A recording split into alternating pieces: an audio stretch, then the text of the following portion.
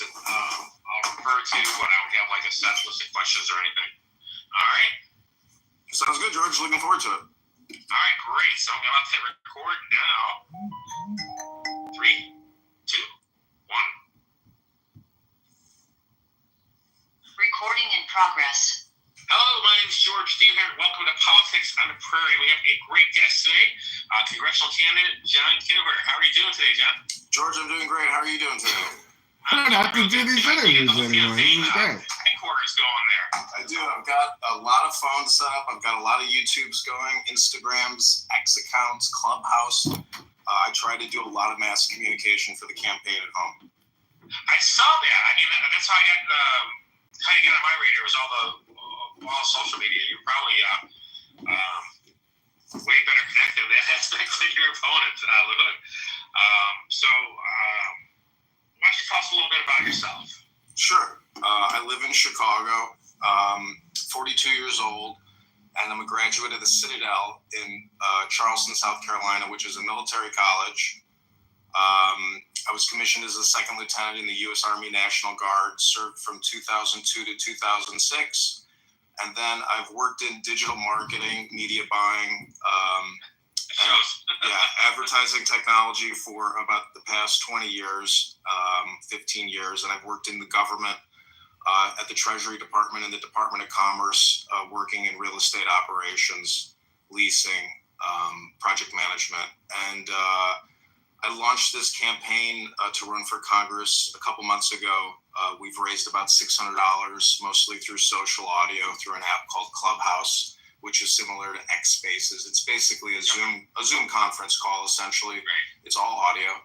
I'm trying to defeat Darren LaHood, who I view as being a negative Republican who's created $20 trillion in debt in 10 years. So I'm fighting. Yeah, go ahead. No, go ahead. I'm saying I'm fighting for the people of the district in 16th district in Illinois, for the whole state of Illinois, and for MAGA and Republicans all around the United States who believe that our government is borrowing and spending way too much money, and we have to cut the spending. That's a pretty big order because LaHood's got, he's going to have the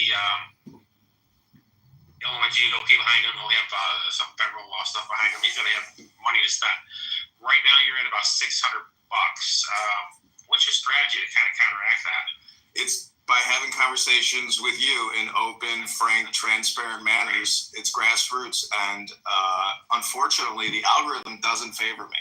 So it's literally create as much content as you can, connect with as many people as you can, and really getting on the ground in Rockford and Peoria. The number one goal of this campaign right now is to get 1,000 signatures on our petitions. So I'm pretty confident over the next 3 weeks on Fridays and Saturdays in Rockford and in Peoria, we'll be able to get the number of signatures to get on the ballot in March. Don't forget to hit the metro stations in your district. Those are great places to harvest voters from. Let's go back to LaHood real quick. You call him a rhino, which is become almost cliche at this point. Everyone's a rhino is running against someone else. When we look at him, though, his voting record isn't. You got to see eye to eye in some stuff. What is it you're not seeing eye to eye with him that caused you to run here? Really, it was his COVID-19 response. If you do a cross comparison between open secrets and all the HR acts that he has voted on, it's not a 10% or an 80% correlation. It is 100% correlation between all open secrets donors and all HR acts. So there's 100% correlation between HR acts and lobbyists who are essentially paying him to vote for all these funding measures. And it started with the HEROES Act and the CARES Act. The amazing thing about Grok on X is you can use it to go through all the HR acts and identify by the largest acts and whether LaHood voted on it, and then who the Fortune 500 corporations are that receive the most amount of money through those acts. And there's 100% correlation in open secrets with all his donors. He has over $12 million or over $10 million in his campaign account. And so in my opinion, he's running a skimming operation. And this is what a lot of Congress people are doing. They have 10 to 20 to 30 million in their checking account, all given by lobbyists. So that is primarily the reason why I want to wake people up in the 16th district. Say, hey, He has created $20 trillion in debt plus $5 trillion a year over 10 years. He's responsible for spending $70 trillion. What have the people in Illinois District 16 really gotten from LaHood for all those trillions of dollars? I mean, he likes to say it's all about jobs and Caterpillar, etc. So, in my opinion, he's wasting the money.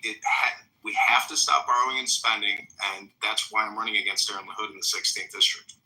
Ooh. In deference to your campaign too, Darren LaHood better not debate candidate Congressman John Kitover. Darren LaHood might get a shocker. It's difficult to create a successful business. I've launched many different businesses, and you can borrow from the taxpayers and create these businesses that go out of business, like Fisker and the electric buses that Pritzker gave us. So it's super hard to create a business, and when a government creates a business by borrowing and taxing, that's not the bedrock or the cornerstone for building a good business. They're set up to fail, and it puts all the debt on the future taxpayers. So it's an unfair bargain. What else? What did you do in the? You're in the Army National Guard. What did you do there? I know you're an officer, so it's not. It's a little different. Baby JB. Hey, baby JB. I've been hearing about you, baby JB. Charleston, South Carolina. And while I was there, 9/11. You're like depolarizing JB. You're bringing in baby JB. I'm like, oh, just think about JB like a baby. He's a baby. So I started out as a PFC, then a specialist, then a sergeant in the infantry. And so I went to Fort Benning, Georgia, practiced war fighting for 4 months in the forests of Georgia, graduated college, got commissioned in intelligence, and I worked in translations, interrogations. But, you know, the Army is Army work. That's digging trenches, fighting, and being in cities. I didn't deploy to Afghanistan or Iraq. I was all around the United States. And then I started working in digital communications. So I think from like a forensic accounting standpoint, let alone just AI and the queries that I have put into Grok. If you go to my X account, it's John Kitover, Illinois, that's IL.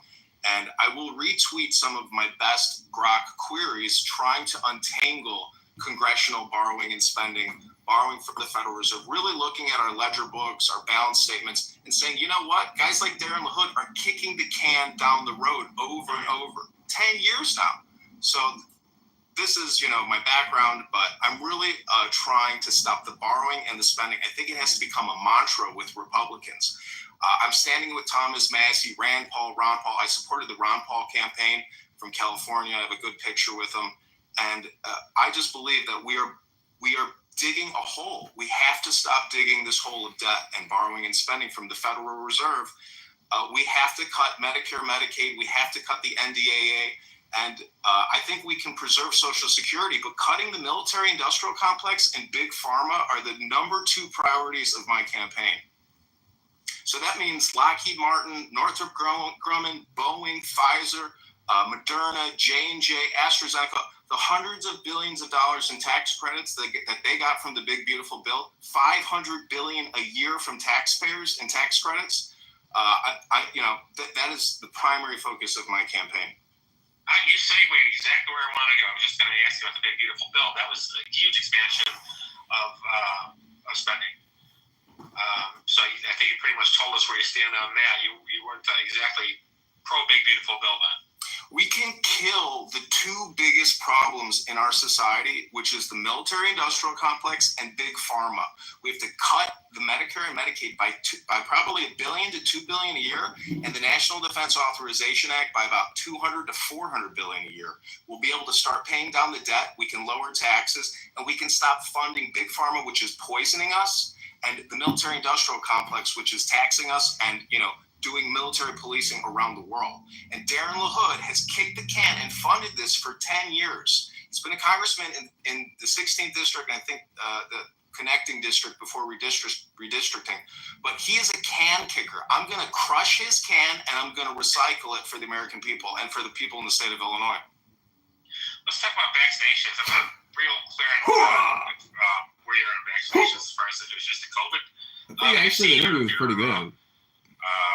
So this is in college, what they call public speaking. And then you do a critical analysis afterwards. March of 2020 was the first $1 trillion tranche or omnibus bill that Darren LaHood voted for. And that is the start of it. That's when Pfizer was able to, print up 30 billion cocktails. A lot of these vaccines were manufactured in India because it was a patent and it was mass produced around the world. That's not variable medicine. That's giving one solution to everybody for a problem that Dr. Fauci and Bill Gates and the World Health Organization cooked up in Wuhan, China. So to just immediately go to the 72 vaccine schedule that young people have to take, we're living in a vaccine industrial complex. It's not a vaccine diet. This is not acute targeted medicine. This isn't variable. This morning on X, we read through MAHA and the February 18-page PDF that was put out by Secretary Kennedy and the NIH.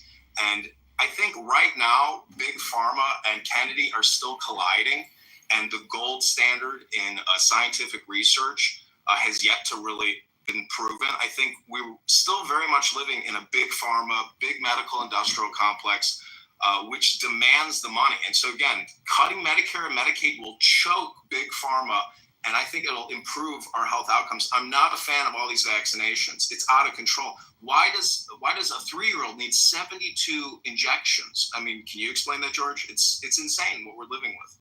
Well, I am a nurse, so I can't kind of explain it. These are all diseases we're trying to keep that 3-year-old from having. My grandkids are getting vaccinated now. My children got vaccinated. We get no health problems from those vaccines. I can see why people are upset about on the COVID vaccine because it was. Again, I said I was a nurse. One thing where you're taught is always the patient's choice whether they take a medicine or they don't. They kind of had COVID jammed down their throat, so I can get the anger there. But I never really quite, and yeah, I go back as conservative a long way. I'm almost 60 now. I never ran for Congress. I was a city councilman, though, in Georgia. So I've been involved in Republican politics for a long time. I don't think anyone would say anything other than conservative. But the things like eliminating smallpox have gone a long way. We could do that without those vaccines. The chicken pox, people live through that. I mean, my grandkids are getting, I believe my kids are getting the chicken pox one. I don't think it's hurting anyone. It's keeping them from scarring and later, protect them from shingles a little bit later. Well, I would just say that I've seen documentation from the George Bush administration that suggests that Operation Warp Speed was long in the making. I think this is a pandemic, scamdemic, plandemic.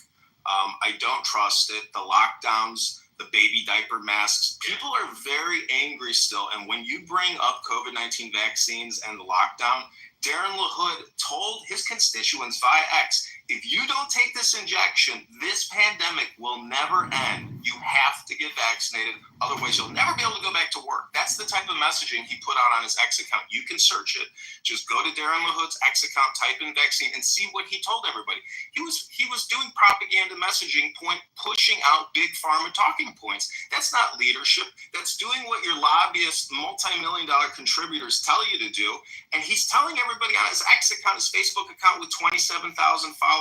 So, in my opinion, he's pushing propaganda, and he voted for it. And he took out he took out trillions of loans on your behalf to fund this. We're $37 trillion in debt, and we have $100 trillion in unfunded debt liabilities. That's a total of $137 trillion.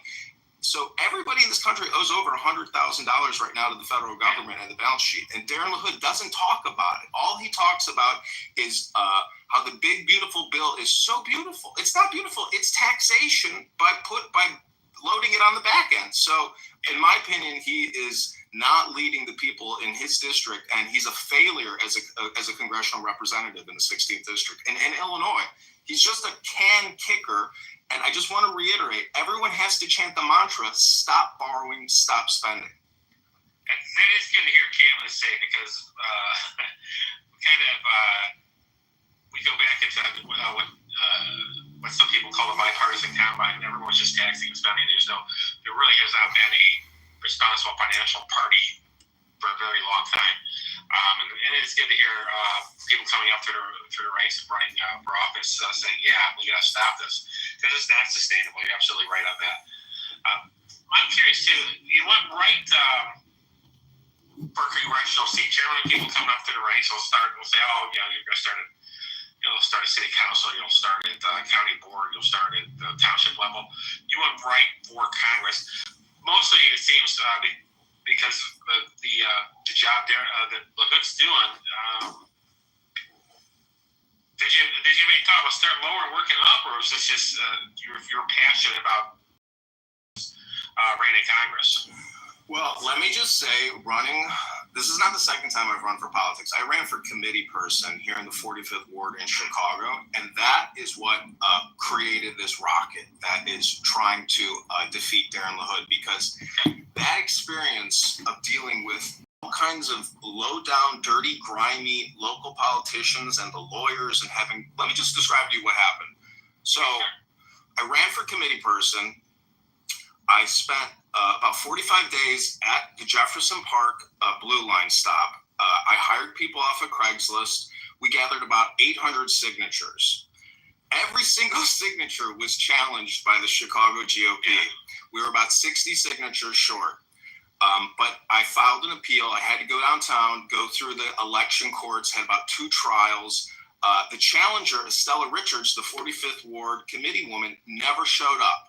She couldn't provide any testimony, wouldn't provide any testimony in terms of questioning. So in my opinion, my constitutional rights were denied me, and this deals with ballot access.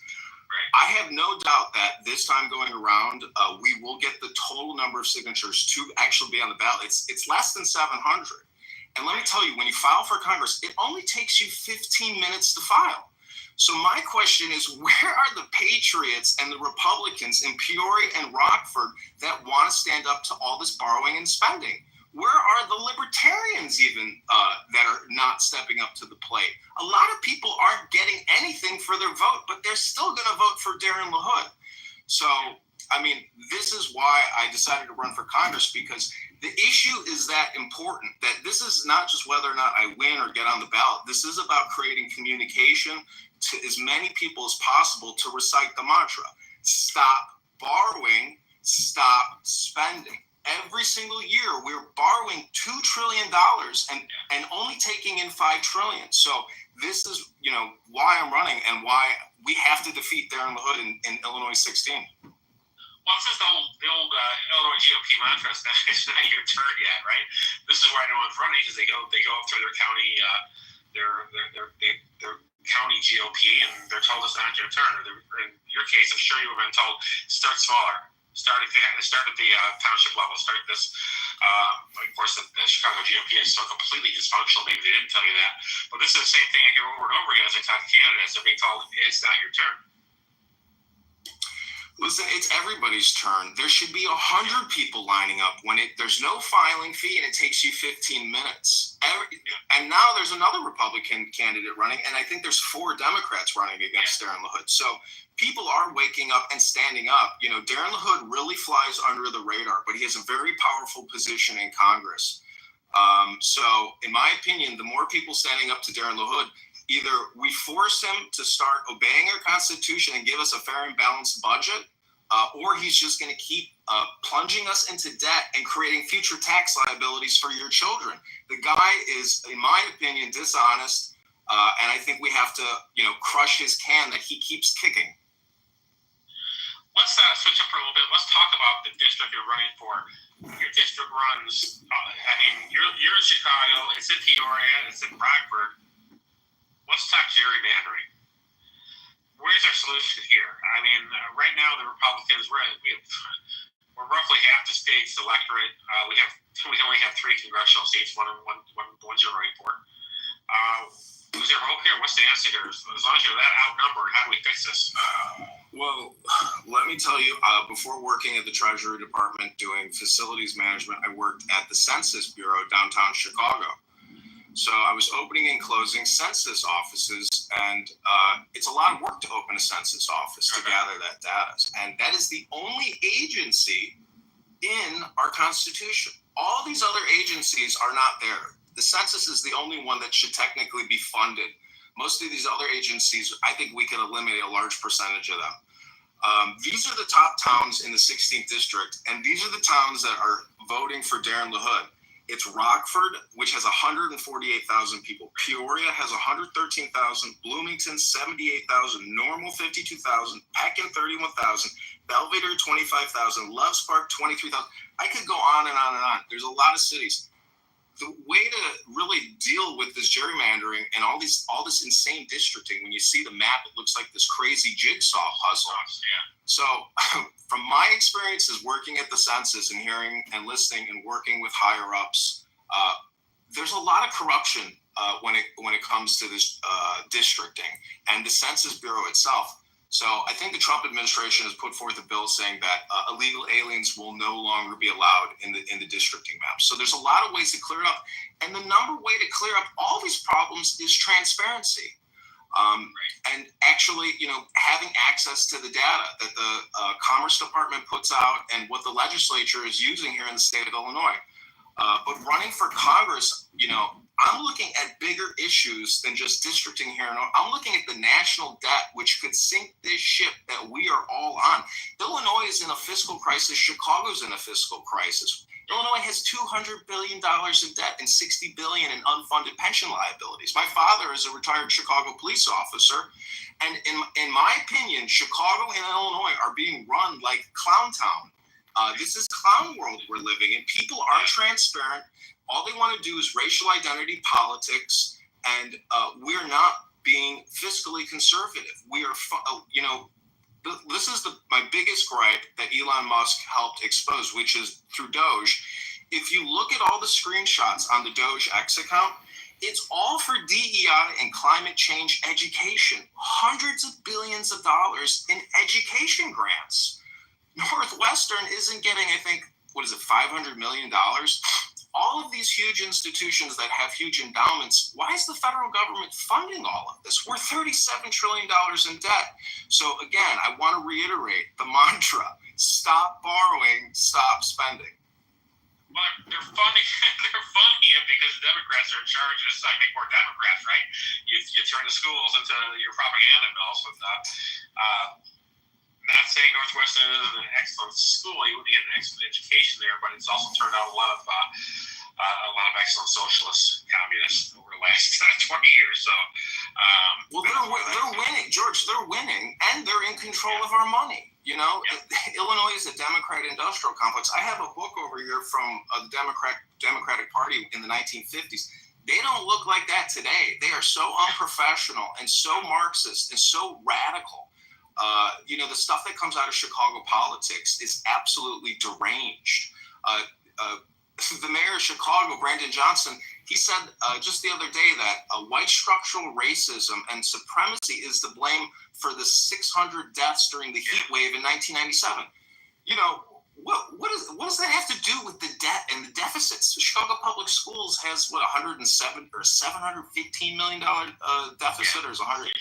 So the point is, they're not talking. I want accountants and forensic accountants and people, financially minded people running the government, not the insane political spam that they spew every single day. Darren LaHood does it the same way, but in a different way. He takes photos with veterans, takes photos with the police. His dad, Ray LaHood, is an Obama transportation secretary. Right. The apple doesn't fall far from the tree. And in my opinion, Obama is the worst president this country has ever had. So, there's other things about Ray LaHood that, people shouldn't forget. That he had $50,000 in cash that some Nigerian scammer gave him that the FBI investigated, and the FBI took Darren LaHood's laptop. So this is a very politically connected family, a very powerful family. And I need this video to hopefully go viral so people can donate to this campaign to defeat Darren LaHood, because he's going to keep kicking the can and create $2 trillion a year every single term he gets. So if you want to stop the borrowing and spending with me, go to johnforcongress.com. You can text the campaign directly at 312-498-0517. And on johnforcongress.com, click on the blog section. You can see our antidote link to make a donation. I'll update the site after this interview because hopefully I'll push it out and we'll get a lot of views and raise more money, because I live in Chicago in the Northwest Side. I'm going to drive up to Rockford. I'm going to drive to Peoria. I'm going to drive to Bloomington and Normal, Illinois, and I hope to meet people in the streets or at the bars or at the train stops who have watched this video and want to sign on the petition to defeat Darren LaHood. Your district is frankly crazy too, the way they drew that up. And again, it's another way to. It's all about suppressing Republican vote. And so you wonder why people aren't lining up to run for it. Who wants to drive from Chicago to Rockford, Peoria every weekend? Which is where you're at, right? You've got to reach out. You got to knock on doors. You got to talk to people, and they put you in a position where it's almost impossible to cover the ground you need to cover to actually win this thing. It's not that many signatures, so I'm not stressed out about it. To become a committee person in the Chicago GOP, it's the same number of signatures as it is to become a congressperson. So that's insane. And, I think there's a lot of Republicans, and, this is the interesting thing. If you go to Darren LaHood's X account and you look at the comments section, it's nothing but hate for Darren LaHood. And I know a lot of it is probably liberal Democrats replying, but there are a lot of Republicans that are sick of the borrowing and spending. Well, that's the frustrating part of our demographic, I think. Like I said, this is something we talk about a lot, but don't act on it. When we do act on it, Mike, this is an exclusive interview for campaign contributors like you, Mike. This was a one-on-one interview with a big online podcast yesterday. Back to the big beautiful bill. There are good things or there are bad things. That we're taking on clearly is the bad thing. Let's talk about, let's go back and talk about something we were talking about too. That's the identity-based politics and everything, and the amount of hatred there is out there now. What do you think the answer is there? How do we bring not just Republicans back into the fold that may have left because of things like the deficit, but also bring Democrats around to thinking where they're a loyal opposition again, as opposed to just crazy race-baiting lunatics that they're out for blood and hate the president. There's not a lot of logic to what we're doing. How do we fix this? Well, I hope you get a chuckle out of my response here. So I would just ask for a moment of silence and stillness and take the deepest breath of the day. Hold it for 10 seconds.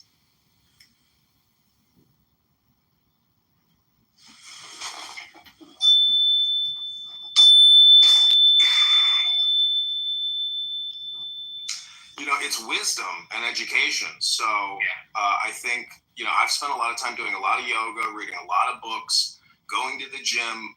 For me, preparing for this moment, it's the now. So I feel like my whole life, the destiny has led up to running against Darren LaHood in the 16th district.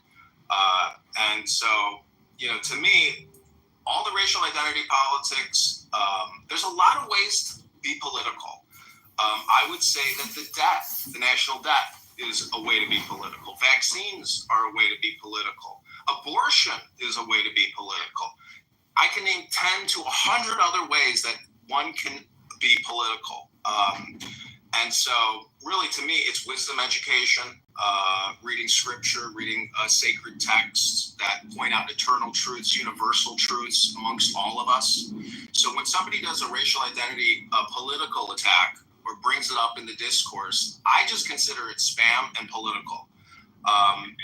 If I was to pull out my Bible flashcards here and read you a bunch of sacred scripture, you could say that's being political, but I would also add that it's education in terms of wisdom. So that is the only real true response I have to people who want to do racial identity politics. All right, so you touched on your big issues are the immunizations and the budget. What else would your term in Congress focus on outside of those two issues? Well, I thought I'm kind of meditating on this. Like, if you were the leader of a tribe, what would you want for the people in your tribe? Or if you're a congressperson or a president or the leader of a business, it's primarily, you do not see in Darren LaHood's X account, he never talks about his constituents' property taxes. He doesn't talk about their income taxes. He talks about, hey, I don't want you to be able to file for free with the IRS, so I'm going to get rid of that so H&R Block and Tax Pro can keep charging you another $200 to $300 a year to file. So this is the issue is, lowering Illinois and District 16 property taxes, lowering their income taxes, and lowering their public debt and their private debt. Those would be four issues that I would want to look out for if I was the leader of the 16th district as a congressperson in terms of legislation. Again, I want to lower your property taxes, lower your income taxes, lower your public debt, which is the national debt at $37 trillion, as well as the state of Illinois, and also lower your private debt. Now, if that means lowered interest rates, that means asking Chairman Powell politely to lower the rate from 4 to 7% down to 1%. So it's all artificial. We're doing it to ourselves. We're stressing ourselves out. The system is stressed out, and therefore we are going to be more stressed out. But a lot of this is of our own making, and we are our own worst enemy. Again, Darren LaHood voted for the HEROES Act, the CARES Act. I could read them to you from my ex right now. I wanted to come more prepared with a lot more grok data. But if you go to John Kitover, Illinois, I will re-query and create more queries that I hope people who watch this video will go to John Kitover IL on X, follow me, and you can see a lot of these queries, which is really just forensic accounting and data analytics of the Treasury.gov app. So Thomas Massey has a lapel that says 37 trillion. That data from his Wi-Fi lapel comes from Treasury.gov, straight from the Treasury API. So if you go to usdebtclock.org, they use a different API, but nonetheless, you can get a better picture of the financial balance sheet of the United States of America. And so when Darren LaHood, through the Big Beautiful Bill Act, gives the Fortune 500 $500 billion a year in tax credits, that's all future tax liabilities for you. It's transferring it from the Fortune 500 to we the people. That's not why you're voting for Darren LaHood, is it? I hope it's not, because if you are, you're voting for your own demise. We're giving ourselves away. The Declaration of Independence says they are eating out our substance. And in my opinion, Darren LaHood is eating out the substance of America and the people in the 16th district. And Illinois politics is so corrupt and the people are so sleazy. It's taking a grassroots effort of a guy in Jefferson Park in the northwest side of Chicago to say no more borrowing and spending. You talked about cuts there too. You mentioned that I was specifically interested in cuts to Medicare and Medicaid. There's not going to go well with the older people on Medicaid, the older voter. And you also talked in cuts on defense. You talked about $400 million in cuts in defense. $400 billion. $4 billion, yeah. Where do you see these cuts coming from? What are we cutting to come up with these numbers? So Medicare, Medicaid, the average amount per citizen spent is about $15,000 to $18,000. That money is going to health insurance and to large hospital providers and to administrative expenses like doctor salaries, nurse salaries, etc. That's almost $20,000 a person. And if you have advanced, diseases and you're on 30 prescriptions, now you're talking about $60,000 a year or $160,000 a year. The point is, we have to take these two snakes that are drowning this nation in debt, big pharma and health insurance and the military-industrial complex. We have to start choking these two snakes. Otherwise, the whole ship is going to sink into hyperinflation. By 2050, the United States government will be paying $4 trillion a year in interest on the national debt. And we're only taking in $5 trillion a year because of these two snakes. You could look at it like the rod of Caduceus. You're a nurse, you've seen that symbol. These are the two snakes choking our livelihood in this country. Everybody is on the hook for this money, but we keep kicking the can down the road. So we have to stop borrowing and stop spending. But where are these cuts coming from? It's coming. It's going all over the world. You're a veteran too. I'd hate my son in the Marine Corps. I served in the Marine Corps. I'd hate to see cuts that are going to endanger the people who are out there protecting us. And like I said, as far as Medicare cuts go, you got an uphill battle on that one because half the people are going to vote for you aren't going to like that. So what are you cutting there? I just want to reiterate my economic philosophical position deals with transparency and shedding light on the problems. We have to set priorities. If we want to have a lethal fighting force that is capable of going anywhere in the world to destroy our enemy who may commit terror against us, we have to set priorities. And if that means decommissioning or not building the next generation of aircraft carriers or fighter jets, we have to remember priorities. And if that means, Fortune 500 corps aren't a lot of this is going to crush the stock market. You see, I don't want to take the oil out of the engine. I want to essentially optimize the oil that we're using. We have to optimize our spend. This is like a game. This is essentially game theory. And unfortunately, we are at 40% of our economy is all based on borrowed money, borrowing and spending. That's not an authentic, transparent economy. So the sooner we actually get real and stop being children and say, hey, okay, a lot of this net profit is just because Congress is borrowing and spending through HR Acts and the Federal Reserve. Chairman Powell said, we don't ask Congress for monetary advice, and we don't give fiscal advice. Whatever Congress does is a given, and we put it in our models.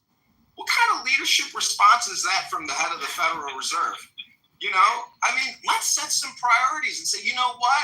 We have to optimize and be effective in our deployment, our spending. It's the way a business runs. When I was at the Treasury Department, I asked the senior leader, I said, well, are we allocating spending to locations where we know we're going to get a better ROI? Why are we building all these new offices if this area of the country is not has no good GDP? We need to go where, if you're going to tax, go where the money's. No, it doesn't matter. We just got to spend, and we got to, spend. That's how they act. There's no optimization of our game theory as an economy.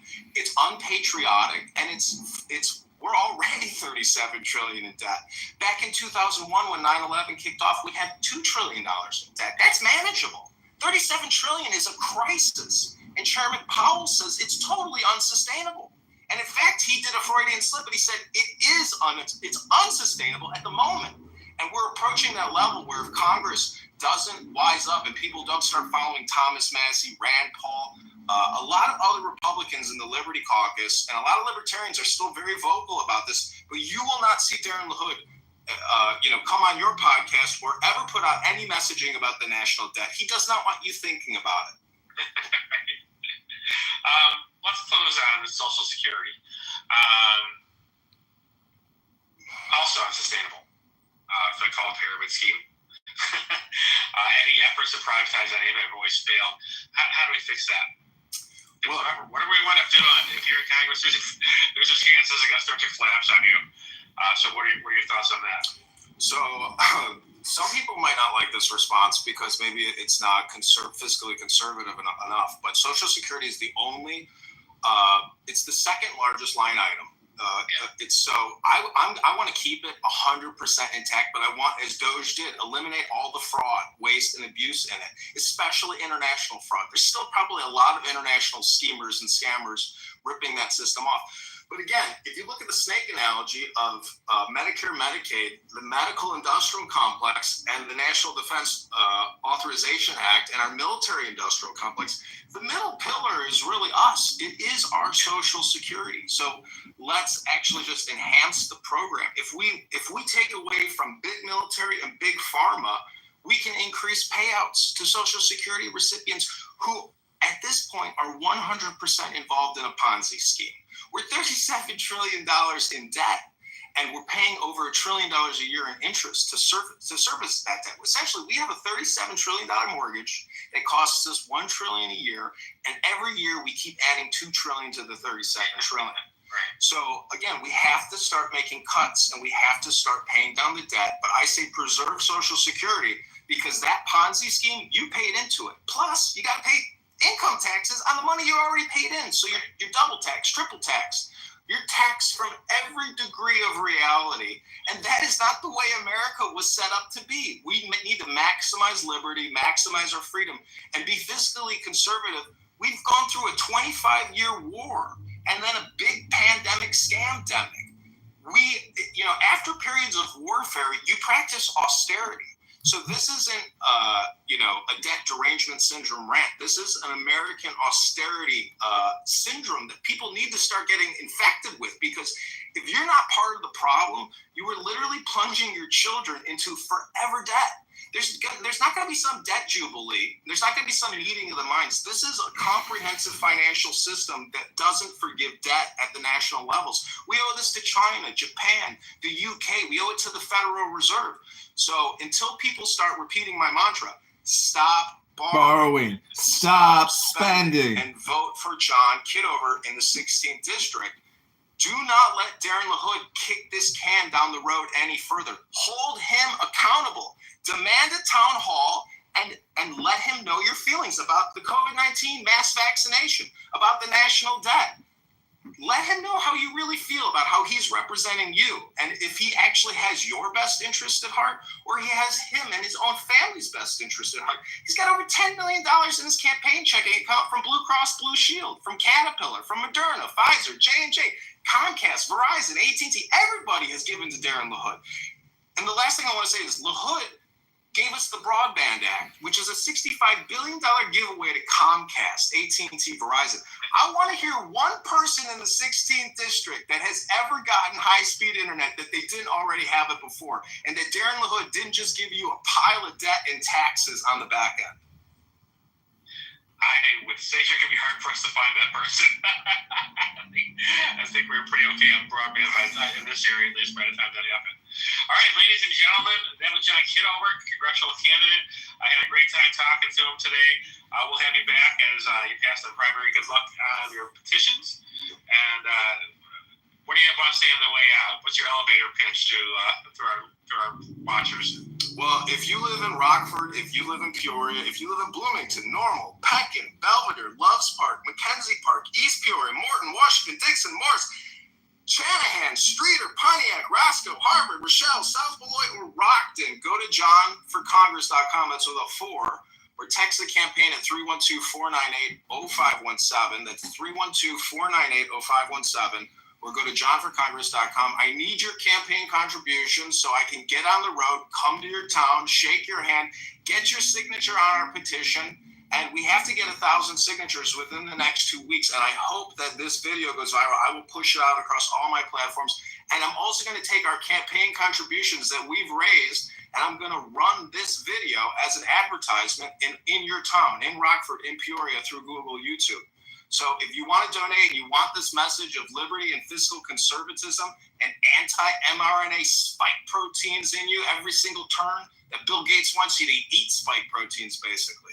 So I'm trying to mix in a little comedy, but I hope people are resonating with the message that we have to stop borrowing and spending. It's what's causing all of these problems. And we're $37 trillion in debt. We have a $1 trillion mortgage with a $1 trillion annual interest payment. You didn't sign up for that when you voted for Darren LaHood, and he's going to keep giving it to you. So I need your help. I need your support. Go to johnforcongress.com. Thanks, George. All right, thank you. All right, we'll cut it here. Send me all your social accounts. We'll put it in the show notes and everything so people can see it. And I'm trying to have this out. Today's Tuesday? I'm trying to have it out by Friday. All right? Okay, God bless, George. I really appreciate you, and I'm so happy that, you're so well organized and helped me create this message. God bless you, and I hope you have a great day. Thank you. You too. Like I said, you can just text me or email me back the social media. We'll put it down in the show notes. And good luck to you. We'll check in again after petition season is over. Hopefully, you're good. You got a lot of good areas to farm for petition signatures, though. So I think you're gonna be fine. I agree. I think it'll be rich petition turnout this time. I thank you, George. All right. You take care. Okay. Have a great day. Take care. Bye-bye. Bye. Recording stopped. All right. What'd you think, Mike? What'd you think? I think I did a pretty good job. I don't think I said anything that was inaccurate. No, I think it was good. I agree with everything you said, for sure. But no, I mean, I don't know if the figures were inaccurate or not, but you had good energy. You sounded passionate, which I always appreciate. You were interesting to listen to, like funny and charismatic. I mean, I don't think you're behind any of the other candidates when it comes to that part of it. I mean, as you start making money, you'll have way more of an chance than you seem to have now. But you got to start somewhere. I think that interview was good. Yeah. It's not. Yeah. Good. You got to start somewhere. You know what I mean? Yeah. And you sounded charismatic and you sounded funny. I don't know when I clicked out. I wasn't looking at my phone, but I thought you had good energy and happy vibes. To be honest with you, Yeah. you're talking about stuff that you made it sound kind of, like you're not too beat up about it. You just want to fix it. Yeah. Which I think is good. Yeah, it's amazing how he'll say, well, all my friends and family are overseas in the military. We can't withdraw support for them. How dare you? Or I work at a nursing home, and how dare you withdraw support for my job and the people I work for? It's like, okay, but you do realize we're borrowing from you to spend on you. That's not the way an economy works. You make a slice of pizza for $1, you sell it for $5.50. Okay, that's how a business works. That's the way a lot of governments around the world work. We're the only clown world government. We have become a banana clown world republic. I know. I like when he's like, well, what are we going to cut in the military? First thing I thought of was, I just read the other day that an F-22 costs $85,000 an hour to fly, but the F-35s cost $35,000 to $45,000 an hour to fly. So they're half the price of an F-22. Meanwhile, they're basically capable of doing the same shit. Why do you have overlapping aircraft, one of which are twice as expensive as the other one? And we're already such a large industrial complex in the first place.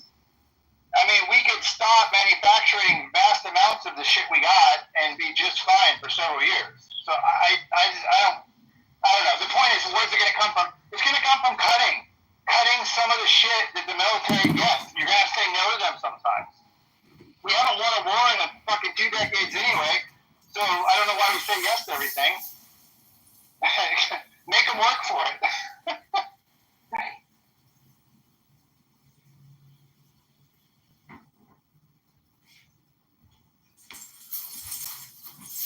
I mean, he said his son's in the Marine Corps.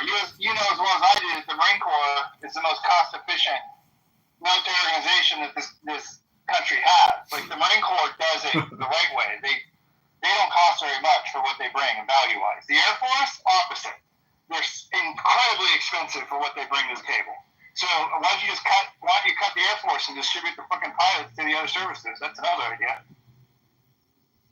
Well, I got to say, our military is pretty cool. And I think even at $800 billion a year, the military will do just fine and continue being cool and continue having the greatest weapons on earth. I don't think cutting spending by 20% is too much to ask after 25 years at war. What do you think, Mike? 100%. I mean, it's a lot of money, dude. It's a lot of money. I love it when we say we can't afford universal health care. We can't afford college for everybody. But then we spend and go into debt for all this other shit at astronomical amounts. Like, you can spend, we have the ability to spend on whatever the fuck we think is important to spend on. And the reverse is also true. We have the ability to cut whatever the fuck we have the appetite to focus on.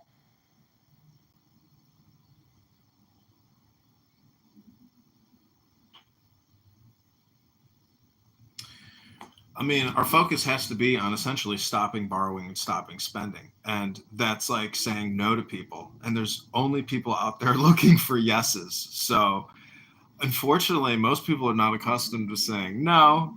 And all this happens with the lobbyists. You know, there's 13,000 lobbyists in DC, spending a combined total of $150 billion a year, putting it into checking accounts. Bernie Sanders, I think, has received over $30 billion in big pharma donations.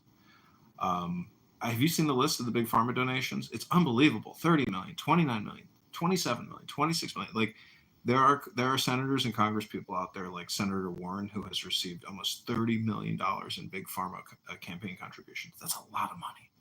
And she gave us the National Financial Protection Bureau that Donald Trump is trying to shut down, which is a huge financial regulatory agency with huge powers over all kinds of different financial service companies.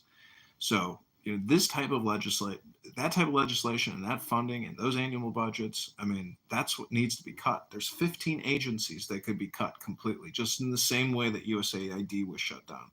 These agencies are not in our Constitution, and they are nothing but a tax burden to we the people. So, you know, I think going the Milei Argentinian economic approach is the way to deal with our fiscal crisis.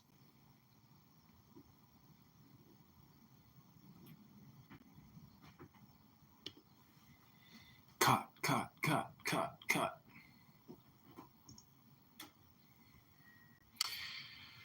anyways, all right, I'm going to go into the meditation portion of this campaign video. I hope you enjoy. There's a lot of exclusive videos that I like to share from the past 12 days here on Clubhouse. It's all still private, though, because it auto goes to private. I'm not going to gaslight. I'm not going to talk about anybody else or former speakers. You know, in the Moth and Mojo's room, the rule is don't bring old drama from old rooms into this room. And that brings you into the now. So the now is all important. And I'm just wondering, why is Dr. Adams supporting Darren LaHood against the campaign to elect candidate Congressman Kitover? I don't want to talk about your campaign anymore. We're done with that. That's not interesting. Can I say something? Before this person leaves the room. Abby, I don't need to call you out. I have tons of respect for Abby, but I want to issue an apology to Abby because I didn't get a chance to do this the other day in the month. There was a heated discussion going on, Abby and somebody else. I don't remember what they were talking about. Maybe it was Trump. I don't know. But they were very, very. I'm not going to gaslight. I'm not going to talk about anybody else or former speakers. You know, in the Moth and Mojo's room. Okay, so what I think we're going to do is I'm going to leave my campaign interview that you just listened to on repeat, and like that'll be, you know, my content for the rest of the day. I think I should just leave that interview and let it run. The thing for me is I'm on Clubhouse so much. I've done these like conversations so many times that to me that sounds like a Clubhouse room. And I know I repeat myself a lot. So, you know, I feel like this is a good recording because it basically captures a lot of my opinions. What do you mean they're poor? Who cares about that? You and I'm poor. And not everyone's rich. They're poor as fuck, and they don't know how to respond to actual fucking ideologies or beliefs or anything like that. What do you mean they're poor? Who cares about that? You and I'm poor. And not everyone's rich. They were lying, and you got thrown under the bus. But do you know what the best thing to do is? Go ahead. Tell them that they were lying, and you got thrown under the bus. But do you know what the best thing to do is? Go ahead. Tell them that they were lying. What do you mean they're poor? Who cares about? You don't even know the truth anymore, do you, Aziz? You don't know up from down. You don't know left from right. You don't really speak English. We're a stranger in a strange land, Aziz. You don't really fit in, let's be honest. We don't have any interest in your terrorism, or your grooming gangs, or your lying. I hope God does give you the justice that you deserve, Aziz, and I'm sure he will. The lying is ending, Aziz. Your lies are over. It's truth time. It's time to pay the piper, Aziz. That's what's happening in Gaza. Do you think anybody wants to go put up with the terror that you guys export? You never did address that. Why are you guys such terrorists, huh? Why do you kidnap people? You think that's okay? You don't even know the truth anymore, do you, Aziz? Aziz thinks this has something to do with race, but again, he doesn't know what race he is, do you, Aziz? You're just some vague sort of mishmash of a fake state created by England, aren't you? Isn't that true, Aziz? And now you are living a stranger in a strange land, Aziz. Waiting for the world to turn against you. Boring equal lines. Wait, you're describing a relationship where you have to raise money. Okay, I'm going to try to go back to my history here.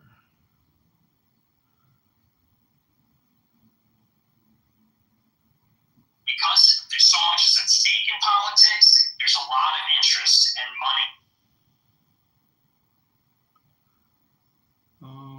Let's see.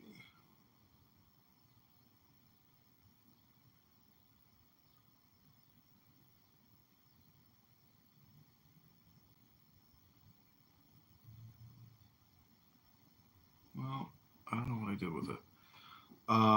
Okay, let me just put on some meditation, prayer music. A lot.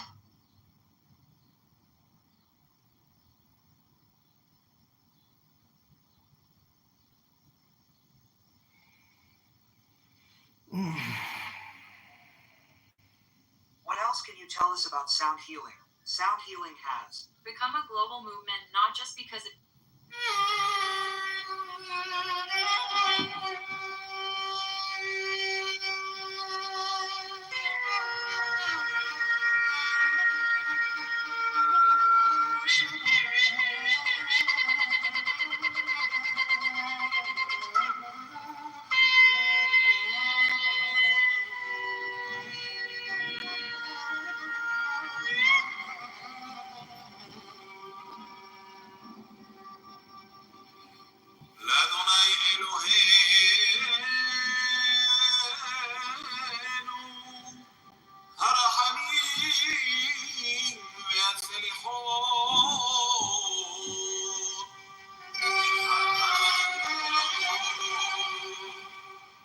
challenges in life, change that. Right. And when I look back at my life and I see all those changes I made, in the past they were very distressing. But now I feel extremely grateful that they happened the way they happened because I was given a choice. I was given change or die. And I chose not to die. And some people never have to face that question. And you can tell by the stagnant water that they're bathing in. What is it called? Political information is the most living information. It was, Moscow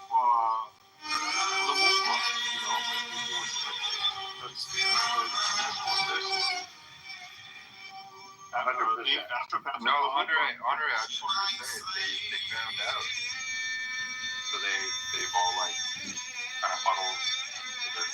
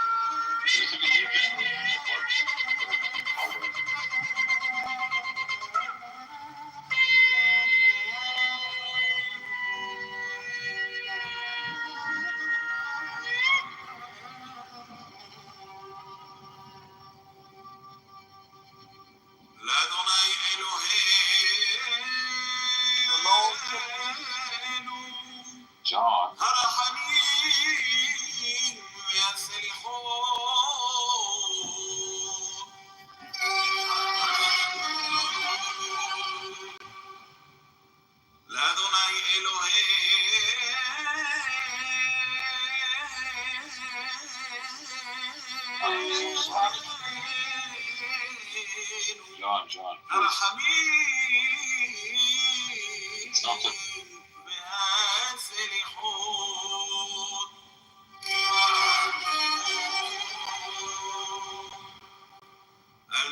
تشيت علينا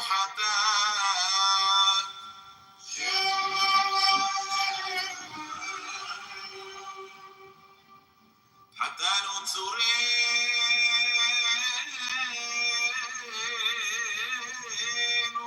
سلاح لان ويصيرين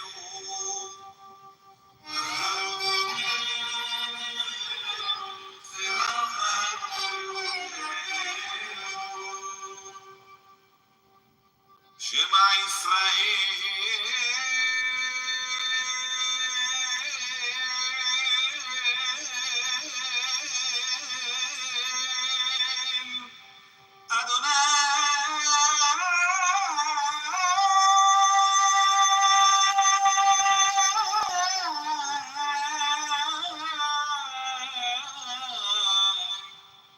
إلهي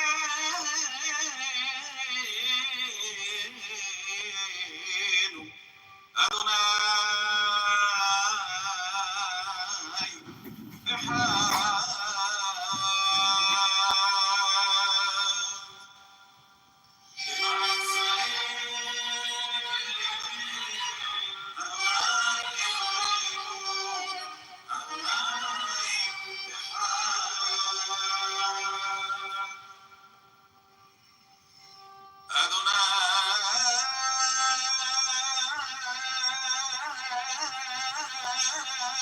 أدوناي هو إلهي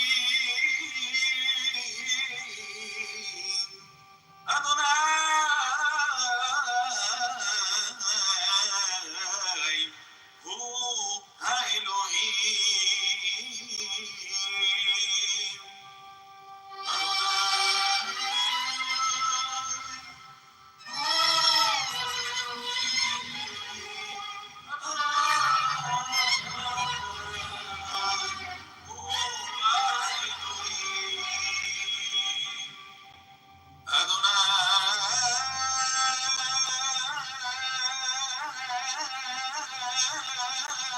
أدوناي هو إلهي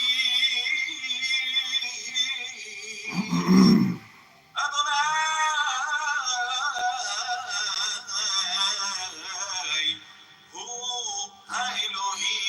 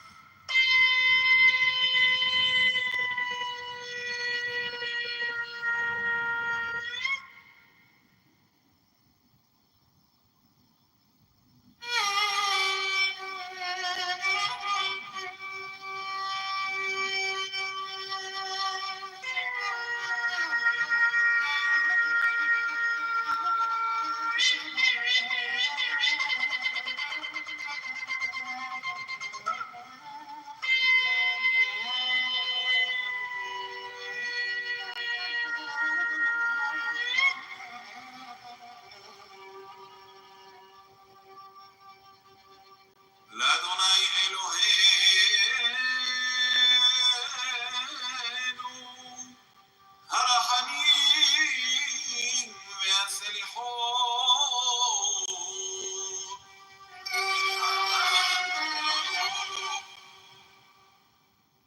לאדוני אלוהינו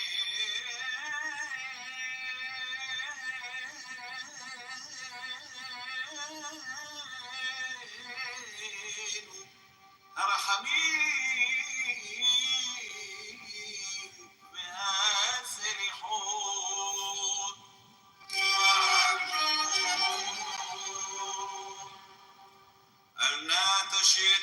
علينا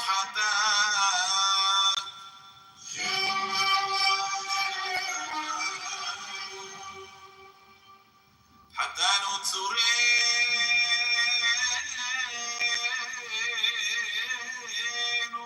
سلاحنا ويصيرين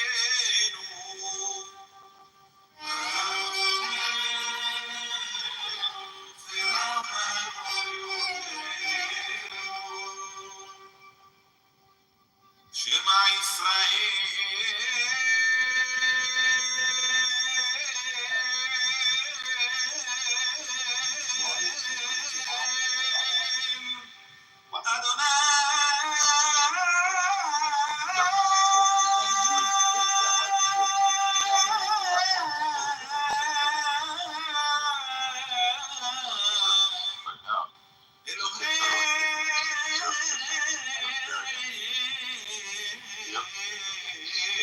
He's been a president of Mexico's always limits on Paul, just a little bit of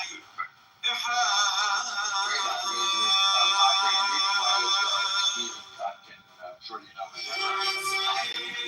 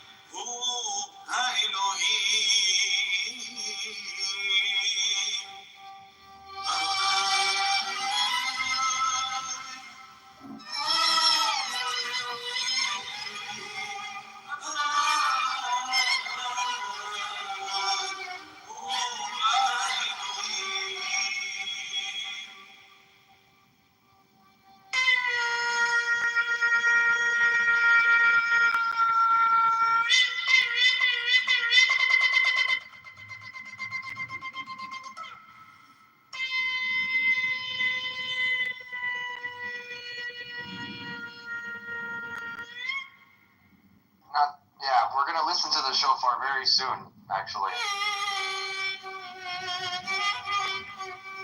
This is Shema Israel, the Selichot Sephardic Yerushalmi tradition by Haggai Batzri, the Hazari Rabbi, or the Hazan Rabbi.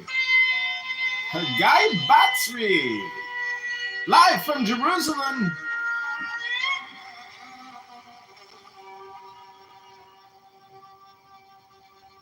Amazing. Amazing.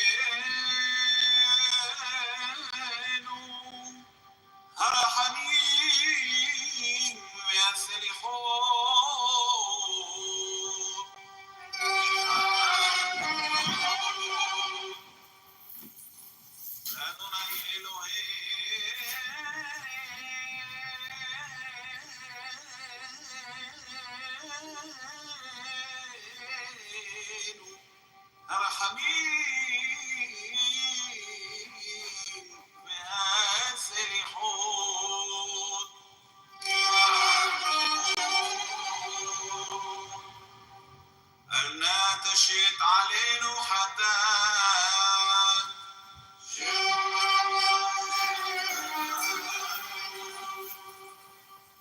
حتى ننصرين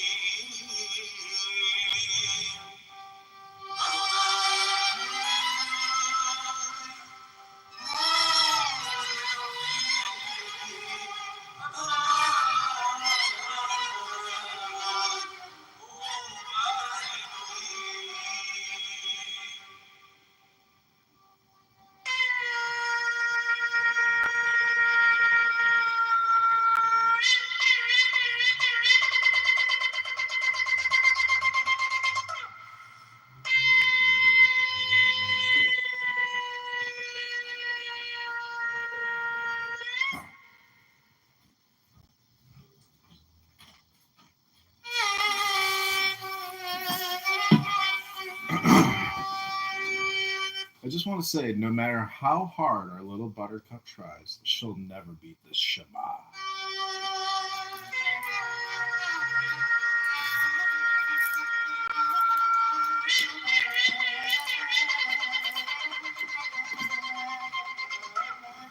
Yeah, but this is during Rosh Hashanah, bro. This is what you're playing. This is during Rosh Hashanah.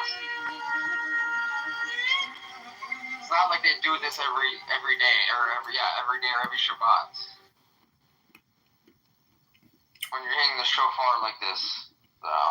Well, it says that this is a Sephardic tradition.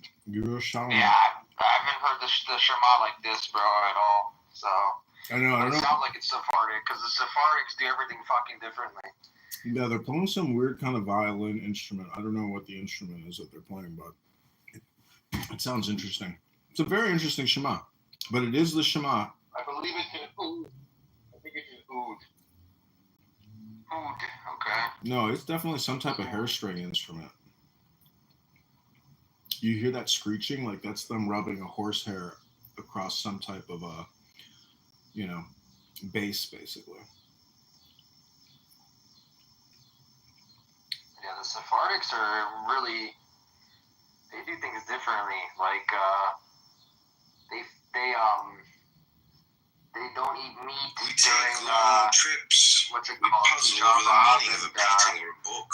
They all for like a certain amount of time, and not every Jew is doing this as well. So it's like different. They have different customs and traditions than Ashkenazis and Mizrahi. Who cares about that? You and I for.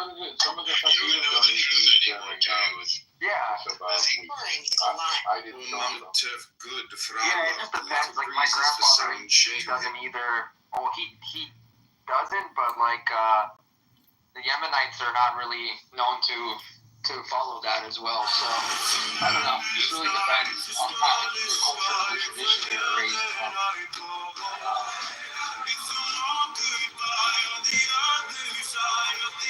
The way that they pray also sounds a little bit different too.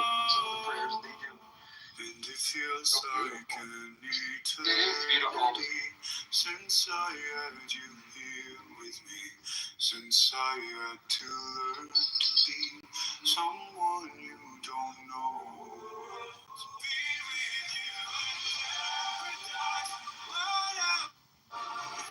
Don't forget to set your brakes. Okay.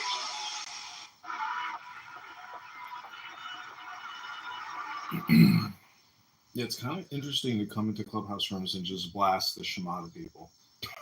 Because you're fulfilling the mitzvah that they're supposed to be doing. You know, we're definitely right now playing, blowing the shofar before as we go into battle. Is it said that you're supposed to say the Shema, or can you just listen to the Shema? No, you say it with your mouth and you draw out the final D, the D. You say it loud.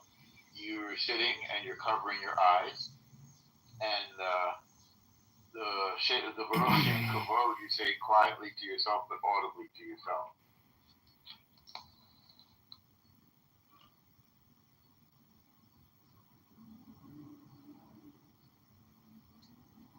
What do you think about the name Shema? It's a very feminine word.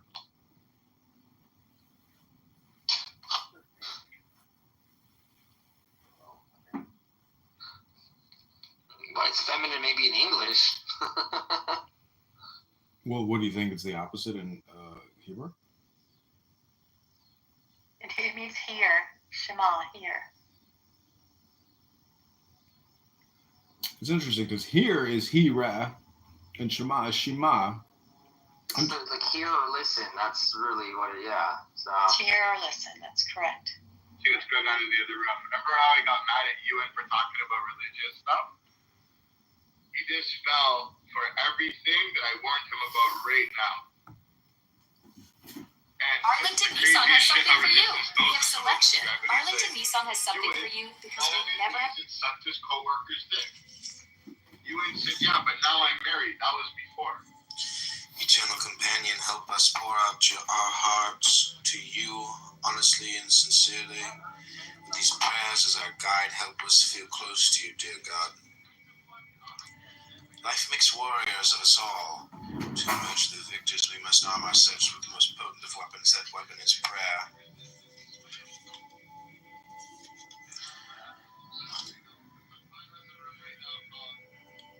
Actions. No place too far for us. Tell me this. Is there some secluded spot in the vicinity where I can go to pray? Congressman asked. He had just arrived in Breslov, the town whose name the Breslov movement has borne ever since. I know the place that would be most suitable, the Chassid replied, but it's quite far from here. Father, Rebbe exclaimed, what do you mean by far? Far from the mind or from the heart? Nachman later taught, when your heart yearns, distance is no obstacle. And praise my God, I work and I strive, never knowing if I will succeed. You and only you can give hope to my dreams. With your help I am spared wasted efforts. With your blessing all the hardship I endure can bear fruit. You and only you are the key to success in all that I do. Courage to grow, Almighty God, source of all the energy of life. Without you I am helpless. Give me the courage, the physical drive, the emotional energy, and the spiritual will to risk in order to grow, to welcome every challenge as my life unfolds. Full life. O life of the world, grant me a full life, a life which may be considered long because it has been filled with right living, and considered rich because it has been filled with holy acts.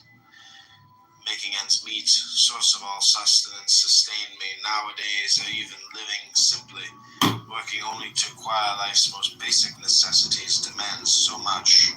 In the black, help me see my way out of this monstrous tangle of debts, the inevitable outlay for my children's needs, those overwhelming expenses and bills, those inescapable medical expenditures, but most of all, dear God, help me keep my account with you in the black. Body and soul, Holy One, grant me the strength to cast off the spiritual sluggishness and indifference which encumber my body. Let my body, together with my soul, soar ever closer to you. Teaching my being, dear God, teach me to embody those ideals I would want my children to learn from me.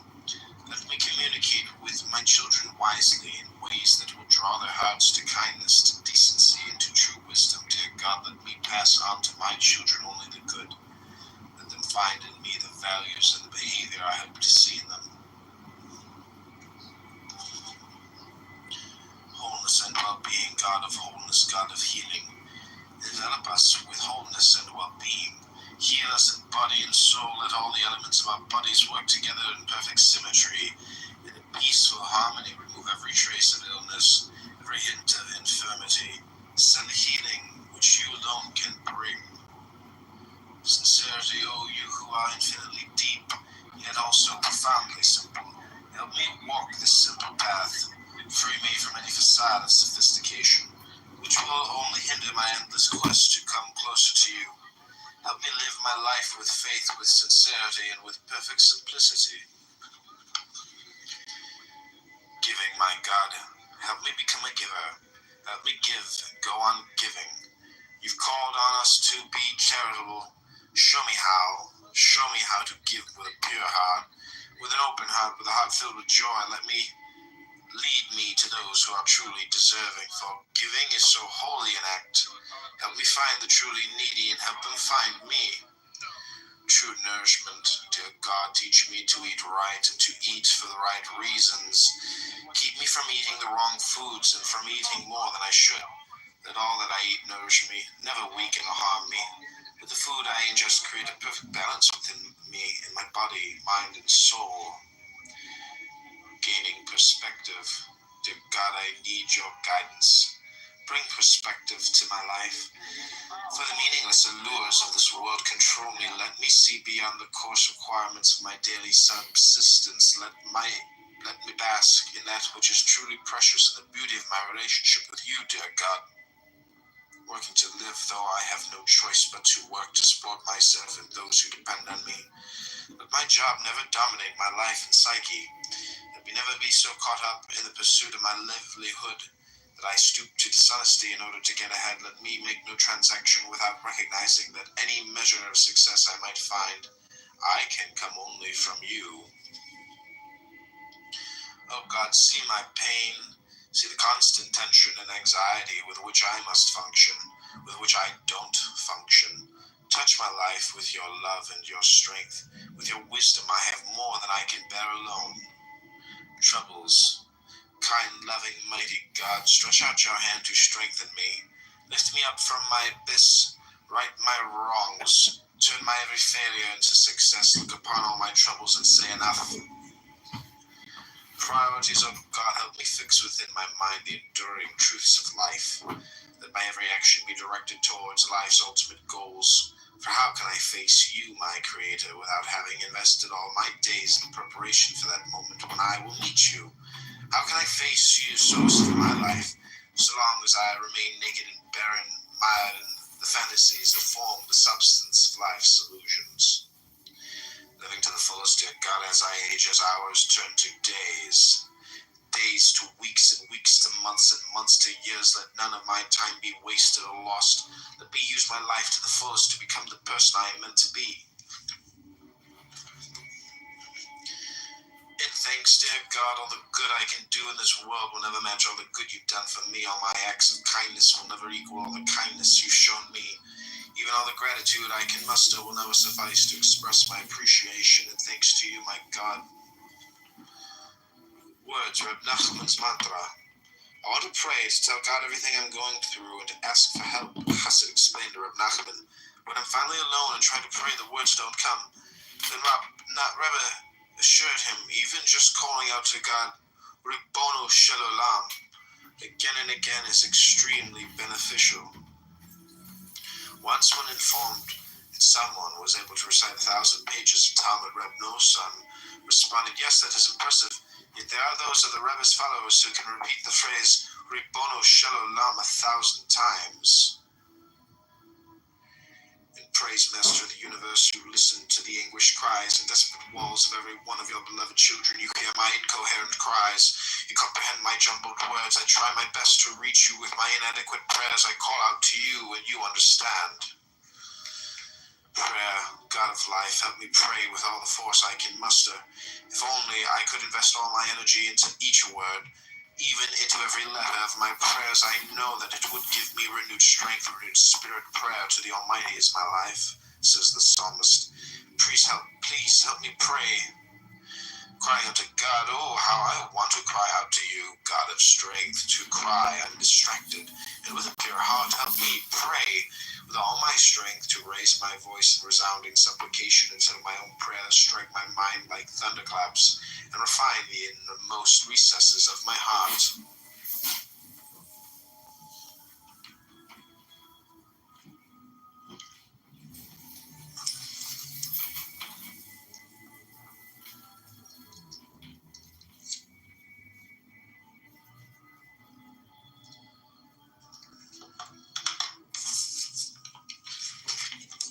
One true word, oh dear God, for once let me call out to you with one true prayer. Let me think one pure thought, cry one genuine cry, pray one absolutely sincere prayer. To you, dear God, prayer for healing, God of wholeness, God of healing, hear our words, accept our prayers, send a special blessing of healing to my son or my daughter, or my mother or my father, among all those of your children who are in need of your healing blessing. Openness, dear God, I want to open myself to you wholly, perfectly, and sincerely. I want to tell you about my doubts, my certainties, my weaknesses, my strengths, my failures, my successes. Breaking down the barriers, God, I want to break down every barrier that separates me from you. I want to lay out before you the parts of myself I'd love, and the parts I despise, the parts of myself that are healthy, and the parts that need healing. The parts I feel secure enough to speak of, and the insecurities I haven't the courage to share. Crying and sighing, the years have brought more pain than ever I imagined possible. When I cry, loving God, let me cry only to you. When I sigh, let that sigh be a pure, honest expression of a soul yearning for your light. crying and sighing, let my cries and sighs heal me and restore me and bring me to joy. Let me never again succumb to bitterness or depressing thoughts of God. Show me life's meaning. Effective words, God of wisdom, teach me the right words. Teach me the very words that will touch the hearts and souls of others. When a friend needs my understanding ear, teach me the words to say that will strengthen, that will encourage, that will express only my love and concern.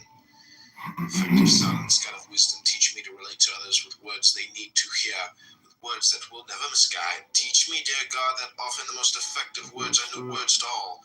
Teach me how and when to communicate with that most potent gift of silence. Sensitive speech, God of understanding, guide me, for my own words sometimes baffle me. When I relate to those around me insensitively, when I hurt, embarrass, or insult them, when I speak with a callousness that causes pain, when I lose myself in my own ego, God, pull me back to reality, help others understand that I too am in pain, and let them be forgiving. Harmful words, oh God, help me avoid every abusive speech, let no untrue word escape my lips. I pray that I never speak badly of others or speak empty words of flattery. Help me stay away from profanity. Teach me, dear God, when to keep silent and when to speak. And when I speak, oh God, you save me from using your wonderful gift of speech to humiliate or hurt anyone. Lies, ruler of the world, grant me truth. Spare me from the lies of others. Help me stop myself from lying to others. Save me from lying to myself and spare me from the lies of my own illusions. God, never let me live a lie, even for only a moment. Holy sounds, oh God, your creation resonates with holy sounds. Let me hear them all. Let them penetrate my heart and rouse my senses.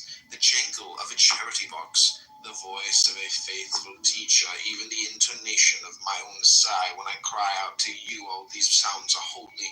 Oh God, let my heart hear them and all be uplifted.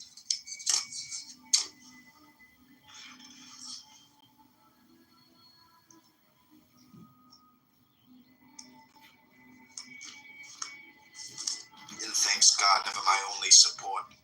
You taught me to pray, to sigh, to cry, to awaken true, meaningful words from deep within, words that strengthen, words that ease my pain and heal my wounds, words that dispel darkness. Thank you, God, for opening my lips, for teaching me to seek you through prayer. Feelings. Praying for what you need, Reb Nachman taught. When it comes to praying for what you need, there is nothing too insignificant to ask of God. Reb Nosson once happened to mention to Reb Nachman some minor convenience that he was lacking. Then ask God to give it to you, the Reb advised him. It was completely sounded, Reb Nosson relates. Would never have considered turning to God for something so trivial, which in any case I could have managed without. Noting my surprise, the Reb added, "Tell me, is it beneath your dignity to pray for something so minor? No matter what you need, the best thing you can do is pray for it.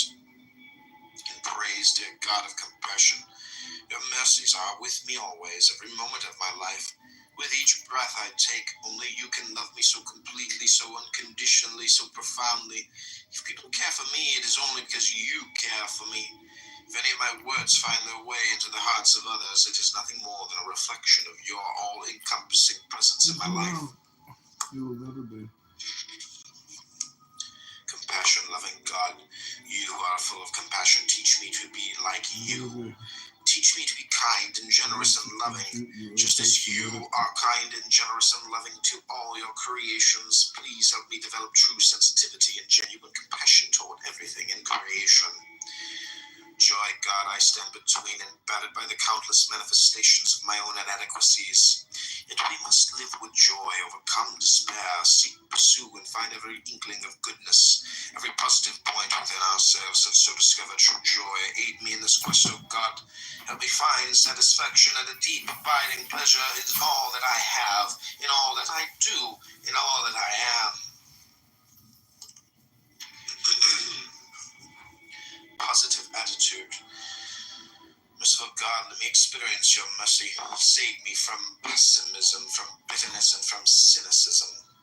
Help me overcome my negative feelings. Help me avoid every form of arrogance, every hint of greed. Loving protection. Loving God, protect me with your love. Prevent others from viewing me with hostility.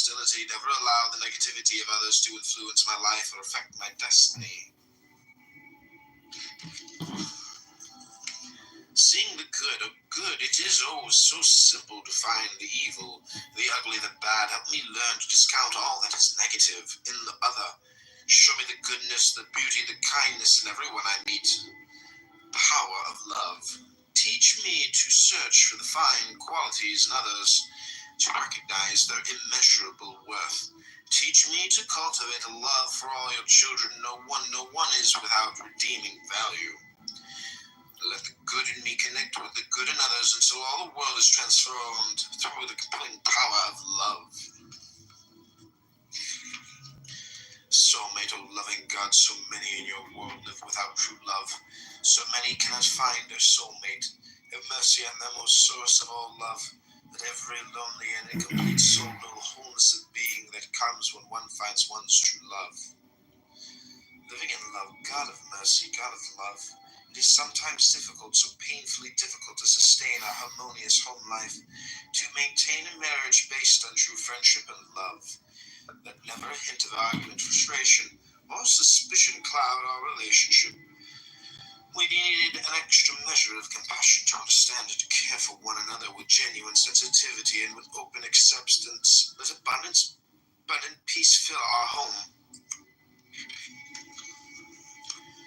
Peace, God, help me learn to cherish peace, to pursue peace, to promote peace. Save me from the need to be always right, which leads only to tension and strife. Oneness, God, help me forge a oneness between myself and others, between myself and my spouse, between myself and my children. Help me forge a oneness of the many selves within me. Help me become one with you.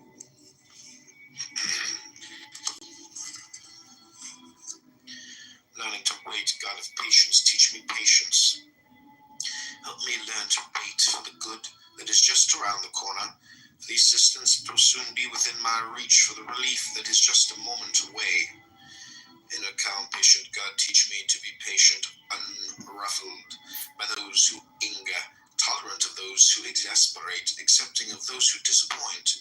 Help me remain serene in the face of derision, calm in the face of provocation, composed in the midst of a storm. And God, teach me to be patient with myself.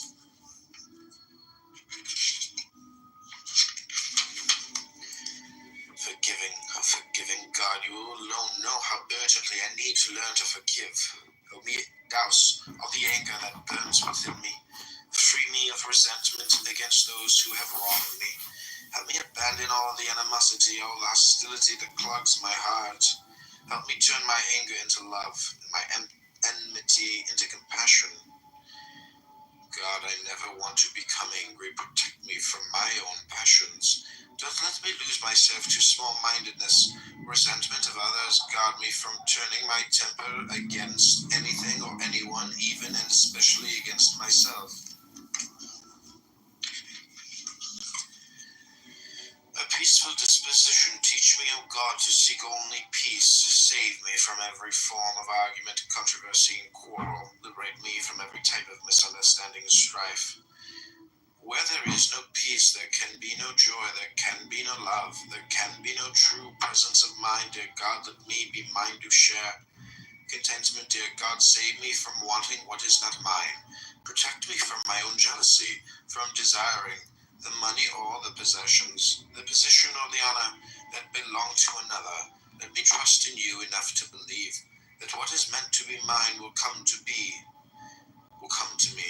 Let me trust in you enough to be satisfied with all that I have today.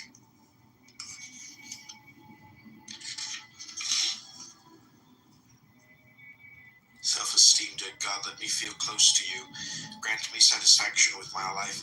Let me rejoice in that closeness, and let me turn with that satisfaction into a sense of self-worth, not one based in arrogance or in feelings of self-importance, but humble self-esteem rooted in holiness. Arrogance, dear God, free me of false pride. Free me of the arrogance that accompanies an inflated self-image. Spare me from haughtiness, from the overloaded ego which stems from an empty self. Let me learn to feel good about myself. Let me never feel the need to belittle anyone in order to find value and worth, in order to feel valued and worthy. A haven of joy. Teach me the meaning of Joy, dear God, strong, deep, genuine, and pure joy. Don't let me succumb to feelings of sadness, loneliness, and depression. Teach me to turn to you with my every problem, frustration, anxiety, and pain. Accept my broken heart, heal me, and shelter me in a haven of joy. Clapping and dancing, dear God, stir my heart with the spirit of joy. Imbue my arms and my legs with that spirit. For my arms are encumbered, and my legs have become heavy with my wrongdoings. Fill me, my God, with the cleansing spirit of holy joy. Enliven all my limbs. Help me raise my hands and clap. Help me lift my feet and dance, dance, dance. Overcoming loss, dear God, suddenly I'm alone, I'm in pain as I search for some source of comfort. The world so full, so bustling, seems so empty now. It's cold and it's frightening. In this hollow that is me, in this hollow that once brimmed with confidence and joy. God pulled me back to the world of the living, back to a life of action and human relationships. And thanks, loving, caring God, all that happens and fulfillment in my life come only from you. Knowing how absolute my dependence on you, I find peace of mind. Your presence suffuses my life, caressing me with hope, joy, and love. I've tasted your love, I've known your compassion, experienced your patience, and I am filled with gratefulness. Thoughts. An entirely new world. It is impossible to describe how wonderful it was in those early years, Reb Nachman said to the Hasid. They were strolling through the outskirts of the village where the Reb had spent the first years of his marriage worshipping and serving God in relative anonymity. With each step I took in these fields, praying and calling out to God, I experienced yet another taste of paradise. On another occasion, Rabbi Nachman described what it was like returning home after a day spent crying his heart out to God in the fields or forest. Coming back, everything appeared different to me. The world seemed entirely new. In praise, O God, I only begin to realize how very much you've done for me. I must now internalize the understanding that everything that happens to me, everything is an expression of your everlasting love, of your concern for my ultimate good. God, as I recognize all your goodness, as your kindness fills my thoughts, I sing your praise.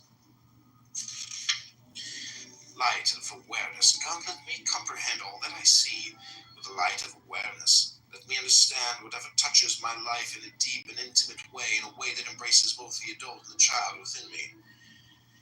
Enveloped in faith, my God, you and only you know how strongly I want to believe in you, to put all my faith in you alone. Help me make this desire a reality. Help me perceive your presence and draw strength from it. Every moment of my life, through every trial I face, let that recognition bolster my faith in you wherever I go, whatever I do. Accepting God's justice, God, help me see. Help me understand all that I see in the light of your truth, in the light of your ultimate justice. When I see the success of the wicked, help me realize that it is but an illusion. Nothing authentic, nothing real. Real success, true good, absolute happiness are found only with you, dear God of truth, and one day I will see it, experience it, and know it. Overcoming doubts, my vision is distorted. Living God of truth, I want to see clearly, but my heart leads me through twisted, convoluted paths of misunderstood impressions. Straighten those paths so that I can strengthen myself in the conviction of my beliefs. Learning life's lessons. Dear God, in my heart, grasp the profound wisdom with which you created the world. Let me understand that life's difficulties are in fact her opportunities. Life's endings are also her beginnings. Life's disappointments are her finest teachers. Learning life's lessons, dear God, let my heart grasp the profound wisdom with which you created me. Help me understand that my vulnerabilities, in fact, open me to growth. My limits draw me to new frontiers. My very failures teach me to succeed. Perceptions, body, and soul, Holy One, grant me the wisdom to... 6 months ago, he was here, met him, and he came and spoke. Really, really great guy. I mean, really smart guy, very patriotic. Yeah, I mean, there's a lot of people like you and him, man. Just a lot of these terrorists on this app don't understand. They think that every Arab that lives in Israel is against Israel. They think every Arab is a Palestinian or whatever, you know? Yeah. Yeah, exactly. No, that's right. They think we all identify with this, just because we're Arabs, like we identify with the cause, or with wanting to undo Israel or Israel. It can't be further from the truth. I'm not gonna say that people, like the majority of people, they don't really like Israel, but so many people, they do not. Especially before October 7, like I was just saying in the other room that for October 7, like Bibi's government, which is supposedly like they depict him as this heartless war criminal, he was basically giving the Gazans 50,000 additional work visas. That was just October 5 or something. Yeah. To enter Israel and to work in Israel, and and then October 7 happened. So, for us as Arabs, like Israel is really just this kind of, it's this hub, as you call it, like this is the Silicon Valley. It's and of course, if we were basically really going through a whole cycle of re-education and, removing all the brainwashing and everything, we could see it for the blessing that it is, like, honestly. I agree, bro. And there's actually a lot of Arab Israelis that are in the high tech industry in Israel.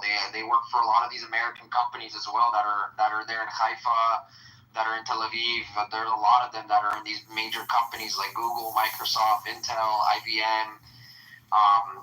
So yeah, I mean, like I said, a lot of these people on this app that are from the UK, that are Muslims from the UK, that are from the United States, they have no fucking idea what they're talking about. And you know what? They have no say in it at all because they're not from there. They're Muslims from other countries and they've never been to Israel before. So, they should just keep their mouths shut. And people like you have more right to talk about it than they ever do. And the thing is, they're so brainwashed that, like you see in the chat, this guy doesn't believe anything that you're saying. Pretty much, he thinks that it's all a lie. This guy from London, an Arab from. So he didn't watch the TikTok point of view. Exactly. Oh, So once I reading the chat.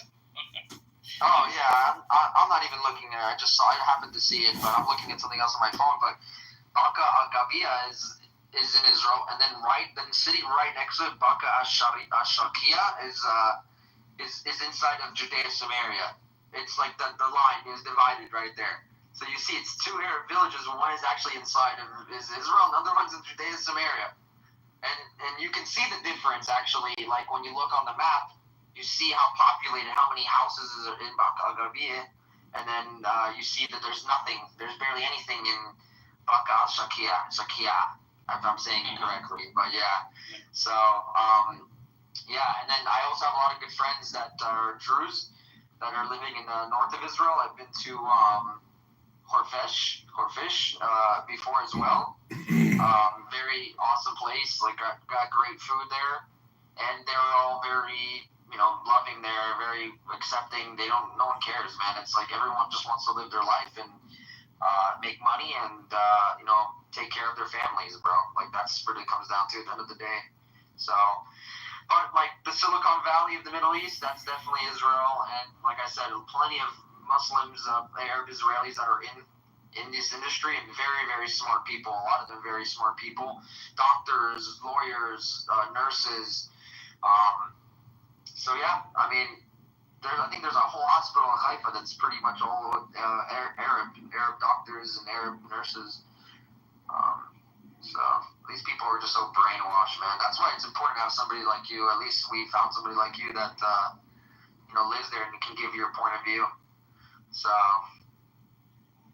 Oh, thank you. And I could maybe show people like Aziz. I don't know if he's Palestinian or not, but no, that he's not. Yeah, okay.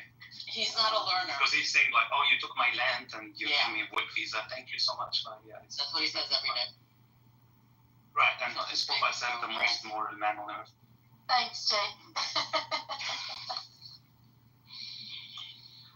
And I do have a Druze friend, by the way, Aziz. He came on this app a lot. His name's Loki. He comes on the app. He used to come on the app all the time. He doesn't come on anywhere because he was sick of hearing people like your retarded ass every day on air. So I still talk with him on a daily basis.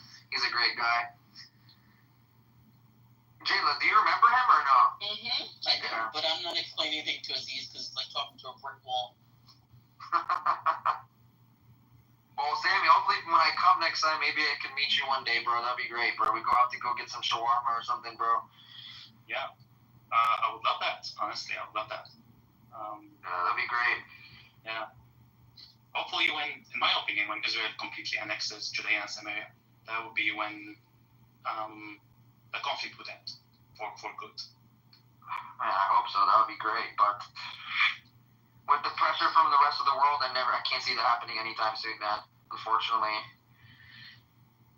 So we'll see what happens, man. Now, Norma, Jay, welcome back. Hello. Norm, you with us? Maybe not. Hi, Sammy. Do you go to Jerusalem a lot, Sammy, or not? Oh, Sammy?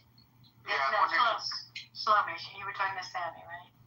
Sammy, yeah. Shlomi, I went to Jerusalem with Shlomi before. I'm just wondering because he lives very close to Jerusalem. It's not far from it, so I was wondering if he goes in, if he's allowed to go into the Jewish part of Jerusalem. You can't get in. You can only stay in East Jerusalem, right, Sammy? Yeah, right, exactly. I've been to East Jerusalem 3 times, but it keeps getting harder, of course. Yes, green ID, bro. Yeah, he lives next to Ramallah.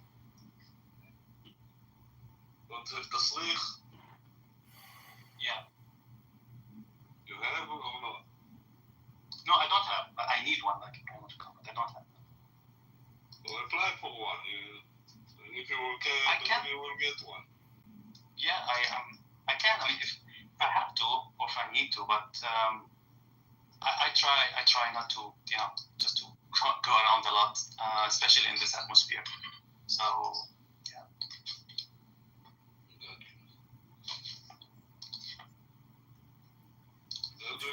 Hi, George. Can you update your post as I did comply with your request last night to remove the podcast interview? I do appreciate the fantastic interview, but do not agree with your defamation. I'm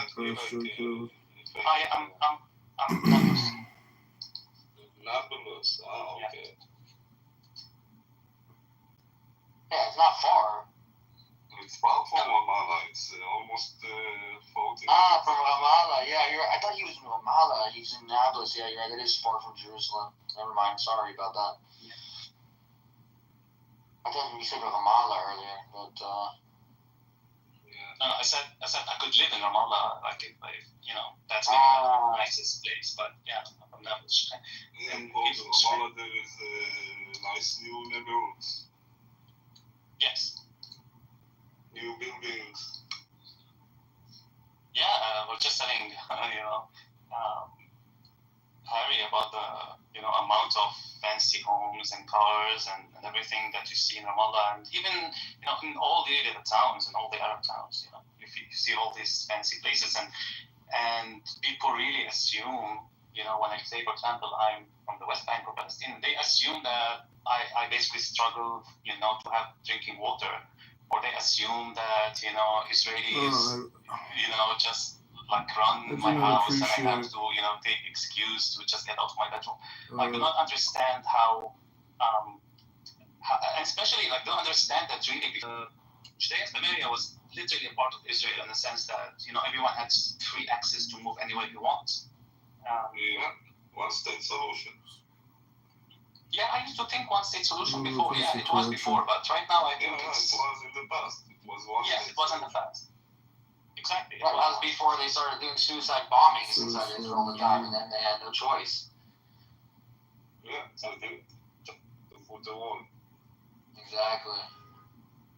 But I used to advocate for a one-state solution when I talked to, let's say 5-6 years ago. I'm like, yeah. And then the whole wave of knife attacks started to happen as well. If you remember, everywhere in Judea and Samaria. And then it was followed. Yeah. Then it was followed by, the whole war with Gaza. And technically, the Palestinians are so good in making, I don't know, and making people hate them. I don't understand what's this. Avoid everything. Yes, exactly. That you can, Hi, George. Can you update your post as I did comply with your request last night to remove the podcast interview with you? I do appreciate the fantastic interview, but do not agree with your defamation post. avoid everything somehow. Defamation of character referencing seems to be showing that he's unworthy of the public trust. Could have been like this. I do not appreciate your defamation of character and request correction on your behalf. Satisfy my honor as I run for Congress. From business and from trade and from technology and everything. Instead, we chose to be just like a tool to be used. And eventually, when all the Arab countries are going to have peace with Israel and they're going to sign a peace deal, the Palestinians are going to be left alone, going for scraps here and there. Exactly. Fucking roast. If the young people won't wake up and demand to fix this problem and make a real peace agreement that will make everyone here in this region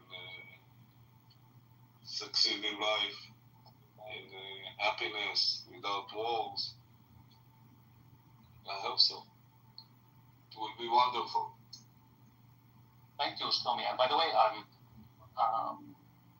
know you were one of the hostages, and to be honest, I was always thinking about you, and because I remember I only chatted to you once or twice, before October 7th, and I was so happy when I read in the news that, you were safe, and now seeing that, you're back to your normal life, I hope so.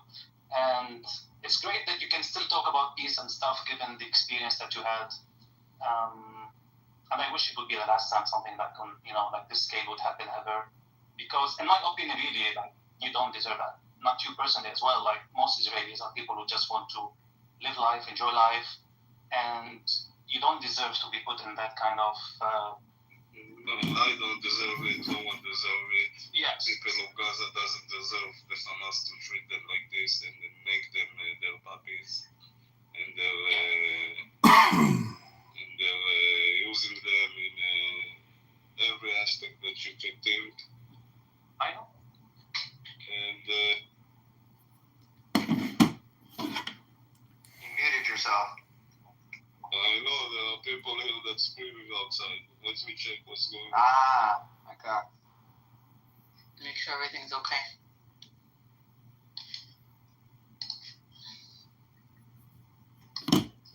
Now I got it.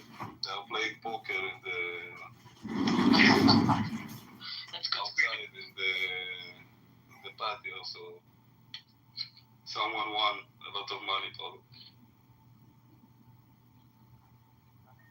But yeah, and still no one deserves it, not even the people in Gaza that have been indoctrinated to what they are. And I hope that they will fall and people will change their set of mind and we can do this with peace, because really, even what I've been, after what I've been through and all the people around us still going through, I know that, and I'm sure that from our side we still want peace and end with this conflict once and for all. I can sign on it that even after everything that happened, we can still go work on it, but again, the other side needs to change their set of mind, needs to agree for certain things. First of all, to acknowledge us that we are here and not say from river to the sea. And from there, we can only achieve more good things, I think. But it's on your side, Sammy. The ball is in your court, as we say. I wish it was in my court, like personally. But I totally understand you. Like, it's not you personally, but yes, I understand.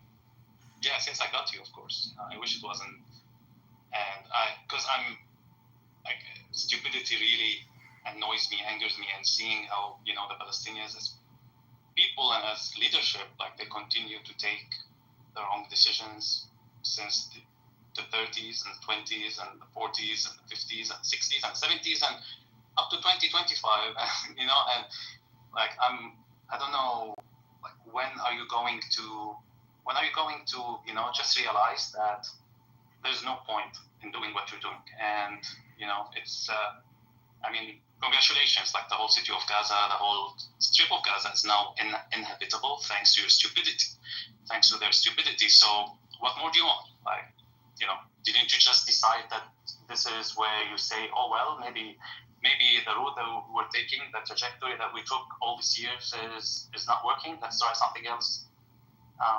So I wish the ball was in my court so I could just tell them, you know, like, wake up, you know.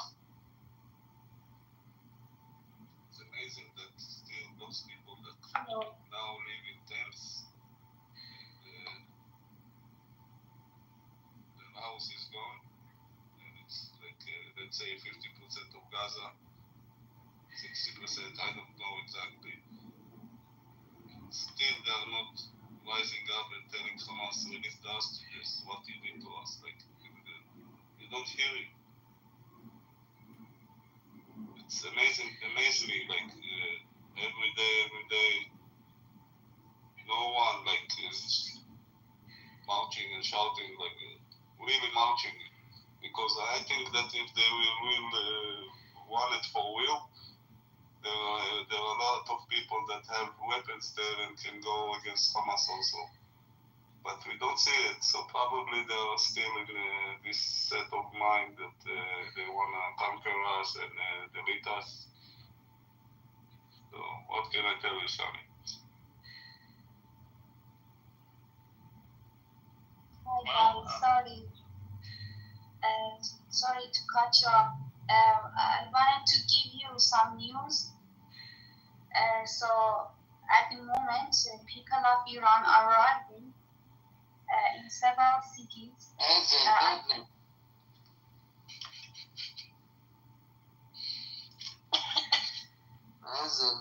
Mama, no, yalla, go. The people of Iran, what? I was saying the people of Iran are rising. They are protesting in several cities. I can write down the name of the cities in the chat. So all I ask is that please ask your politician to not to leave us alone, and ask them to support Iranians because they are rising in several cities at the moment. I'm going to write an email to Trump right now and Marco Rubio for you, okay?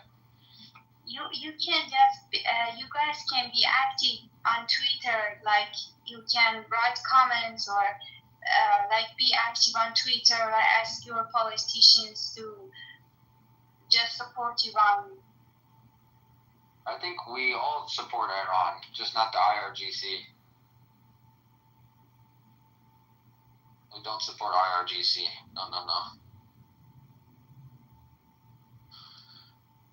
Oh.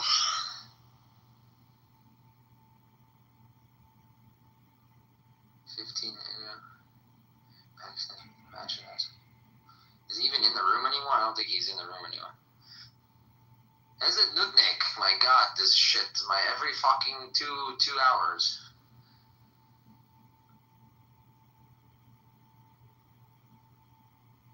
Who knows Matan? Do you guys know him? I mean, I know he's Israeli. I've Is he seen him like around the super world. where he just wants to troll all the time and like not have a seat, like he just wants to start shit? Yeah, pretty much, yeah. Okay, now I understand.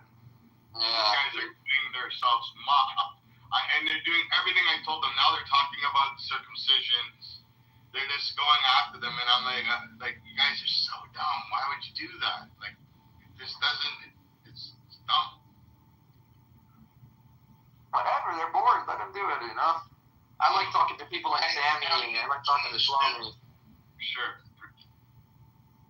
Which room, BB? In Amir's room? In Matan's room, and then Ewan goes up there and says, yes, I sucked the dick. It's not my room. What's the name of the room? How to beat your wife when an hour or something like that. Niggers! Shut up. I don't have attention, so I'm gonna scream. Get away, bro. I'll put it in the chat 1 second.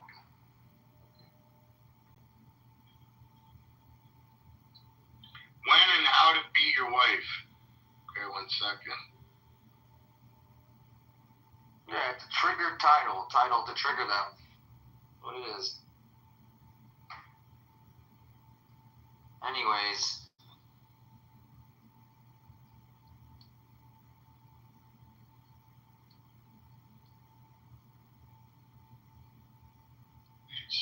She's a mod. Like they're doing more harm to Jews than they should be. Like that's the problem. Who's a mod? You know, Buttercup. You and the user now. He doesn't understand. He keeps saying, "I think you're making a big mistake, baby." Are you a mod there? No, I believe if I was a mod there, that room would be crushed. Yeah. I wouldn't allow Jews or people. I don't even know if Ewan's Jewish, if he is or not, but like, not helping our cause. Very problematic guy. I know you can hear me. Oh, really? How problematic am I? Because I told you exactly the talking tracks that they'll use against you, and you told me I was wrong. First thing he said was, the Talmud, the 3-year-old. I was right. Now they're talking about the circumcisions. You put yourself in a very vulnerable decision when you want to attack people's religion. You don't understand. You need to... BB, I used statistics. I didn't use... I don't care what you use. You're still attacking their religion and they're brainwashed, so you're not going to win that argument. You think you're going to win. You're never going to win it. Worst, you told them that you sucked the neck. I never said that. Wait. I didn't even say that to them. Okay? They're the ones that are just going after that. No, fuck off with that. And it doesn't even fucking matter. It doesn't even matter. Shit alike. No, you're the one that's fucking making a big deal about it. You were the one that was fucking screaming in the room about it. I don't give a fuck about it. I could give 0 fucks about that, BB. No, you're the one freaking out about it. They weren't even freaking out about it. No, man, you're an idiot, bro. They don't give a fuck about it. No, they don't give a fuck about it. I'm not. I'm actually very strong. I mean, I'm a 6'4" strong dude. You're a fucking weirdo, bro. Nobody I know fucking goes around saying I sucked a dick. I got on my knees on my opposite, sucked another man's dick, but I'm married now, so it's okay. And I'm proud that I went through that experience. No.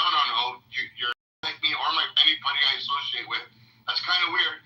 And I told you would lose the conversation when you wanted to start getting into arguments about religion.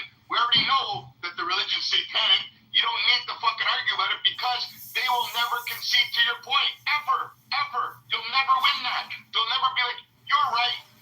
Please rewrite the Quran for me and I'll follow your way. They're going to believe in their book. We're going to believe in our book. And we're not going to put down each other's book. And that's just the way it's going to be. You'll never win. You need to be arguing the fact. On October 7th, you marched in Israel and you killed fucking innocent women and children because you're barbaric. The heinous crimes that you committed, you need to put down your weapons and hand over the hostages. That's an argument you can win. You're not going to win an argument about fucking religion, you moron. You should have lied about the cocksucking part. That's it. Do you want to hear his response? Yeah, read it. I bring him up, but he likes to interrupt. Like, he just won't let me get it out. Come up, yo.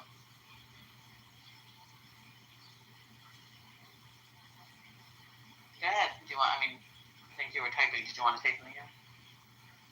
I mean, I actually, I did the fucking adult thing, and I actually back-channeled BB my response, but he wants to make it very public. I don't care about my history. It doesn't bother me. I'm happily married. I have a loving wife. She knows about it. She doesn't care. I have a daughter who's 1. And I would say that I actually live a very good moral life, and I actually believe in spreading good moral values around. But BB, you want to fucking make this like the #1 topic. And to be honest, those people in that other room, like the second that I start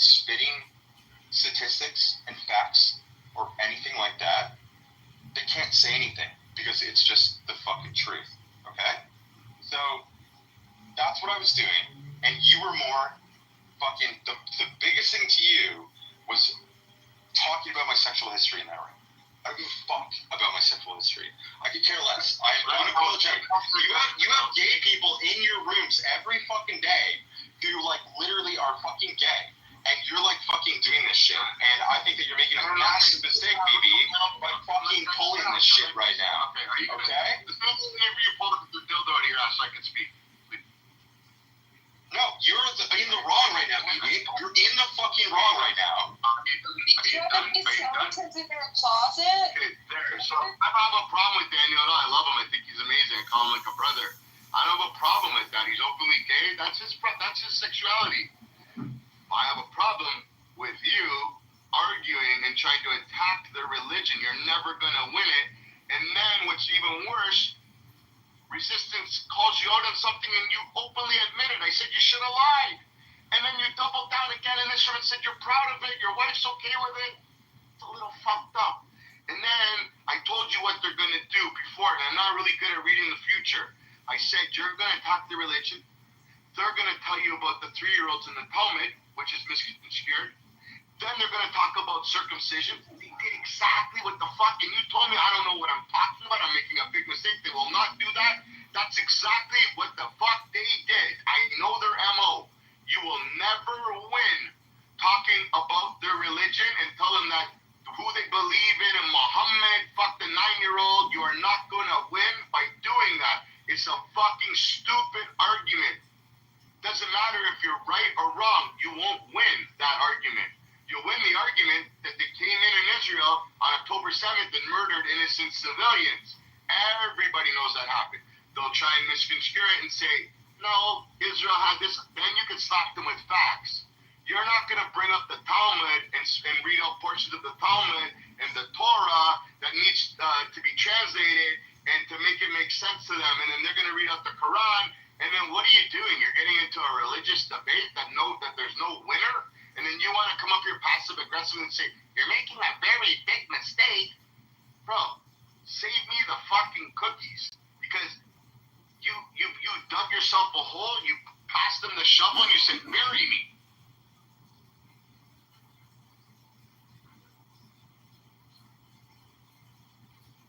I don't have a problem. And you can keep going on, and that's your problem. You don't like to be wrong. And then you're still saying, I'm not attacking the religion. I'm talking about statistics about the religion. You're attacking their religion, you fucking bobo. You're like a fucking banana.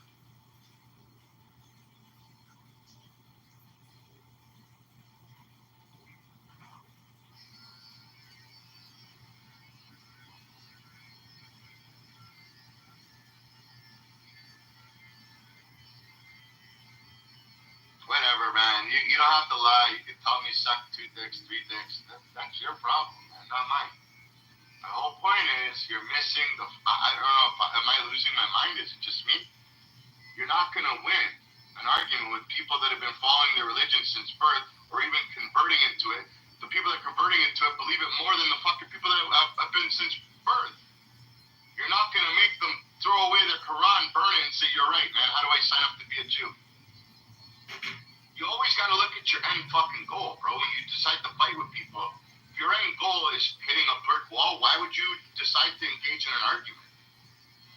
Then you're still going off on the chat. Like, honestly, you're fucking. Then you're trying to tell me I have a problem? I do. I have a problem with people like you. I think you're very problematic, very toxic to the Jewish people.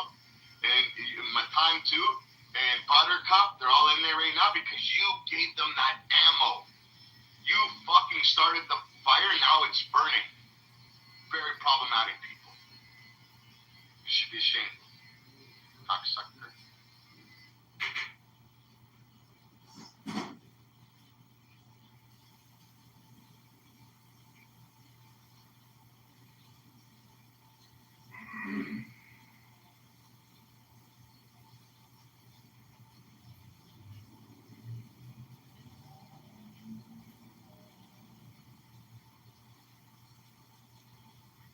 I don't know, unless anybody else, you can put it in the chat. If anybody else think it's a good idea that we hold rooms where we start attacking Islam every day, let me know.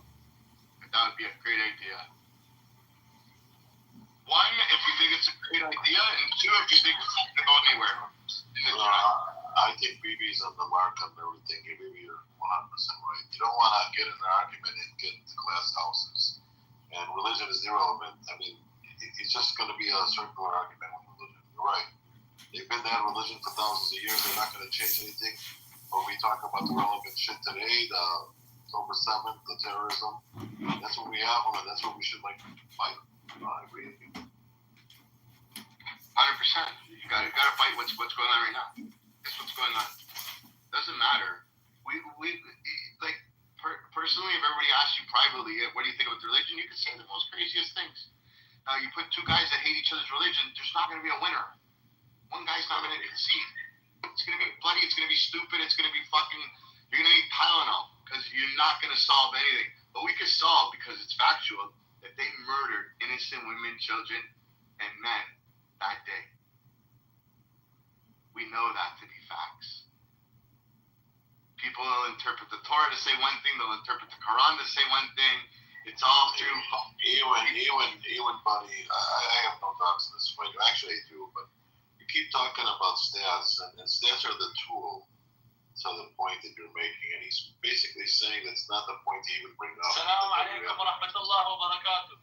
Yeah, you go suck my dick too, asshole. We actually went down to this level. I can't believe I said that. The stats thing, it doesn't matter. I mean, I think he's got a point there. You talk about religion, it's like, you can't fire me, I quit. Oh, you can't quit because you're fired. You ever hear that routine? It goes on and on. It's circular. Yeah, I know that. Yeah. And especially, you know that Jews hate us on this app, and then you want to give them fire. It's just crazy. You want to give them more wood. You're like, hey, no, you're not burning and picking up logs. I'm going to kill you one over for you. You're helping them. What the fuck you doing that for? Ali, you can beg to come back up. Why the fuck were we? And put in the chat why we have one good reason to bring you back up. Moron. One intelligent reason. I know it's going to take you a long time. You just wish the guy 100 years to come up with a reason. An intelligent reason. It's going to take him 100+ years to come up with an intelligent reason to come on stage. You know, in a proverbial haystack. I will thank you for following my conversation. And then you want to argue with these people about religion? You think you're going to win? Look at Ali. Ali, I've seen your people are more respectful of elder people than you are. You're not even following your own culture when you talk that way. I don't know what culture you think you're following. Man, it's really good. You guys are really brilliant.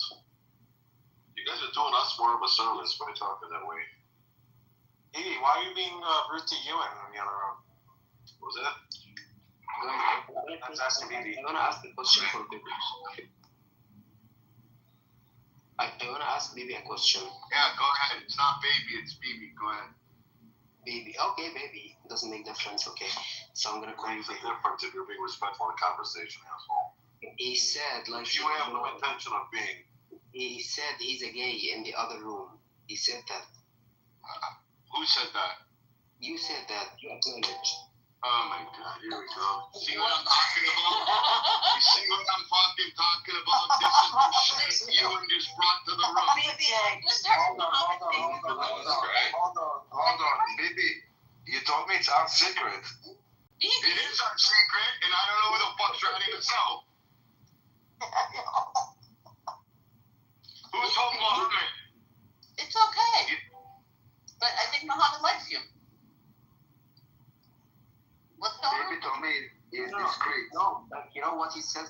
What he said to me, like, I like you, and I said to him, like, are you a gay? He said yes, but I didn't confess any feelings. Well, how do you feel, Muhammad? Tell us. It's okay. Yeah, now's the time. You have to say. It's a misunderstanding. If you hook you up with someone that he knows, anybody wanted to know. No, but that's why I changed my photo. Like, I was putting my picture, 1 day ago, and he said to me, I like you. Yeah, there's a guy on this app called Bloodfake. Man, he would love to meet you in person. Oh my God, I know who Muhammad is. Muhammad's the guy named Sam. He tried this campaign for 2 weeks about me.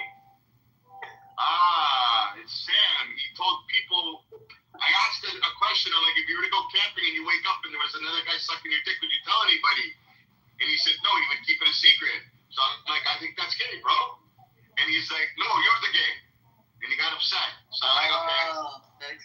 That's who Muhammad is. It's Sam.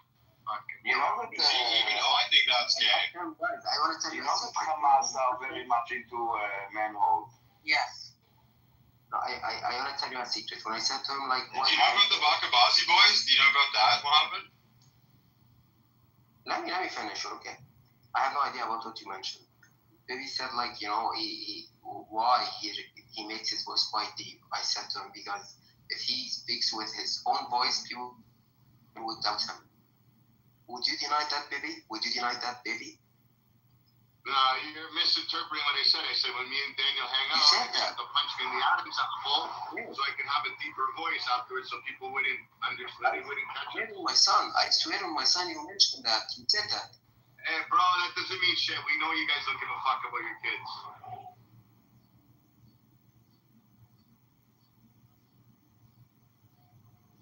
And please respect our privacy. Thank you. Okay, baby, we can talk about it like in private rooms. We shouldn't speak about it. You're gonna get Daniel jealous talking like that. I'm gonna have to remove you, bro. Sorry. Hold on. Do you want to take Bibi to private rooms? Because I'm a jealous guy. So no. That's like Muhammad. I know what you're doing. You're trying to get into a private room, and then like one thing leads to another. Muhammad, manipulate me. I know. Can Daniel at least watch? Why do you care with Daniel? Like, are you interested in what? What are you interested in? Wow, you're slow, Muhammad. I'm sorry.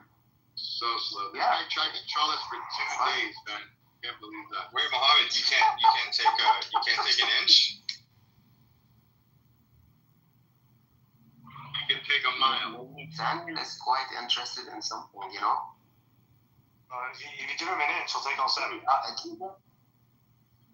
you get mounted or you mount, Daniel? See, that's private. See, this is, but Bibi, this is the hilarious part though, is that these guys are actually like homo, like they're interested. They're interested in homosexuality. So I just like fucking. Dude, my back channels are like going through the fucking link, Bibi. Brother. Do you understand the mentality you're dealing with? That's why you'd never win an argument with them. Instead, all you do is give them fire. What's with the cock block? I'm in the middle of something here. I apologize. So, what did you ask? You like into positions now? You were asking Muhammad. Maybe we should take it like privately. This is another side of Daniel. I can't even. I'm not happy, Daniel. You're not leaving the room, bro. To go privately with Bibi. I'm kind of, you know, how goes is it taekwondo or judo that you use, or karate? I don't know, that you use the force of the enemy against them. Aikido. Aikido. Okay, so that's. Baby, trust me, outside of this room, I'm not going to tell anyone that you're interested in boys. So I'm going to keep it secret. No. I'm not going to tell them. You know how it ends up with you guys. Either he's going to go. Yeah, no, you're going to try and blow him up. Not boys, men, not boys, Muhammad. He said children, but I didn't like to say that, but he said children. Oh, now the lies are coming out, right? More and more. Keep going. What else you have? What else you got? And I'm flying. I don't talk to these Not a lie. Really. That's a lie. I hear some feminine in your voice. What's going on over there? That's why he said to me he's interested. No, but to be honest, for some reason they're obsessed with gay sex and with pedophilia. It's like it's constantly on their mind on every single day. Is it sucking dick of babies, or if it's like children, or if it's like gays? It's like people are obsessed. No, do you know what it is? It's butthole stuff. They're like obsessed with butt stuff, dude. That's it.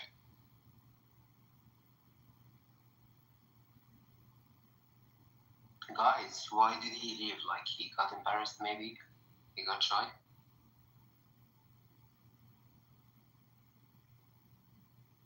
No, I'm sorry, maybe he got embarrassed. I shouldn't have said that publicly.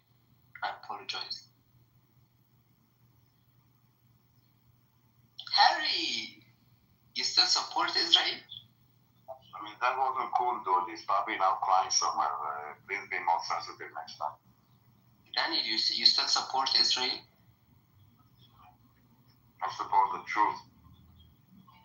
Which is what? Killing children? Killing children? You will be eliminated. You're gonna be removed one day. Yeah? Coming there. Yeah, you will be removed one day. We're gonna give you another lesson. Do you have a job? What is your job? Like what domain? Like what do you do? Are you guys still pushing the like Israel's not going to exist theme? Because that's like just not going to happen.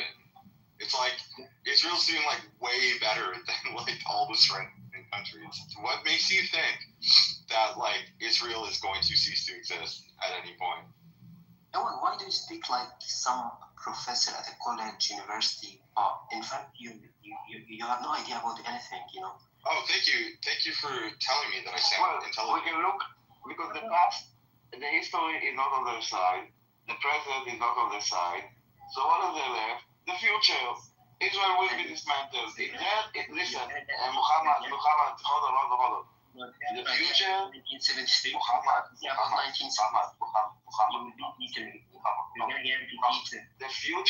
Muhammad, the future is a land of endless possibilities. You could be the president of the United States. Imagine that. And you could dismantle Israel. Dream big, Muhammad. Dream big. No, but it's some information in our religion. You will be eliminated. Israel is not gonna exist in the future. Tell me something, Muhammad. In your religion, let me ask you something. Doesn't it say that the land of Israel is for Bnei Israel, which is us? So what the fuck are you Muslims doing? You are not Bnei Israel, right? So according to your prophet, your own prophet, that land is definitely not yours. So don't talk to me about your religion because you don't care about your religion. And I'm bored. Yeah, I mean, to top it off, Mohammed, if you want to get deep down into it, do you think that trees and rocks can talk? Do you think that they can speak English or speak? This is why you're not allowed to drink alcohol anymore in Islam. Daniel, okay, let's forget. Wait, can you answer the question? Do you think that trees and rocks can speak Arabic specifically? Yeah, it's gonna happen. Do you think that trees and rocks are going to, in Arabic, say where Jews are hiding? Yeah, you actually think that's gonna happen? Fucking hell, that's hilarious. Then I thought about the Jewish. Okay, why Jewish keep planting olives trees? Because they want fucking olive oil. Because the olive trees are known. The olive trees are known that they are mute. They will never speak.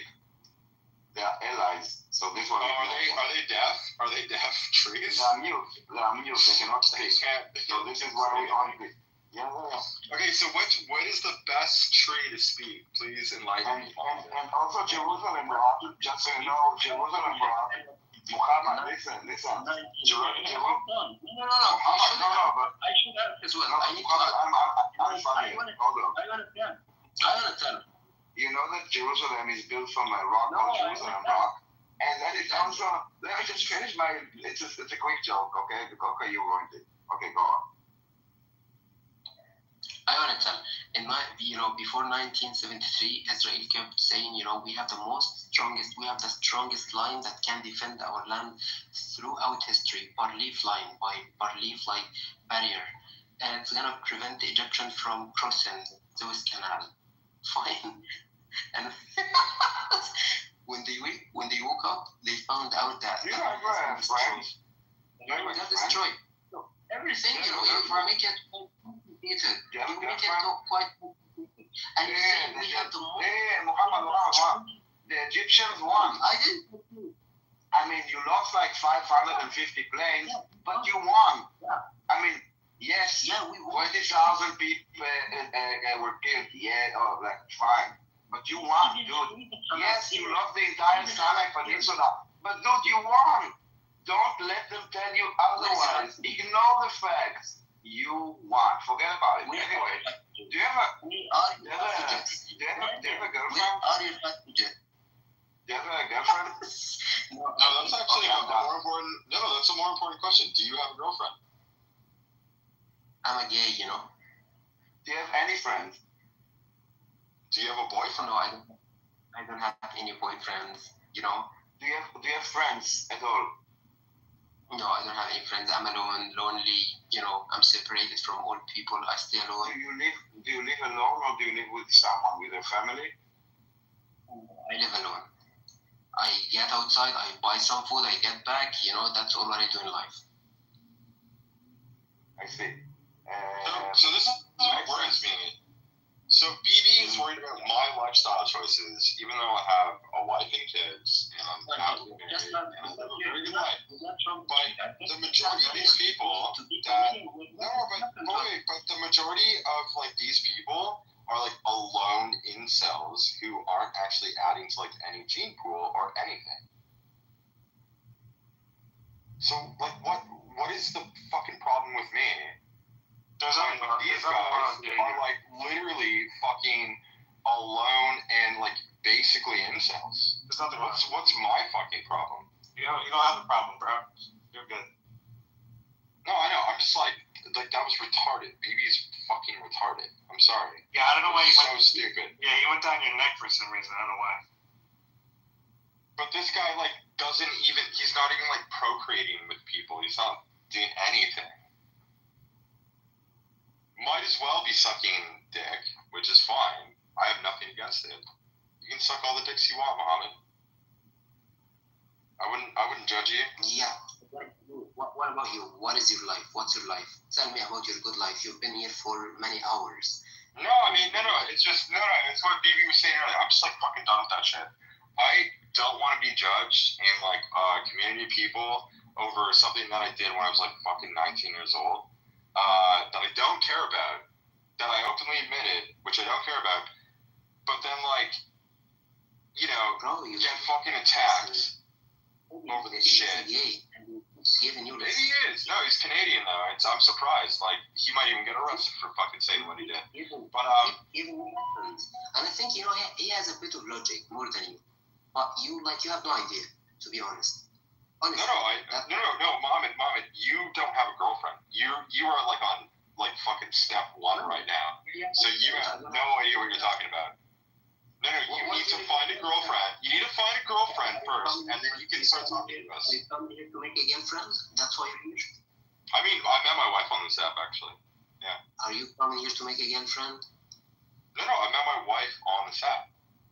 Hello, I'm his wife. I'm a woman. Yeah, my wife's here. Every country. Are you? Hey, Mohammed, this is my wife.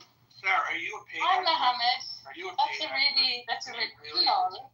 Hold on. Are you? Yes, I'm really his wife and the mother of his child. Yes. I think she's a paid actress, and you're a paid. Or whatever. Okay. Just because you don't believe it doesn't mean I'm a paid. Oh, great. BB's back. BB, I'm tired of your fucking shit, man. I can't believe that you fucking did this. Honestly, it's so embarrassing. Wow, you can leave my space if you don't want to be here, bud. I told you It's so fucking embarrassing. No, but it's your problem. It's not my problem. It's yours. احكي لي ما في وين. ليه برا. محمد وين انت يا احمد؟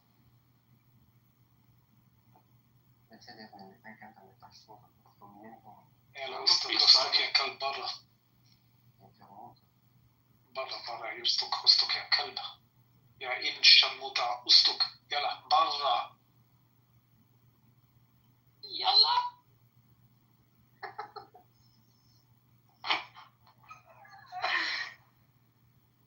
Baby, why did you leave? I think you got annoyed. I'm sorry about, you know, I'm sorry about revealing our You know, people they can see through all your guys' lives, right? Like every single one of them. That's why it's not worth arguing with you guys. I like this to let you guys speak for like 60 seconds, just to remind me how retarded and stupid you guys are. Just in case I forgot.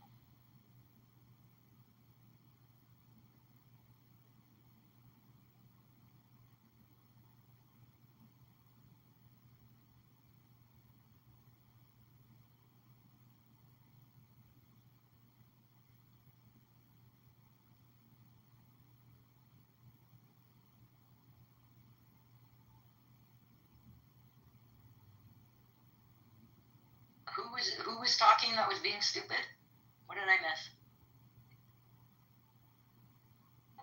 Mohammed, dum dum dum dum dum dum dum dum dum dum dum dum. It's not me, baby. It's not me. It's, it must be. And BB wasn't being nice to Ewan. Yeah, okay. So what? I'm allowed to be. Well, maybe you won't have to worry about becoming anywhere near as racist again. It's so funny. And Ewan loves to interrupt when I'm talking. Ewan loves to interrupt when I'm talking. So it's funny because Gabriel is here too in the bottom, and he was like, "Aren't BB's right? BB's right." He's on point. Like, you shouldn't be doing that. Gabriel, you won't believe it. He went into the room and he started that same shit, and they hacked the shit out of him and lost. And they brought up everything I said they were going to bring up. The Talmud, the circumcision. They did it all. Because you got to attack what's really going on. October 7th. October 7th. The hostages. You're not going to... Anyways, I'm not going to argue with this guy. You're fucking dumb.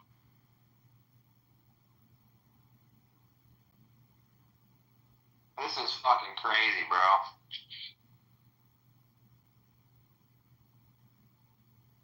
Is this guy even Jewish, bro? I don't know, man. That's the whole thing. And he keeps saying, but I'm on your side.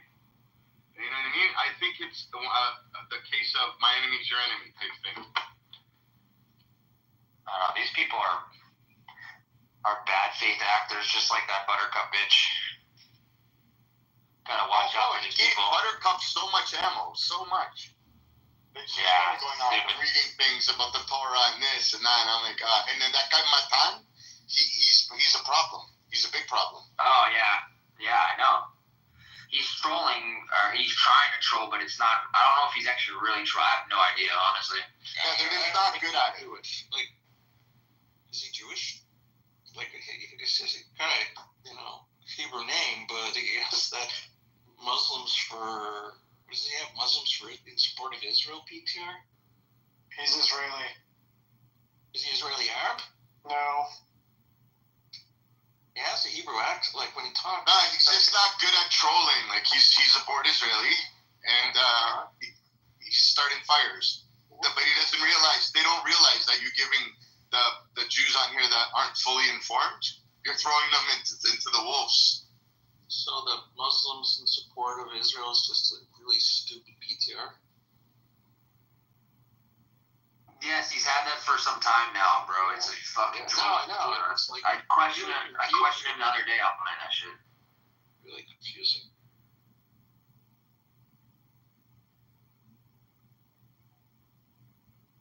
Yeah, he thinks it's a joke.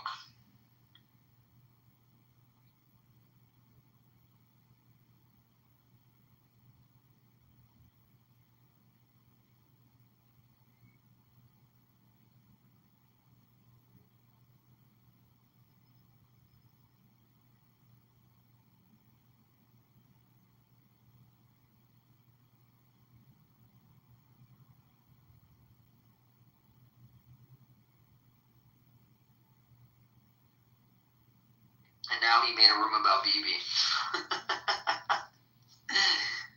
Oh, man. BB is a wiener. Wiener. Ewan, which one? Ewan.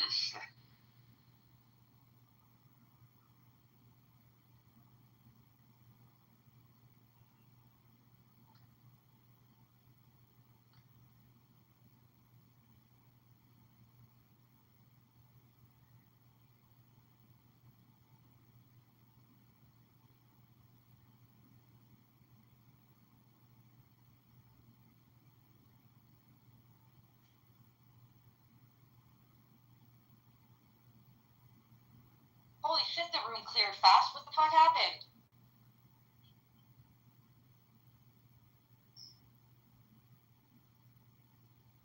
Very boring. Is there another room? What happened? I don't know. I'm not keeping up with all this shit. The room cleared quick time. Are you ready? I mean, the room's been open all day. I've been in here by myself at one point, so and then I had to go back up, and then people have ADHD on this app. Haven't you realized that they don't know how to stay in one room? Yeah, true. I left because I took a nap, and now I'm gonna leave again because I gotta drive my son. You just what? Jayla, we have an active shooter in Villanova. I just put it in the chat. Holy shit! I just got an alert and then it went away and I didn't see it. At Villanova? Yeah, Villanova. Oh no! Move it in the kids. I know. Shit! I hope nobody's hurt.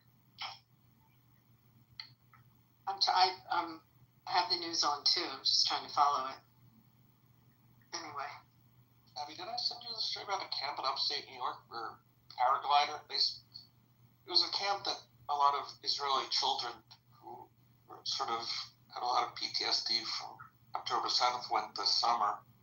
And apparently there was a hang gliding contest near the camp, and it all freaked out. And the camp went into lockdown because all of these paragliders were like flying over the camp. No, I didn't hear about that. That's horrible. Yeah. Turned out to be innocent, quote innocent, but really didn't help the kids much. I'm going to Hey jump guys, off. I will be back. Hey, Nikki, I haven't talked to you in a while. Hi. Hey. I left the app for a while. People are crazy. Healthy. Understandable. All right, I'm going to jump off. I was looking for Jay. Yeah, I gotta jump off. I gotta go drop off my son.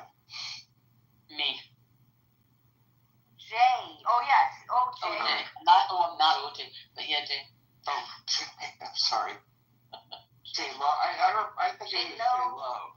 Yeah, everybody's got it. Jay Low. That's why I said OJ because I didn't know it was still J Lo, so I had to look at your profile for a second. Now What's up, Nikki? It's safe. No much. How's everything going? Everything is good. I'm seeing someone, like for real seeing someone. I think you mentioned him to me. I did.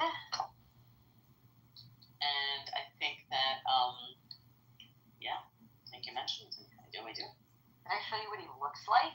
Yeah, absolutely. Sexy, no? Like sexy. Let me see what he looks like. He's the guy from the place that you see in the morning. I'll leave it at that. That one. I know. I can't remember. He's the guy, what? That you see in the morning sometimes. Yeah. Okay, gotcha. See, I listen. During the day and then at night and then That's good. Wait, are we talking the next morning. No. Morning sex? No. I mean, I guess that happens sometimes. Yeah, that's good. No, I'm actually seeing someone. Like, it's not just like I'm sleeping with someone. I'm actually, like, dating someone. No, when you said see him in the morning, I didn't know what you were alluding to. Oh, well, you know, when I wake up in the morning and he's beside me. Oh, I see. And I finally told the kid's dad. I don't think he believes me, though. Really? Proof? And now does he want to work everything out? Oh, yeah. He keeps sending me, like, from fucking, like, Spotify or, like, SoundCloud or whatever, like, links to, like, all these love songs. And, like, I love you. I'm so sorry for everything. I'll do better. I'm like, that's good for you. I'm seeing someone. Met someone. I'm seeing someone. Bye. You're not going back, right? Like, not gonna lie, though, I'm a little afraid he's just gonna show up tomorrow. Yeah, but what will he do if he sees you with the guy? Is he gonna, like, try to kill him up? Probably. Oh, that's nice. Is he big and jacked? Why are you not us? No. Oh, stupid one. It's not. Hold on. Okay, I'll be back. Don't go anywhere. Don't close the room. I'll be back. Let me just drop off my son. Alright, guys, let's close the room. Have a good day. No! You're gonna listen to a 16-year-old kid. Really? It was good talking to everybody. He is a cool person. I got him. Shalom. I just got here. להתראות. Bye. The other day. He looked so cute. Who? I got Jordan's ears pierced the other day. He looked so cute. I look so different from when they last saw me. You're turning your son into a transgender. Did he just call you mother? Wait, did you tonight? Yeah, he calls me mom or mother. Mother. Oh my God, that's so Normal. normal. I'm completely different from when I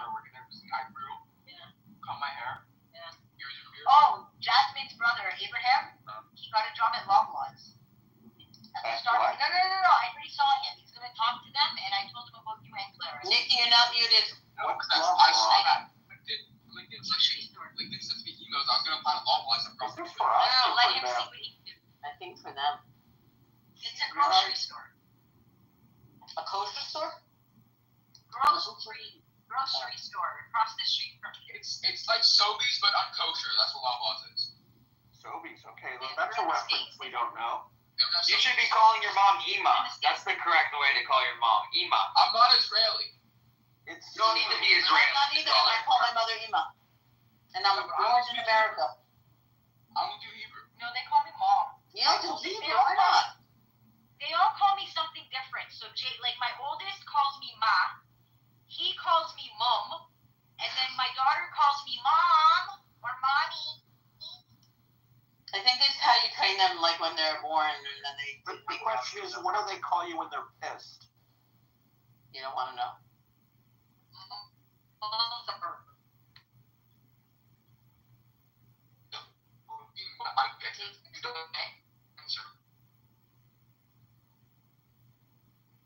My first name, actually. No, I'll do that when like you're just completely right.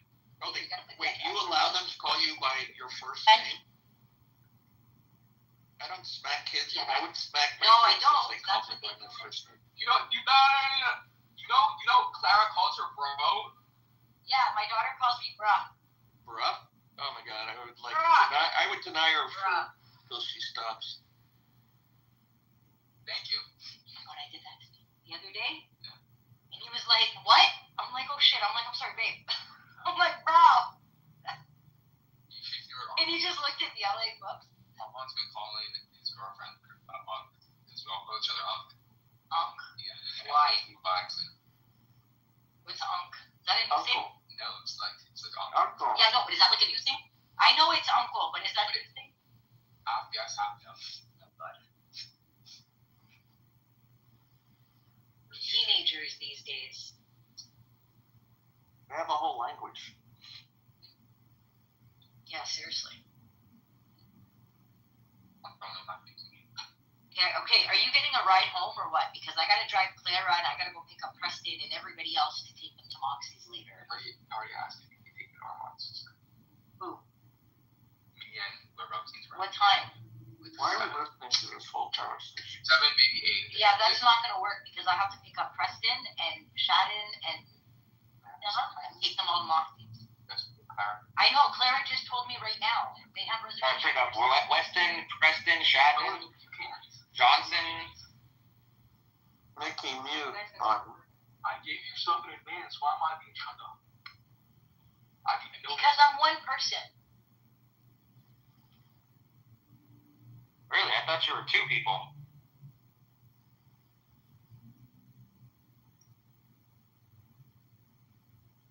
What about Madden? Do you have to also pick up Madden? Who's the baby at the bottom? I don't know. They were in here yesterday. I have no idea who that is. Steady still? It's baby JB, so it's somebody's making fun of JB. I don't know. Or that's him. Is Teddy still at the bottom? No. Sorry, man. I hurt my eyes, so I've got a pillow on top of my head.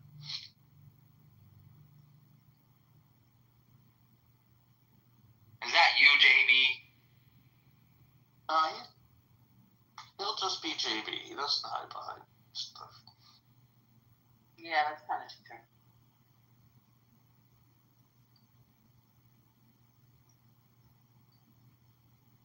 So everybody went over to that other room to listen to what's her name? Her name, baby. What the hell's that girl's name? Snowbird. Summer had the what the hell's her name? Buttercup. Buttercup is in a room with the Palestine flag and an Israeli flag. Yeah, she's a mod with Matan. She's enabled by this. Maybe. What did you say? I didn't hear what you said to me.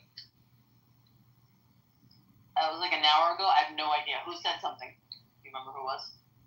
To me? Yeah. That was like right now. Oh, I wasn't even paying attention, probably. No, I muted So what you. craziness have I missed? What craziness have you missed? Yeah. Where's Shooky? Can I know what happened with Shooky. Nikki, what's your son's name? Justin? Jordan. Jordan. Okay, I know it's Jordan. Jordan, what do you think of this app and your mom's use of it? The dude's crying about BB still in the room. Really? Yeah, he got like 10 people in there, so now he can cry about it. Yeah. And he made Enigma moderator. Oh, God, I hate that lady. Disgusting, vile lady. Jewish until I realized she was. Nah, she's not Jewish. She hates religion, but like she hates Islam so badly that she feels like she can, use us as like Well. Yeah, exactly. There you go. I was looking for the word. So exactly what it is. It's like disgusting. We're the only ones fighting back. That Christians don't believe that they're an enemy until it happens to them. They're next. Hindus. Jacob, you heard what Abby said? So this active shooter Villanova? Yeah. Was it like at the Hillel, or was it just on the campus, or? I don't. Villanova has a Hillel. It's a Catholic school. Everything has a Hillel. Okay, guys, I'll be back. It's not. Is that like one of those? It started out as a Catholic school, now it is everything, or? I know Jews to go there, but hold on. Let's see what's the update. I thought. Did she get it through the SCN, or she just read it? No, I got a text on my phone. 40 minutes ago, active shooter, but I don't know what the update is. Maybe I should turn on the. I mean, is it like what's that school? And guess what they nicknamed it? This is interesting. Nova Alert. What's weird? Why do they fucking call it a Nova Alert? That's terrible. I don't know. Let's see what's going on in the news. What's that school in Indiana? Is it like one of them? Is it like that school? Yeah.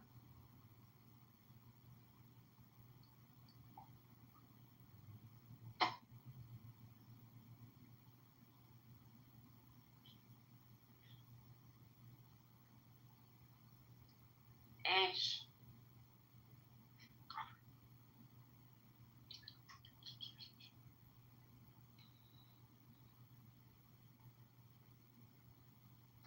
You guys have the problem where you leave the room and then you try to come back to the room and it just puts like a blank screen and you doesn't do anything. You have to close the app and reopen it.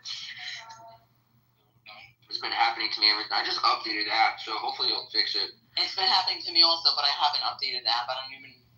What do I have to go to App Store to update it? You gotta go to the App Store and type in Clubhouse, and then you gotta click on it when it pulls it up, and then it should say like open, but then if there's an update, it'll change it to update.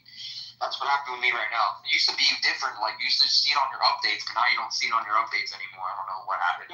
Like this new feature where you have to add back or not now, and you have to go through like a billion people before you can see the hallway again. Hey, Al Qaeda, we don't speak Arabic, so if you want to take it. Oh, that was funny.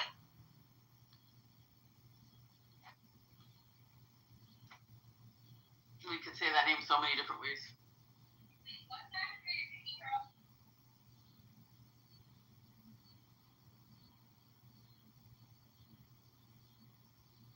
This feature sucks. My question is, where the fuck did BB go? Like, he's not in any of those rooms, so I don't know where he went. You think he got left? I don't think he got left. Nah. He didn't do anything wrong. Let's see. You can still, if you like look on your friends, you can probably still see. He logged off, yeah. He's been off for 16 minutes. So. Oh, okay. Yeah. Maybe he had some work to do. Some of us doing Mondays and Wednesdays. Yeah, jump on, jump off. He had so many random people in this house. Like, I would see him on the friends list. Like, he had a couple of, like, those people from Amir's. Like, people were writing in the chat in the house, like, they didn't think anybody could see it. They're so stupid. Yeah, like, what are you guys doing? There's, like, 4 terrorists in there just waiting to use anything against you on here. And you gotta be careful. Like, people are just stupid, man.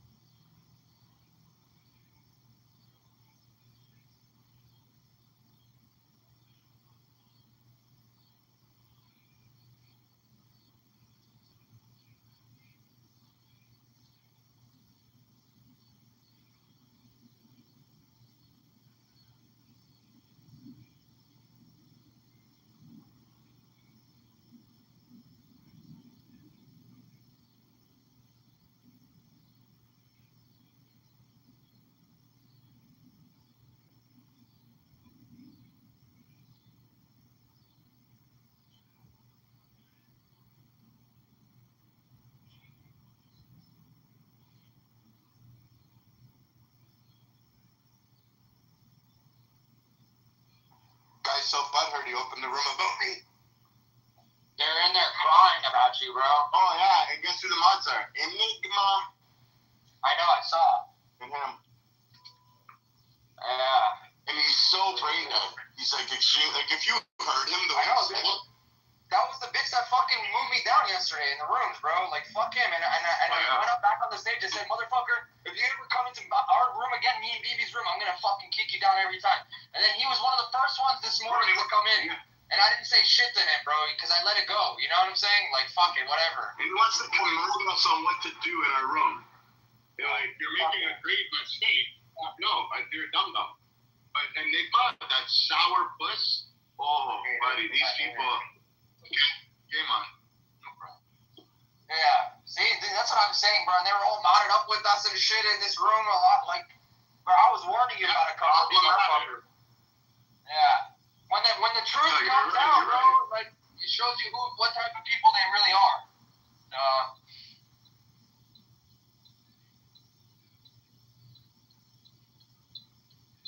Like, anybody friends with Ruben shit guy?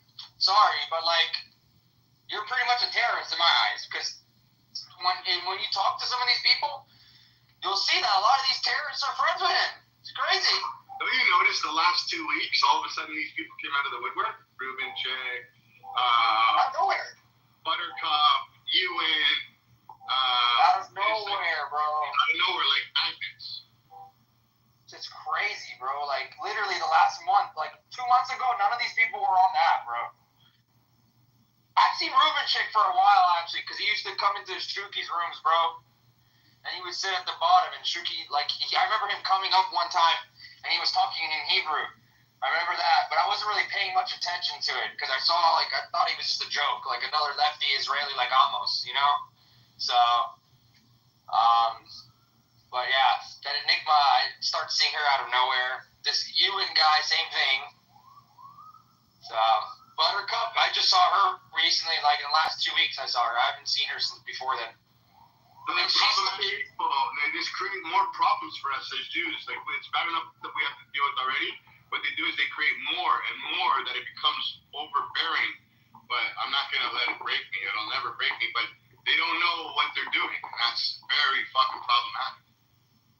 Let them waste their fucking time with that shit, bro. People eventually will know who they are, and then they'll know exactly where to come, bro. You know what I'm saying? They know who to come and listen to. He's in there right now because people love drama. Anybody who was in this room and heard the exchange between you two is in there listening to that right now. Because they love drama. So, and by the way, Buttercup lied. Like, she wasn't on the app just a week ago. If you go look at her profile, you can see she took a survey, a poll in one room, and it shows the date of when she did it. It was like August 7th or whatever. So, she's been on the app for like 3 weeks, bro. Is he L? I don't know who that is, honestly. I don't know who that is. Okay. I've heard people say that, but I don't know who that. Maybe I do. L sounds like Melanie, a lot like Melanie. I used to tell M that, and she is. I think they finally met. She was a girl who lived in Israel, and a lot of people think this is L, and I don't know, because I never really knew what L stamps was. You know. I was gonna say, why would she just all of a sudden make a fake account to like? She could have just said it on her other account if that's how she was. I don't really know. So, I'm just popping in to tell you it's at the law school, but they haven't found the shooter yet. So it's still active? Yeah. Anybody hurt? What's the shooting, Abby? It's moving dead. It's in Villanova. Oh my God. Yeah. Oh my God. That's crazy. Yeah. Wow. Wait, so did you figure out, I'm taking a break from it, it's like starts to make me crazy. Did you figure out if it was her, Ellen? It's not her. I know Elle. We've spoken off the app, and unfortunately, she is a Jewish woman about my age group, and she's not a friend of Israel, unfortunately. Not Ellen Stern. Wait, we're talking about I'm not talking about Ellen Stern. I know Ellen Stern. No. I know. I mean, I've had dinner with her. No, it's a young I'm talking girl. about a young girl that lives in Israel that went by Elle on the app. That would say she's coming back to America soon. And wait, did you say your age group, Norm? Are you really in your 40s? 30. 39, like Jack Benny. Do you remember, Harry, do you remember the girl that used to be in Henry's rooms? Her name was, I think she went by Hava. But yeah, of course. not our hub, not Yvette. I know what you're talking The about. one she was very left wing and she was friends with Majid. Yes. She Yeah. was it? Yeah, and her husband was black. Yes. No. She was a Christian girl that married an Israeli, and then they got divorced. But she was raising her kids, so she had to stay in Israel. She was like from Michigan or somewhere like that. But she used to be in Henry's room, and we got along with her, but she was always that other opinion. You know what I'm talking about? I think it was Hava. Was her name Chaya? Chaya. Do you remember that late girl, Andrea? Remember her? Oh my God. That's what Buttercup reminds me of. She's just a more intellectual version of Andrea. That's how I would see it. I appreciate you talking about me. My name's Andrea, and if you like give money to my GoFundMe, I'll just post it on top. Oh, that was Apparently, she was all over TikTok, like doing videos, live videos. You're not thinking of the Ellen girl that was real fat. That's a different one. No, that's not her. The one with the glasses is the one you're talking about, Ellen. That one. No, that's definitely not her. No. She was not like that extreme, like how this person is. There's no way. No, she wasn't. She was just left wing. She wasn't. I think I'm on Facebook with her. That's a different one. But this one says she lives in Israel, right? Who, Buttercup? Yeah. No, I never heard her say that. She said her family lives in Israel. She lives in the United States somewhere. I just don't know where. So she probably will never say it because she's smart. She's not stupid. She's actually smart. I'll give her that. But she uses it for the wrong thing. You know, she knows how to not incriminate herself. That's for sure, or dox herself. So she'll slip up one day. But oh my God, we've had so many characters. I know. Think about 5 years. 4 years. Andrea, what was her? Oh my gosh. Taylor, do you remember who we're talking about? Andrea, yeah. The one who was Arab, Jewish, Muslim, converted, then converted back. Yeah. And then just like, I'm going to Israel, and I'm just gonna ask you, putting up my Amazon and figure out donate to like 6 ago. And when I get back, my son is Muslim, my other son's Jewish, and my other one is Christian because I like sleep different. She was doing like live videos on TikTok, and she would be like eating in the middle of it. Yes, like a big That was the first I learned about blocking. I think that was the first person I ever blocked on the app. That's hilarious. And then she got platformed on TikTok also. And we'd have sightings. Then before he became Zadie, when he was the first one on his was Henry, like we'd have sightings of her. And then we had a WhatsApp group, and there'd be like a message. She was sighted in a room. I mean, that was crazy. She was probably the worst. Who, Andrea? Yeah, in those days. Person Cockadoodle-Doo, whatever the hell her name was. Yeah, whatever. And then someone came in here and they're like, I felt so bad for her. I donated to her GoFund. I bought her some stuff. And then she freaking kicked me out of her room on TikTok. I'm like, oh my God, you donated to that? Okay, whatever. I give up.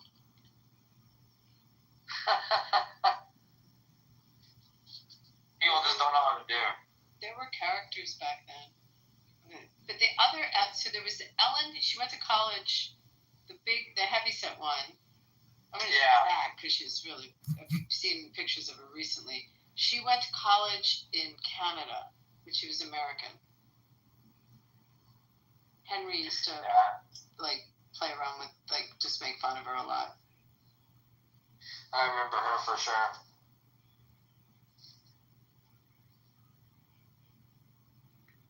There's other people, just can't remember everybody. So many of them. Crazy 4 years. Crazy, right? But I think Andrea had something else. She had, maybe it was YouTube or she appeared somewhere else. I think it was Twitter. Yes, I think it was Twitter. I think we pretty sure. I gotta remember. I'm gonna go back. I gotta watch this a little bit. I'll come back in. But so far, what I'm seeing on the news, they've not caught the shooter. Wow, that's crazy. Move-in day for the parents. Can you imagine moving your kid into college and this happens? Yeah, that's insane. There was just one like in FSU like 3 or 4 months ago. So, yeah, scary times. You still happy? I just took my son in the pool, and I go in the pool, and then he poops. In the pool? Well, we got him out. We heard the noise, and we got him out. So he didn't poop at the pool? Kind of. You know, he has this special thing to wear in there. But it was like the second I went in to go help him, it's the second we all had to get out of the pool.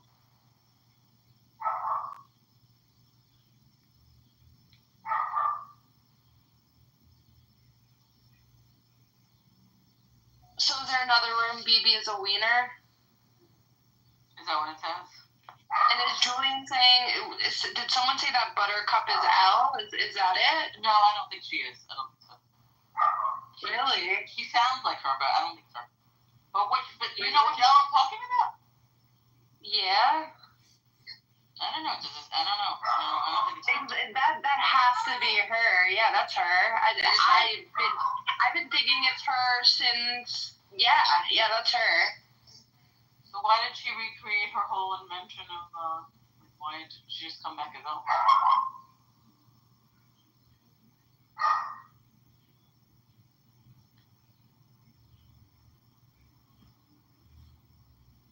I don't know. I don't have all the answers. I just have some. There you go.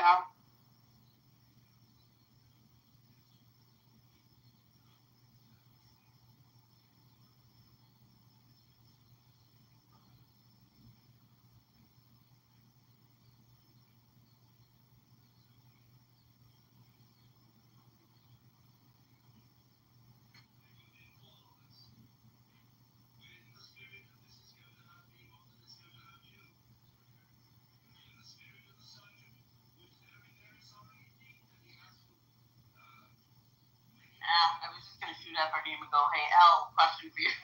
She's not like me up. It does sound like her. John, why are you so quiet?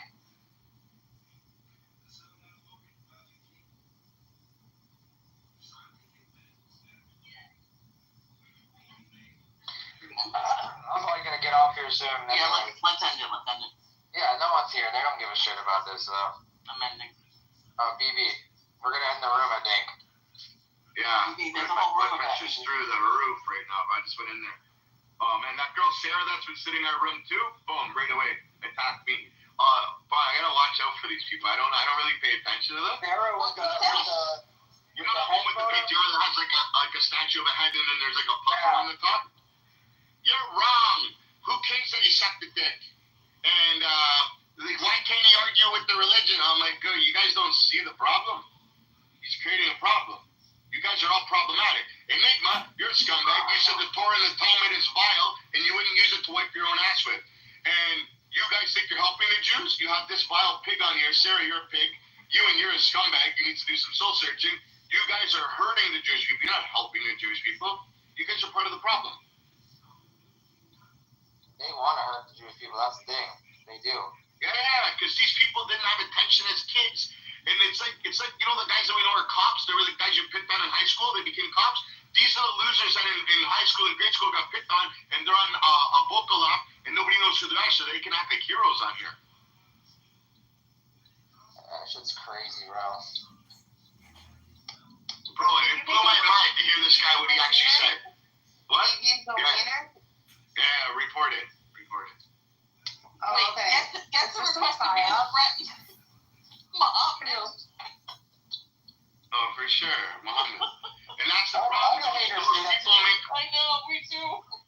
Those people try and make us Jews that are strong look weak. That's the problem. I want to separate myself from those people, like buddies, but they're just very problematic shit, and they're scum. They They don't have a clear vision. They're all lost.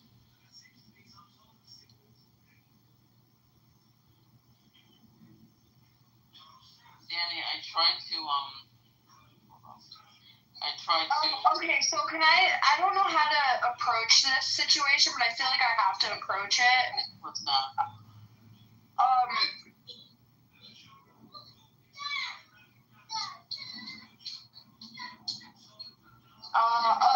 I don't even know. Like, I don't even know how to bring it up, or like, Just spit it out, man. I'm messaging you, okay, about it. It's like, and yeah, I think, yeah.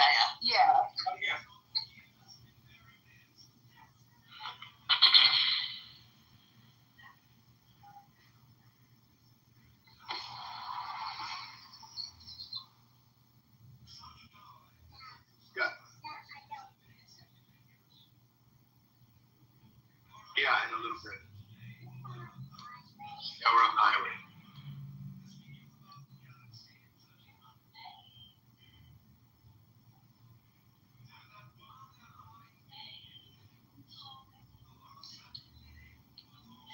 Wait, I'm still lost in the side chat. She's not. Oh, she's not L. Okay. You're only saying that because she's friends with Abby. Oh.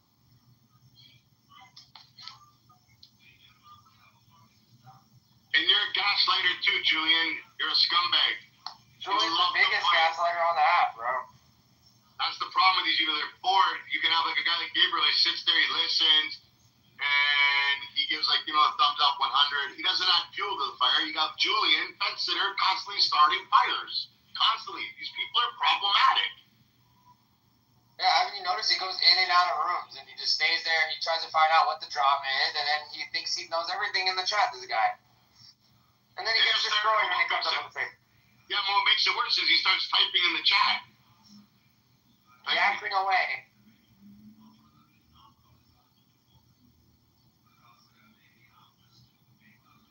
Nah, don't compare yourself to Gabriel.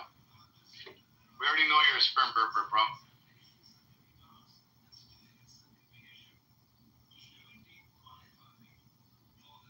Yeah, Gabriel's always been a friend. He just chills.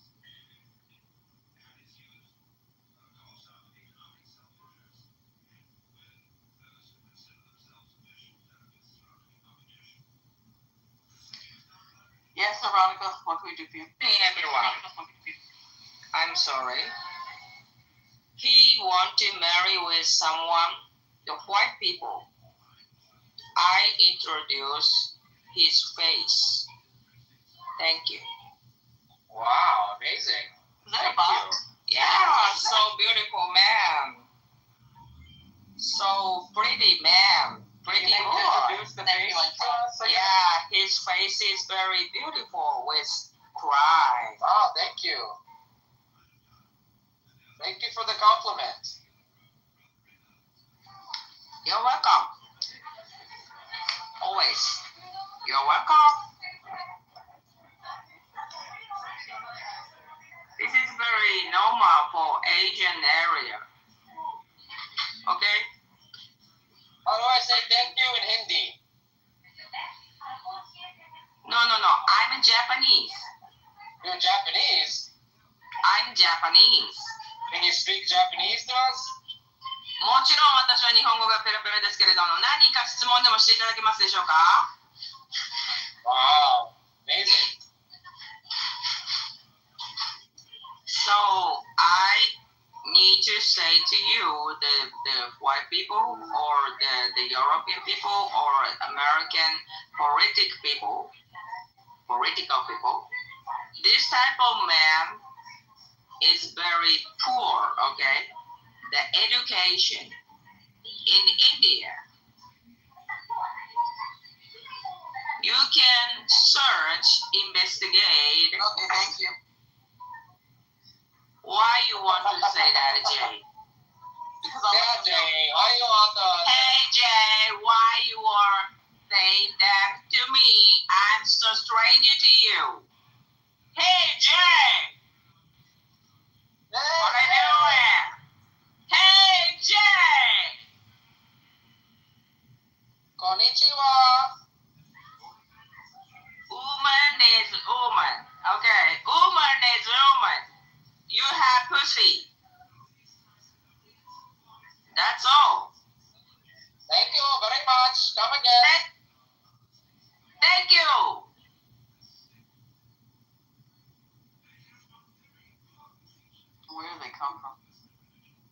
I don't know. So random, like, I don't know what he was even saying. Like, how do they find it? You have white face from European. Right. I erotica.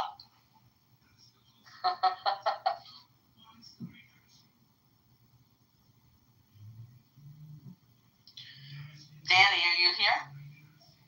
Yeah. Wait, did you send me a message? I'm trying to figure out how to approach it because it's very out there. It's very like, and I'm trying to figure it out. And he's just screaming and like, Do you want me to end the room and do you want to talk to me and Harry privately? No, it's not even I shouldn't tell Harry. It's just like, I'll. Okay. I gotcha. It's something confidential. It's something so random and so weird but important, but it doesn't involve me, right? It involves someone else. Okay. And I'm trying to figure out how to approach it or what it means, right? And yeah. Okay. I don't know what you're talking about, but okay. Sounds good. I'm ready to listen. I don't know. No, I mean, ready to read. If it's not for the room, don't share it with the room. Definitely not. Yeah.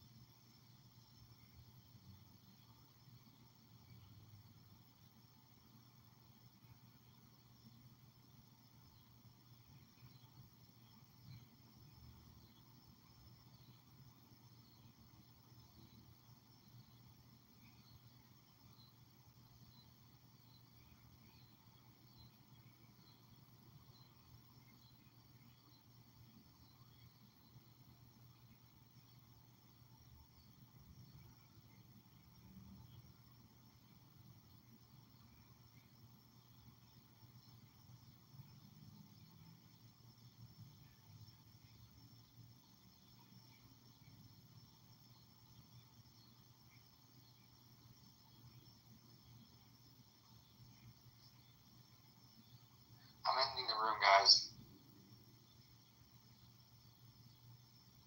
Sammy, have a good night, bro. Talk with you later if I see you in another room. Good talking with you today, bro.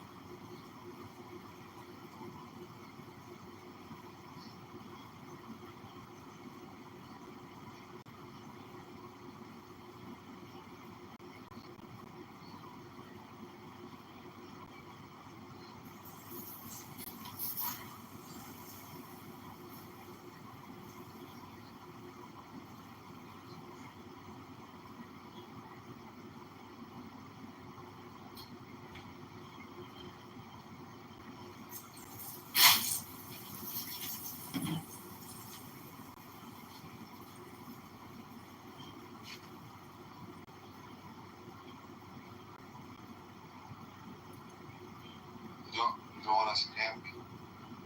What's that? Andra se pensa se si crede a fare di onda. Sweet boy. And seems like you might disagree with me, is that he's one of trust, you know. I understand that we're more complex, we have all sorts of different people. But I do think that if we wish to endure, we learn the art of trust. Not just in the laws and leaders, but we really have to learn to trust one another. So I think simple things like neighborhood volunteering, making it mandatory that twice a month that the parents of kids in classrooms meet with a teacher. And that's going to solve the problem which we are discussing today, or are you trying to bring up an issue that has nothing to do with the topic at a time when we're short on time and there are a lot of people trying to still speak? Well, I think this is a fundamental problem. But you can disagree. Okay, I'm not disagreeing that it's not a problem, but I am disagreeing that it is has anything to do with the topic at hand, and so I'm going to abruptly, and I don't mean to be mean-spirited about this, move along to the next caller who I know will take us right back to the topic. Barbie. Oh dear. Too much pressure. Pressure, yes. Goodness. Well, my reaction is, how bad do we want to serve? Are we willing to do what it takes?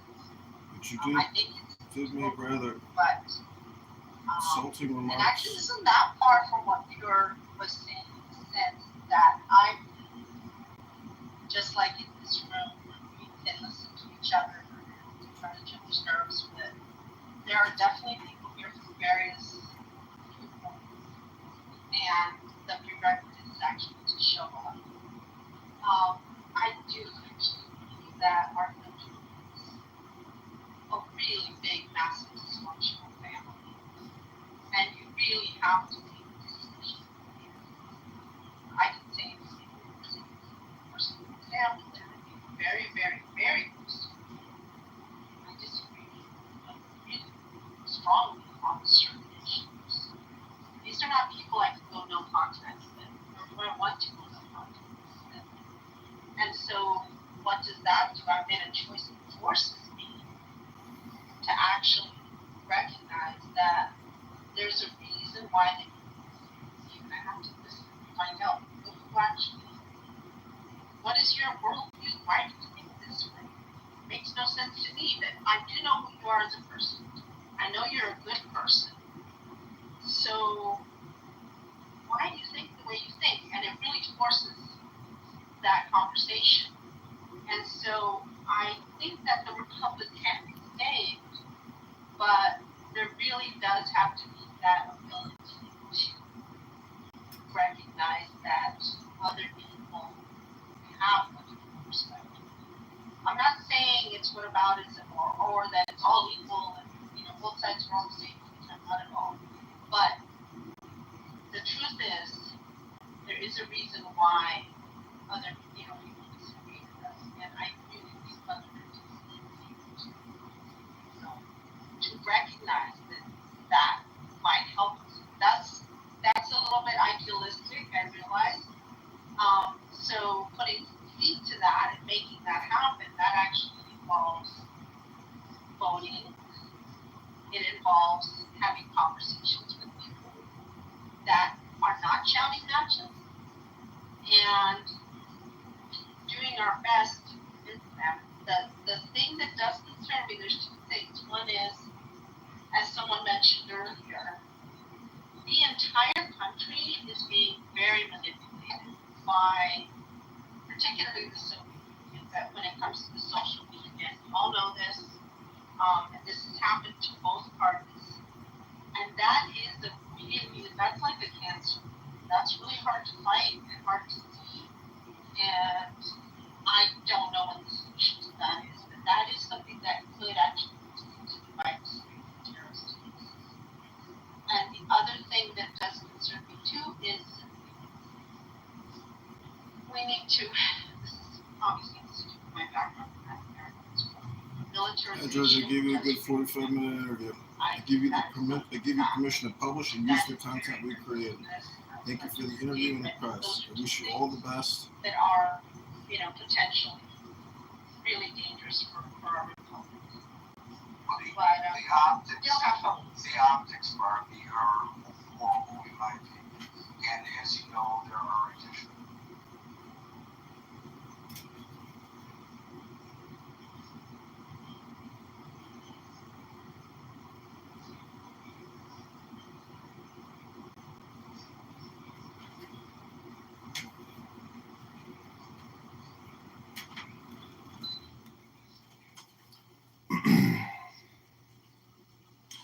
Hey everybody, this is candidate Congressman John Kitover at johnforcongress.com. I want to show you George Diehard. I've been having a never-ending back and forth with George. He runs prairiestatereport.com. His Instagram or his X account is George Diehard.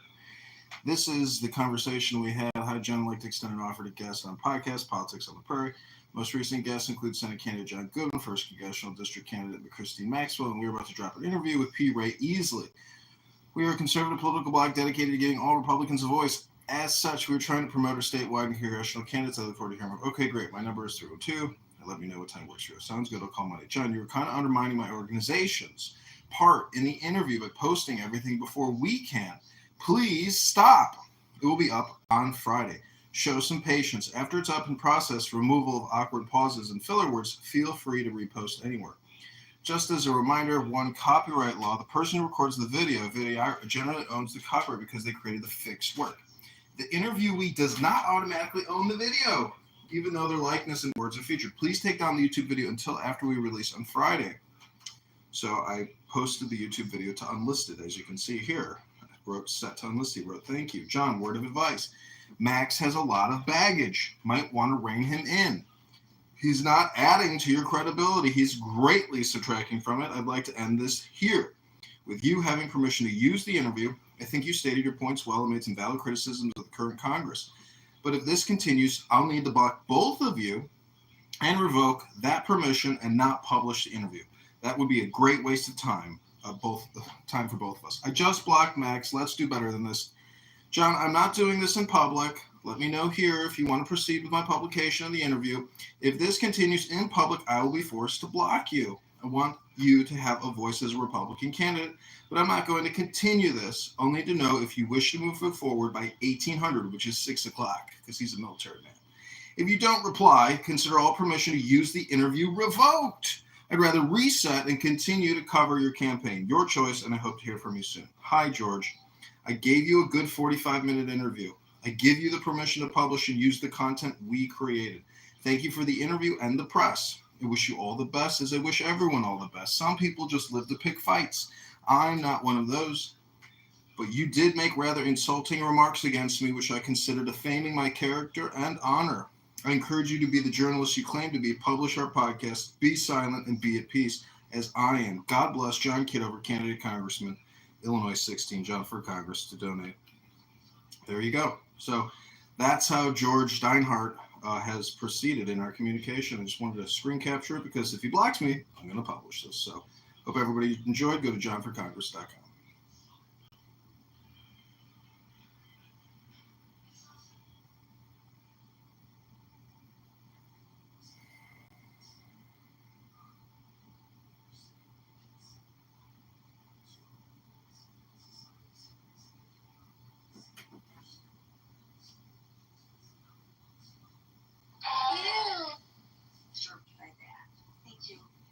Remember, we faced this once before. No attack on the Capitol, but the election of 1876 between Hayes the Republican and Tilden the Democrat, it had affected the Democratic Party en masse for about 35 years.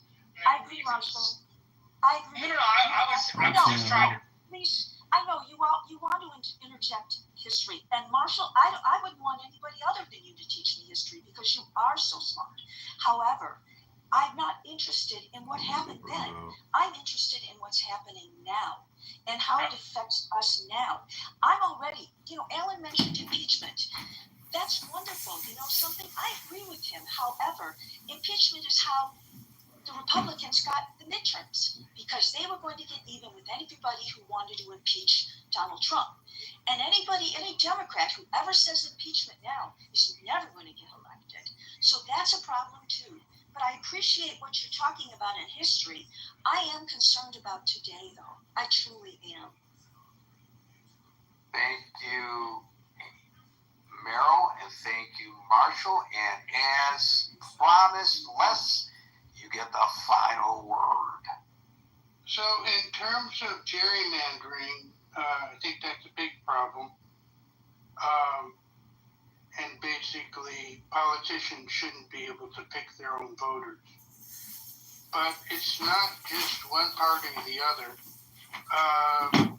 In Illinois, the Republicans got 44% of the vote, but they only have 17% of the seats. And state after state, you have the same issue. And I don't know how you would do it, but I wish we didn't have gerrymandering. I'm really concerned as well, Les, and if Texas is successful and California is successful, it's going to be a net no change in Congress, probably. And if one is successful and the other is not, then it will have a change in Congress, probably. And if neither of them are successful, it's not going to have an effect either way, except we're going to have people threatened with being arrested for not showing up for a quorum or something like that. It's really, all of this is very unseemly. Nobody said democracies or republics are clean. It's a very difficult path that we take. I guess if we had a supreme leader, we might not like the edicts of the supreme leader.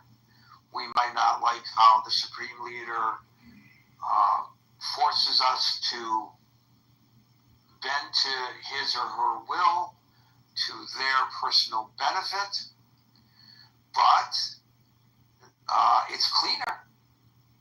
And we wouldn't have these kinds of forums where we argue with one another or discuss different viewpoints because the supreme leader wouldn't allow it. And we would just have to accept that. Surely, no matter where one stands with regard to what's going on in the executive branch today and in the legislative branch today and the Supreme Court branch today, I don't think we want that kind of cleanliness at the expense of the loss of our freedom to dissent. And there is a real danger, I think, in the direction in which we're going now. The people are being shut down for their dissent. And I think we have to be very cognizant of that. And speaking about shutting people down for their dissent, I'm shutting down the chat in the room, but I will not shut down the chat that's open 24 hours a day, 7 days a week on Facebook Messenger. So click on the link above and join and have at it there. Folks, we are here Monday through Friday from 5 p.m. to 6 p.m. New York time.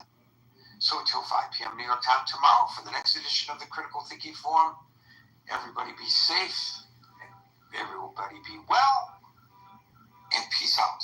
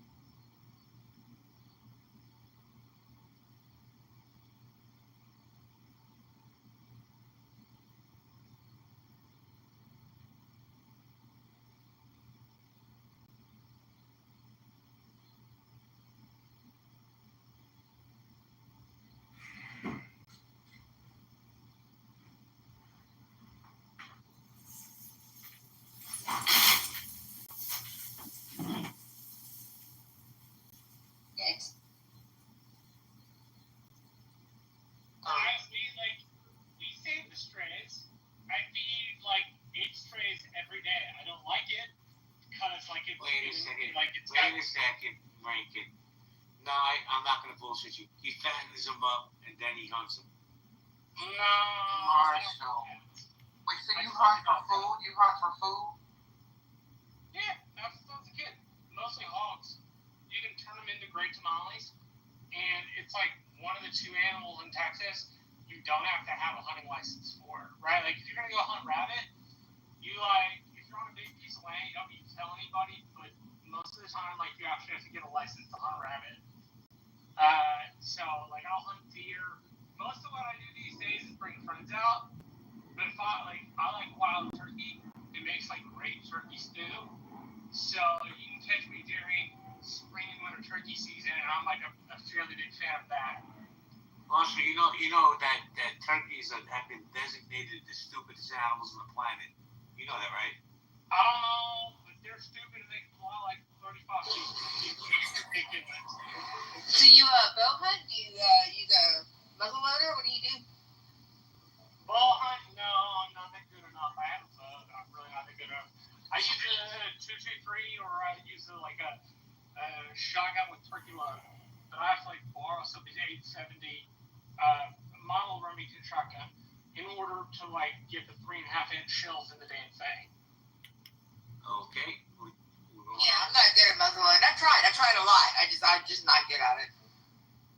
Muzzleloader is fun. It takes some talent. Like it takes. Okay, listen. We'll have to redneck conversation later with you and Hillary. let me get my. You wish you could hang at the deer lease with us. Come on now. Hell no. Healthy debates, guys. If being nice is free, why is it so hard? We have a poll up. You're on Clubhouse to make real friends. The car crashes. Business networking. I have no life.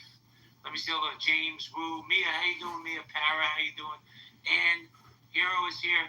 So this room's just been upgraded. Yo, AJ, that's a great PTR, man. I like that a lot. You look good in that picture. Big Bears here. We got John Kidd over here. Guys, if you want to come up, raise your hand. If you're on stage, please ping people in. If you have a pink ticket, cash it in. Today's raffle prize is an all-expense trip to Marshall's Ranch, and you can hunt all the dumb turkeys you want. How about that? Well, that turkey stew certainly sounds intriguing. By the way, let me say this. I'm just busting Marshall's chops, really. And I say this with every molecule of my being. Probably one of the top 3 good human beings I've ever got to know on this app. I had a family issue. I reached out to Marshall to see if he could help because the issue was in Texas. This man did not even hesitate. I got things to do. Immediately got on it and helped a family member of mine. So for that, I will always have love, respect, and admiration.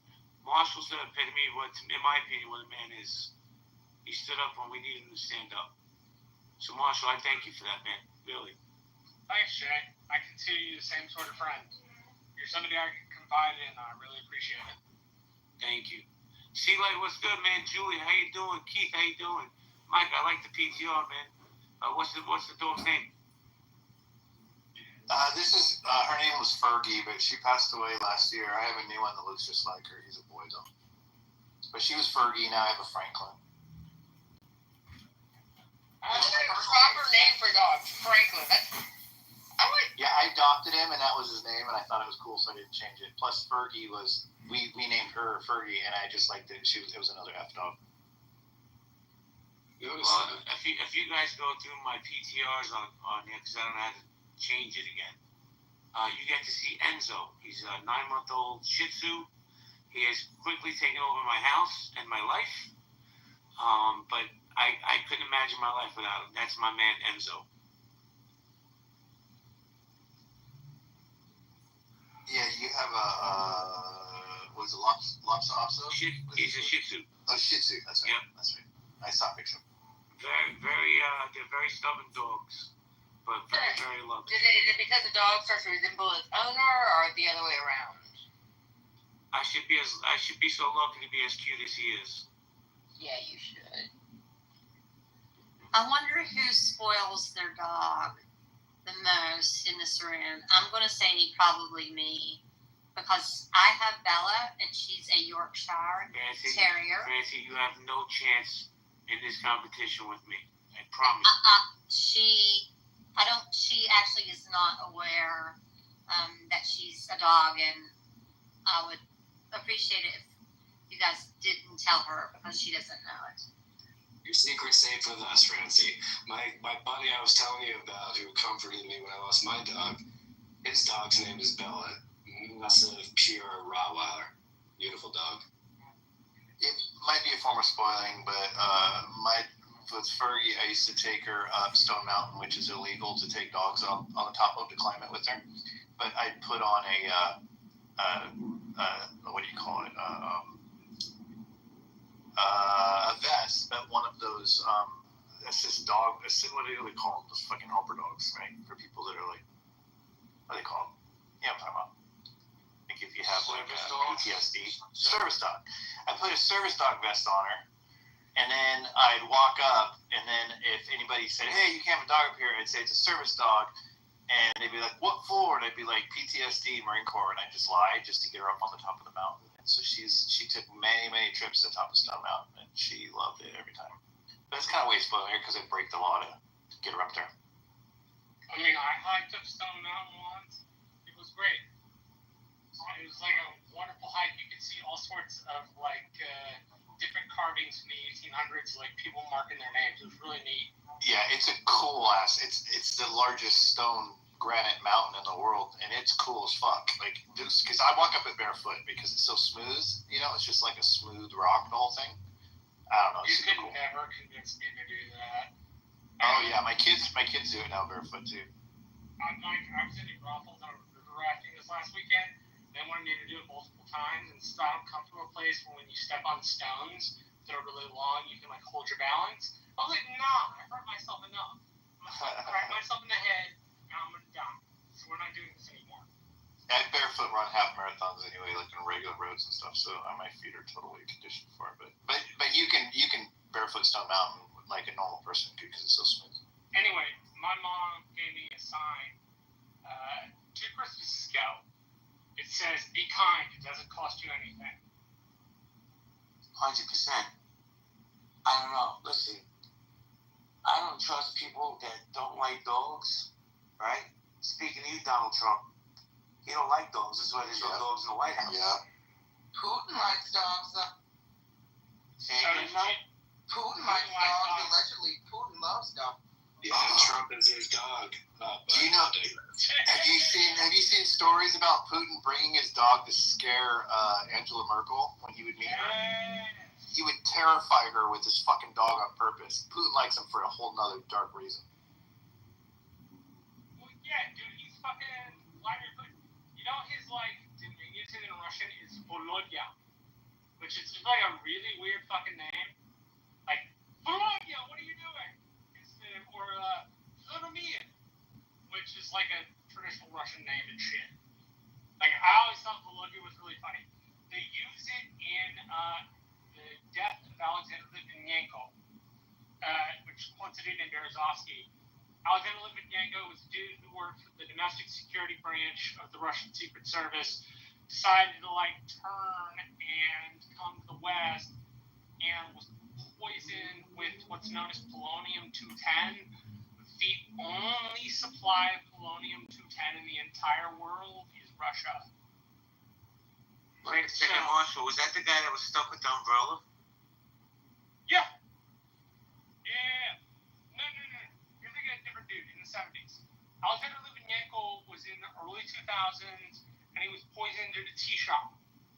And this would have been like 10 years before the Russians used Novichok on those scientists in the UK.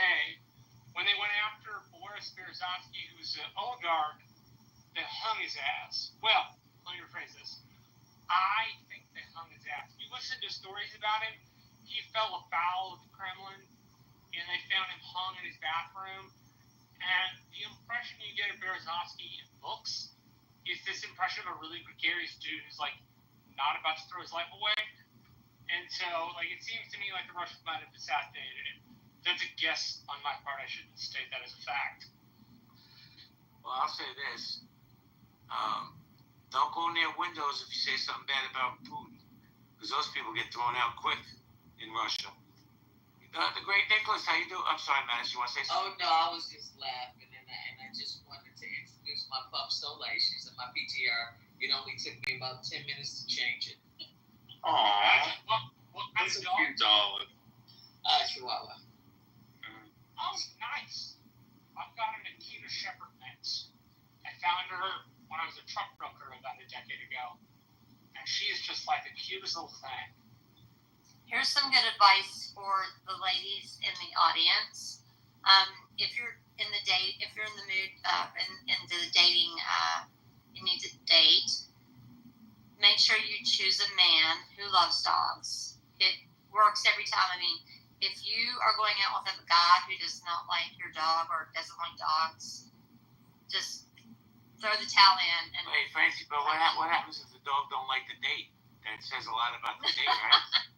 I chose my husband because he loves dogs. I think men who love dogs, it just shows you so much about their character and their soft side. And yeah, I adore men who love dogs. It's hot, isn't it, ladies?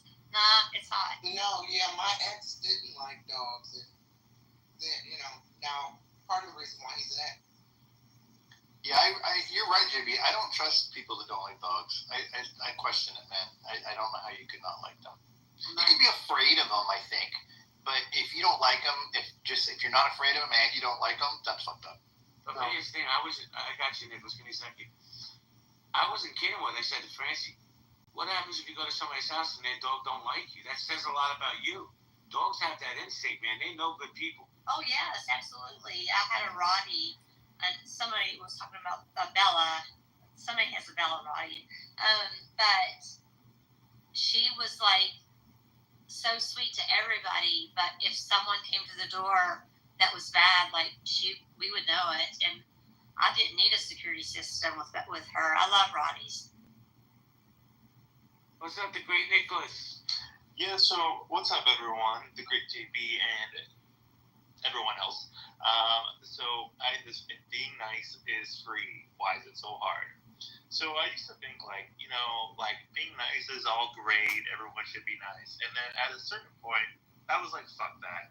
Being nice a lot of times just means suppressing what you really feel, either turning into passive-aggressive behavior instead of just addressing problems head-on. I think a lot of times it breeds a lack of authenticity as people try to fake nice play. Therefore, I was just like, a long while ago, I was like, fuck them, fuck their feelings.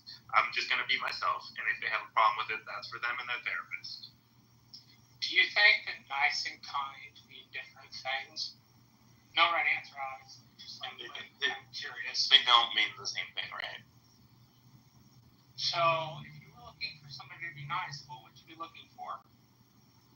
I got my list on that. One of my things is people who are understanding with my particular weirdness about history. If I can get somebody who's okay, that's not a deficit, I tend to like that person quite a lot. The difference is, right? Things for you. Kindness is more intentional, right? People doing things or acting in a certain manner to be kind. Nice people, a lot of times it can be covert manipulation.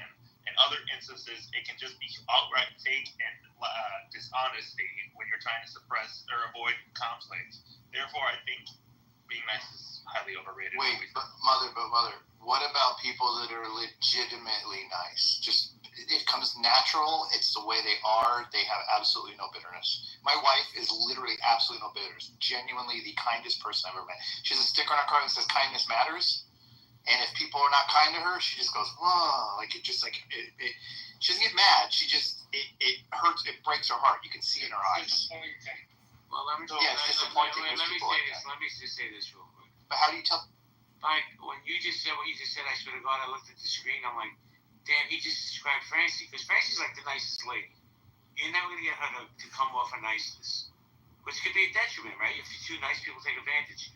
Okay, Nicholas, what are you gonna say? Yeah, I think a lot of times, and not, Mike, I will say this with like let me back up and say I'm not trying to talk shit about your wife, but I feel like a lot of times people who are constantly trying to label themselves as being nice or being friendly are covert manipulators. They're usually trying to get some type of response or some type of social capital or something out of people, and therefore that is why that's their default operating method. You got to be careful of people like that. People who refuse to be direct, people who refuse to be honest with you because they are playing a much higher level game than we realize. So I'm pretty sure, not to trash your wife, she probably has lots of friends, lots of social capital in the real world. That is value that you're extracting from the people around you. Dude, it's completely, it doesn't apply to her at all. Not at all. I mean, she has very limited amounts of friends. She couldn't care less about being popular. It makes me sad that you don't know somebody who's legitimately just absolutely kind-natured. Like you're right. I mean, Francine is one of them. She absolutely is.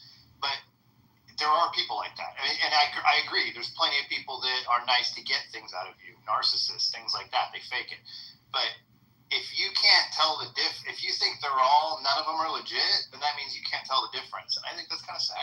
Yeah, hold on a second. Let me just say this, man. Because I think he's saying something that's going over everybody's head. At least I'm pointing it out. That this man can be married to this woman after 27 years or whatever the number is and still say what he's saying. Yo, Mike, you're a real one, man. I got a lot of respect for you. Well, I'll admit that. I mean, I'll act nice to get something. That's not her. In fact, I went through this stage part of my life in my 40s where I started smoking weed. My wife hated it. She hated it. My kids hated it. Everybody fucking hated it. I tried to hide it, but they could smell it. It just sucked. It was a stupid idea. But I got kind of hooked on it. And I started getting real paranoid and anxiety a lot when I would do it. And I started nitpicking things she would say that were nice, and I started questioning her on it. I kind of acted like you're acting now, mother, a lot to her. And there was nothing more frustrating than her because she's like, you're acting like I'm not who I am. Like it's killing me. Like I don't understand. Like you need to stop treating me this way. Like you know better about me. Blah blah. And when I became sober and I got off and all that, and I got better, it was like I realized it. I was like, oh my God, I really was questioning her innate natural goodness, and it was like the most evil thing I could have done. It was just abusive. It was horrible. And so I know I'm not that person, and I know that she surrounds herself with very limited people, but they are just as kind as her, because otherwise she just doesn't find an attraction to them. If they're not genuine, then she can tell the difference. It's like a dog. A dog can tell the difference. If you treat them nice or not, they can tell. It's like an energy thing, kind of. I mean, more than anything. So I don't want to sit to your wife because I feel like an asshole. Yeah, but part of me is also thinking she's your wife, and how are you really gonna have a clear analysis? Maybe she's just so good at manipulating you that you don't even know it, right? Like there are plenty of I wish you knew the difference. Significant other to do exactly what they want and control them in passive ways. This is very common. I don't want to gaslight you, but you've been hurt, mother. I mean, I don't know what it is, but somebody broke your heart or some shit. You can't tell the difference. Woof. Don't get mad because I'm right. Your wife could be fake as hell. Well, maybe she's not, but maybe she's just one of the good ones. But I tell you what, Mike shared a story with me, Mike. I'm not doxing you. So Mike was listening to my room. I think it was 2 days ago, and he falls asleep because this is what some of us do. Because I'm so boring, they fall asleep. Well, his wife walks into the bedroom and she hears me yell at somebody and say, I hope you get a yeast infection in your mouth. And she's like, who is this dude and why is he saying these? She comes in and she goes, my wife is, like I said, she's so kind. She never says anything that's me, right? And she just goes, I hope you get a yeast infection in your mouth. And the way she said it was hysterical because I've never heard her saying it in my life. And I'd fallen asleep. And I'm like, where the hell did that come from? She goes, I don't know. Whoever was on your phone just said that. And I was like, that's JB. And then I started listening. I realized, and she goes, the funniest thing is he goes, I hope you get a yeast infection in your mouth. And then immediately he goes, next. And he was nice to the next person. And I said, yeah, that's JB. Because he wouldn't usually say that anyway, but if he did, he would get over it real fast. And she's like, yeah, so she actually really liked you, even though you said it. And because she cracked up. She thought it was funny how you just reset yourself immediately. Bro, let me tell you something. I've been cracking up since you told me that story because I can see you lying there with the phone on your chest as she's walking in. Oh yeah, that's all she heard. And then she said it like me. She said it like mockingly, but then she's like, "What is that?" And she was, "I could not listen to people talk like that." Brooklyn? Did she do Brooklyn accent? I don't know. But she's like, like, I don't think I could not listen to people like talk to people like that. And I'm like, oh, it's like entertaining. And she's like, it's not for me. You know what I mean? Like, she wouldn't even be around it. She just wouldn't really enjoy it, honestly. But it was just hysterical because I told her all about you, and I told her the shit you were going through at the time with who the fuck was it, Pepe. And I told her what a dirtbag, racist asshole Pepe is. And so she learned a lot about my clubhouse friends. Did you say anything about Jane? Hold on. Francie, give me a second. Let me say hello to Janie real quick. Janie was good. I like your PTR. Thank you, JB. Well, why would you say something about me? Mother, obviously not. We barely know each other. No, I was joking, Jane. I'm sorry. Well, yeah, I'm a little hyper because I heard your energy when I came in. So, JB, I don't know the answer to my answer to your room question.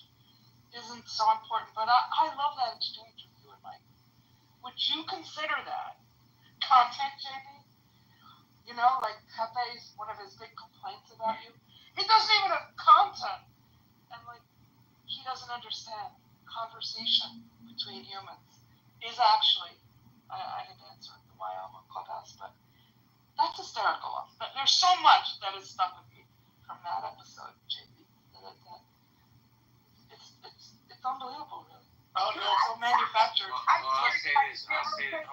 I'm gonna leave. I don't know why we're talking about Pepe here, because honestly, I really don't want to get involved in this stuff. It's low, like that. I agree with this lady that just said this, because every time you bring up this whole like disaster in Clubhouse, I don't want to hear about it. I want to live my life like we've heard.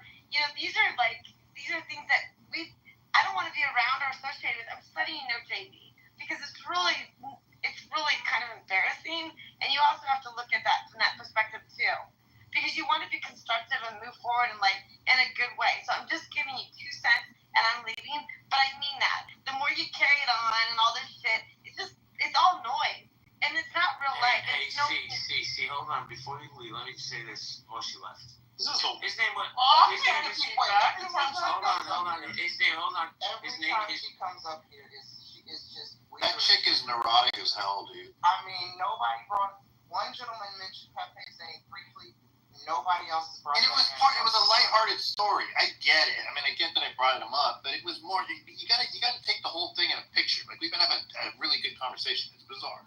That's that weirdo shit I be talking about on the app. She came up here to start some shit. Nobody else did. Also, like, I'm in rooms with her all the time. Like, they crash out in those rooms constantly. What are we talking about? Like, Pepe is not the only place where people crash out. Like, those rooms crash out every day. Well, you know what? There was a valid point that was just made by Jane in terms of this word content. That was one of those. Madison, what is content? It's bullshit, is what it is. They actually think that it takes talent to provoke arguments. What the fuck is that? It's nothing. It takes zero to spew vitriol. I mean, I go back to Howard Stern, okay? I never thought he had talent either. Him, Wendy Williams, all of the shock jocks, Tom Likas, all of them, Rush Limbaugh, who just talk a bunch of shit to get everybody all up in arms about something, and it's all negative. It doesn't take anything to do that when you crack open a mic. They're not professional. They're not talented. And Clubhouse is just I don't know. I don't even want to say Hey, Madison, you know what takes talent? To cultivate a conversation about kindness. How about that? Oh, yeah. A conversation about kindness. Because on this app, there's very little of that, and in this world, there's even less. So that's it. Hold on. I want Francie to go, because she's been patiently waiting. Get Francie. Actually, that's exactly what I was waiting to say, is there is never mistake kindness for weakness, right? So people think I'm kind, and I am, and I prefer to be kind, but if I'm pushed, or if you mess with somebody I love, it's not going to end well for you. So it's, don't think that I'm weak. Yeah, absolutely. There's a strength. There's an innate strength to it. It's just a quiet strength. So, JB, I know this isn't an option on the poll. It says you're on Clubhouse. I honestly think I'm on Clubhouse because I'm a remote employee and I spend most of the day in silence. And a lot of times, like, when I was in the office, I didn't have this app. I went on site for my client for 2 weeks, And I was so drained from talking to people all day, I didn't even open the app when I got home because I didn't need the stimulation, right? So I'm seriously on this app mostly because I work from home and you guys entertain me a lot of the times, or maybe I'll be having a little snack and listening to you guys, and then I log off and get back to work. But like that's pretty much it. Like I think that's why I'm on. I think that would have been a good option. Passive entertainment. That would have been a good choice. Yeah, passive entertainment. Like a podcast. Because that's what I do for a lot too. Yeah, same here. My work, I haven't worked in the office in years. I'm very lucky that in my capacity as an entertainment news reporter, I've worked my way to this position where I can work anywhere in the world. I can live anywhere in the world and still have my job. So I know that that's why I'm always, I can sit at the desk and work and have, Clubhouse playing in the background. But hold on, Madison, I hate to admit this, Madison, but I used to be a big Tom Likas fan. You mentioned his. Oh, I did too. Flash Friday. Remember Flash Friday? I partied with him in Seattle one time, and he was fucking crazy, signing chicks' tits in this bar and stuff. It was hysterical. You know what? He was cool at first. We were the first affiliate to actually sign his show, WTSO AM in Wisconsin, and he didn't start out like that. So I just did. He got that way over time. So. I'm just a veteran when it comes to talk radio and all of those elements, and I have seen the demise of my industry. So I take it personally. It's like, all you have to do, and I refuse to do it. Like, you can make $250,000 tomorrow, just open the mic and just say a bunch of hateful shit. Oh. And people will. And he was he had a face for radio. That dude was an ugly motherfucker, and all he did was say sexist shit about chicks all the time. He talked about how he got laid all the time, and it was like, oh god, I don't even know if I believe him. He was so ugly. I gotta be honest. I have no idea who this person is. He's a shock DJ from. He was He was syndicated nationally, but he was in the biggest group in LA. He was the biggest DJ for a while in the 90s. And in my opinion, a lot of these so-called red pill guys, was Kevin Samuels, Andrew Tate, all these guys that have similar rhetoric. In my opinion, they stole all, whether they know it or not, all of their content and talking points they got from Likas. Exactly, and Likas was a professional too. So I gotta give. I loved his intro. It was exactly the same every time, identical every day. So I just saw a show about Howard Stern, actually, and about how he's now regretting everything that he used to do and say, and he basically feels really bad about it. He said he doesn't want people to read his books anymore because he's not that person, and it makes him sick to read them. Mike, he's about to get fired. So, from what I said, he's on the chopping block because his contract's not being renewed. Max, you want to say something? I want to say hello to Uncle Steve. I just wanted to say that's good to know because it's like I just don't get it, and there's so many people who are falling into this space. And one thing about being in entertainment, and I'm a filmmaker, I'm in Hollywood, it's taking me longer to get things done because I've got to be able to look in the mirror when all is said and done. And I just wonder, do people just do anything for a buck? And like, how do you live with yourself? Like after all the listeners are gone, and you just literally looking in the fucking mirror, and when you're on your deathbed and you think about the shit that you did, how do they do it? I don't get it. I can't do it.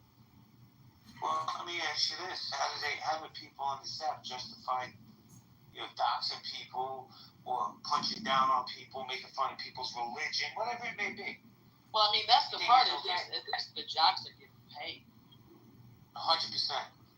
Somebody who should be on the radio, has a radio voice and a personality, is Uncle Steve. Uncle Steve, welcome to the space. Hi, JB. Pleasure to see you. Happy Thursday. The pleasure's mine, sir. I'm being picked up in about 5 minutes to go have dinner with my brother and my dad, which I do every twice a month. Dad is going to be 91 this year. I'm taking Dad plus my son and plus my daughter and my son-in-law on a cruise in a couple of weeks. I'm very, very fortunate to be able to afford to do that. Thanks for holding the space, Jake. Oh, by the way, huge Likas fan here.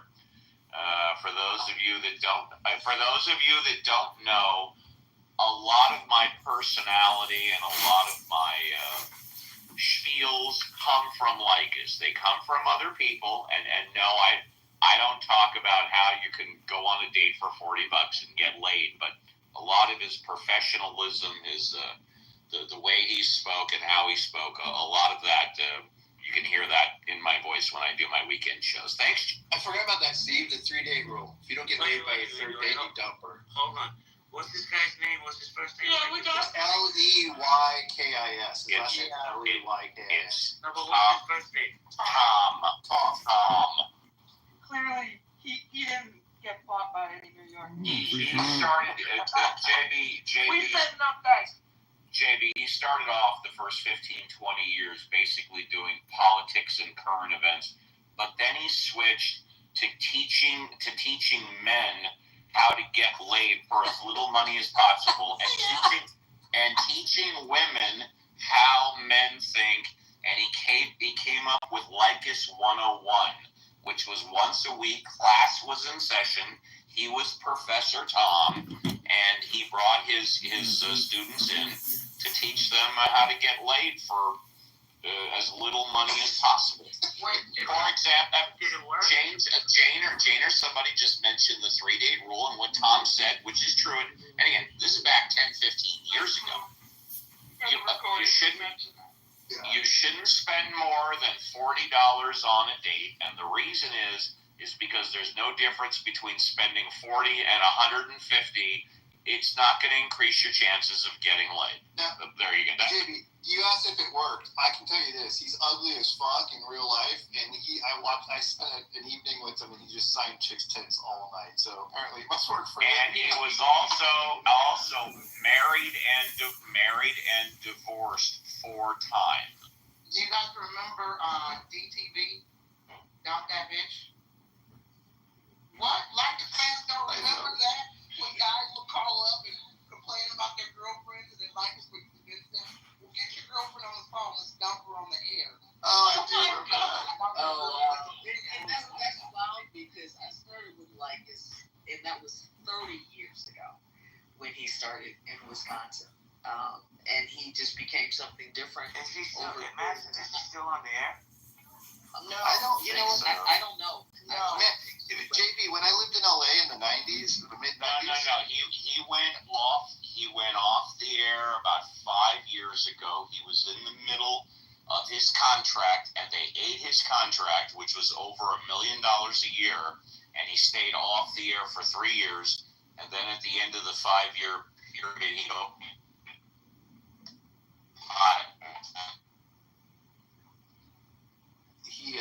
When I lived in LA in the mid '90s, he was so popular in the afternoons that Flash Fridays were when chicks would be encouraged to flash their boobs like on their cars and stuff. So there was like you'd see vehicles driving around that said Flash Friday painted on them or show your tits on them, and then every time someone got flashed, they'd call into him and tell him where it was happening so that other guys could drive over there. Yeah, and again, he didn't start out that way. I think he had a bad relationship or something like that and just changed that. But Tom was on the radio since the early 70s, and he's really a smart guy. He was a great guy to be around and all of that. And then, I think he just did a shtick because obviously people ate it up. Yes, he did his shtick because people ate it up, and most importantly, he got the advertising dollars in.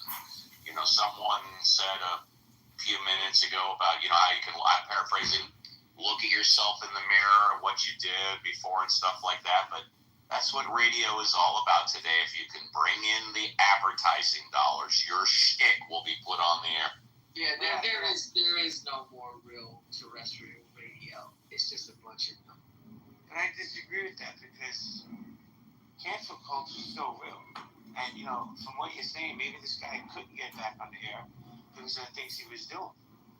And cancel culture will cancel your advertising. You're absolutely right, JB.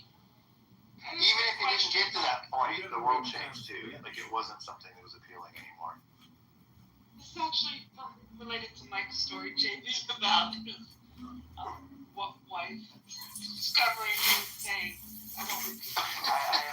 I would like to know who you were talking about. Who were you talking about? I don't want to say it because I'm so Yes. You can guess, but what I said was I hope you get a yeast infection in your mouth. And yeah, my hurt it. Well, you said you gaslight. You said you gas. She when she came in, she goes, "Gaslighting bitch. I hope you get a yeast infection in your mouth." And I just started cracking up because my wife never talks like that. I was just waking up, right? And I'm like, "Where did that come from?" She's like, "Came from your phone." I was like, "Oh." That's a funny one. I'll see you later. Thanks for reminding me. Bye. Yeah, it wasn't bitch. You said so, you gaslighting something. You didn't say bitch. That wasn't the right word. It was something like that, but it was just funny. And then you're like, next. Well, I gotta be honest with you, Mike. I actually meant what I said. Oh, for sure. I didn't know who it was about, so absolutely. By the way, you know who got dog's heart today? Just side note. Who? Brad. Dude, John was on today with his picture and all of his information from LinkedIn, and then he called the FBI and reported him for threatening people's lives and sent them recordings, and he hired a lawyer on the air. Like he went off on Brad today. Listen, I heard about it. I don't agree with it. I know your feelings on Brad. Oh no, I don't agree with that. That's pretty harsh. Campaign. Like, I mean, I'd be afraid to do anything like that on here because it'd come back to you, you know. Yeah, he went into the paint with Brad. Yeah, he definitely It got deep, and he has a real lawsuit. He's a real lawsuit at this point. So I mean, it could develop into something. Because you really can't threaten, and it was a death threat that he made that he recorded. You really can't threaten people with death. I mean, it is something you can get in trouble for. So, and if I don't know, depending on what happens. Well, if he really has a recording, and he really did call the FBI or the local police, I would, and I'm just assuming, I'm not getting involved in this conflict, but I would assume Brad's going to get a knock on that door. Yeah, that's what I was thinking. I mean, who knows, you know? But it was brutal. It was brutal. I mean, it really was. He also contacted his employer, sent him a bunch of emails and shit to their customer service and with pictures of him. He totally just he blew him up. I thought it was really painful to hear about and see, to be honest, because it was so extreme. I was like, oh, he's hitting him from all angles.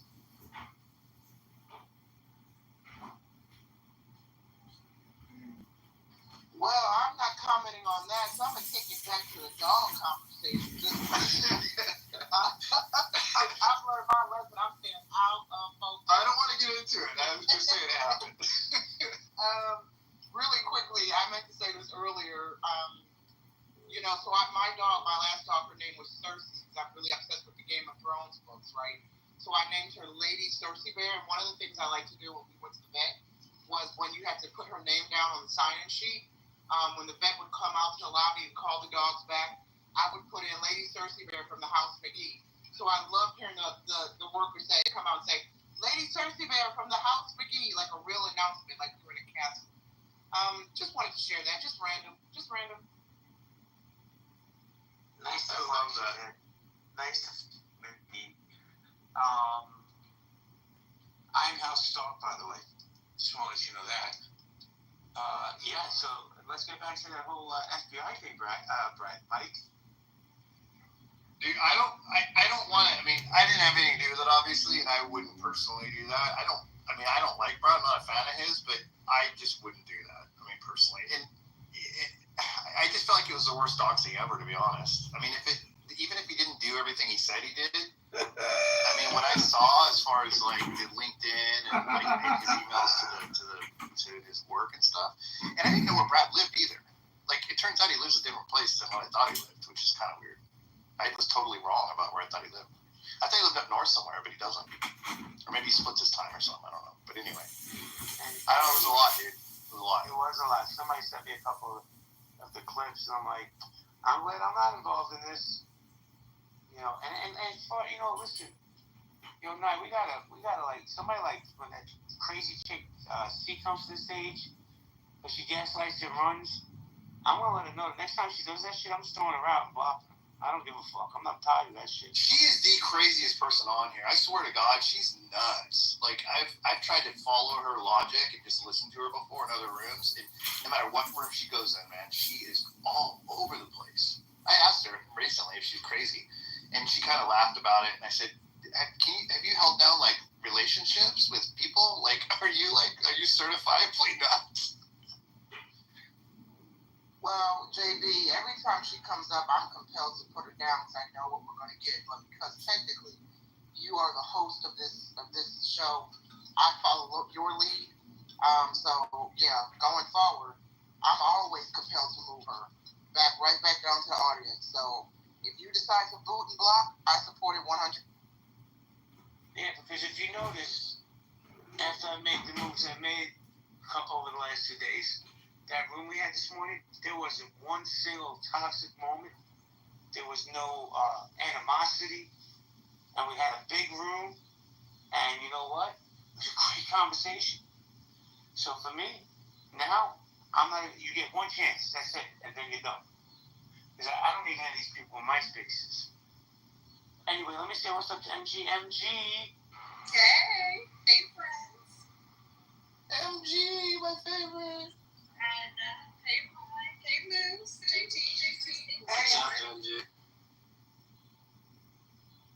Sorry, I'm driving, so I'm just listening for the time being.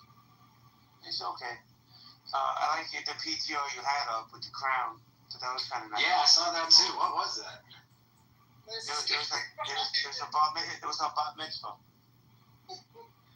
Yeah, this is story of mine. But thank you. Anyway, I'm gonna go eat, guys. Nye, Mike, MG, Moose, you guys want to keep it open? You're more than welcome. So I'll come back after I eat. But if not, I'm gonna shut it down. Yeah, shut it down. I'm gonna go eat too. Yeah, I'm good with shutting it down. Thanks, man. It was fun. All right, guys. I'll open another room a little later. I look forward to you guys coming by. All right, man.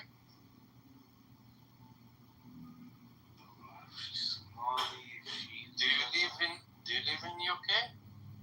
I'm currently in Libya. Libya. Is it a one government in Libya or two sides? I don't know. Sometimes I hear. We do have two governments. Three governments? Two.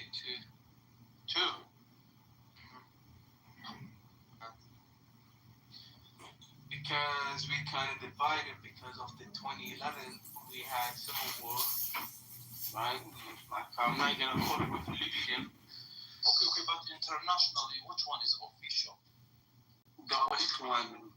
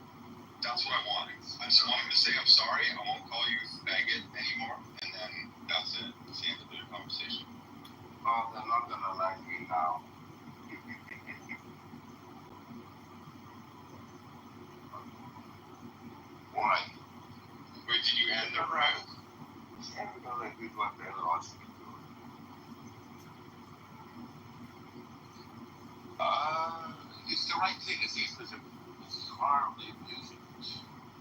I see him just as a dude. You should see what he just said. He wanted to R-word my mother. That was the last thing when I left her. That's sick. That's gross. I mean, those dudes are like fucking insane, though. Like, they're so extreme.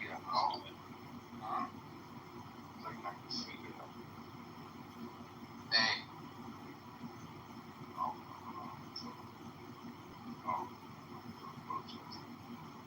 It's okay. I know you're kidding around. I'm not going to be sensitive. Okay, you're not. Wait, I have a question for you, Daniel. Okay, so are you gay? No. My mouth. So I like sucked a dick once, and everybody is like freaking out about this. Owen's dick suck is out in the public again. It was like it was like 20 years ago. Alright, I'm gonna end this recording. No, it was like 20 years ago. GoodJobForCongress.com. It's hilarious what's going on about it. And people are freaking out about it. So I just want to know. Condition that it's like it's black and white.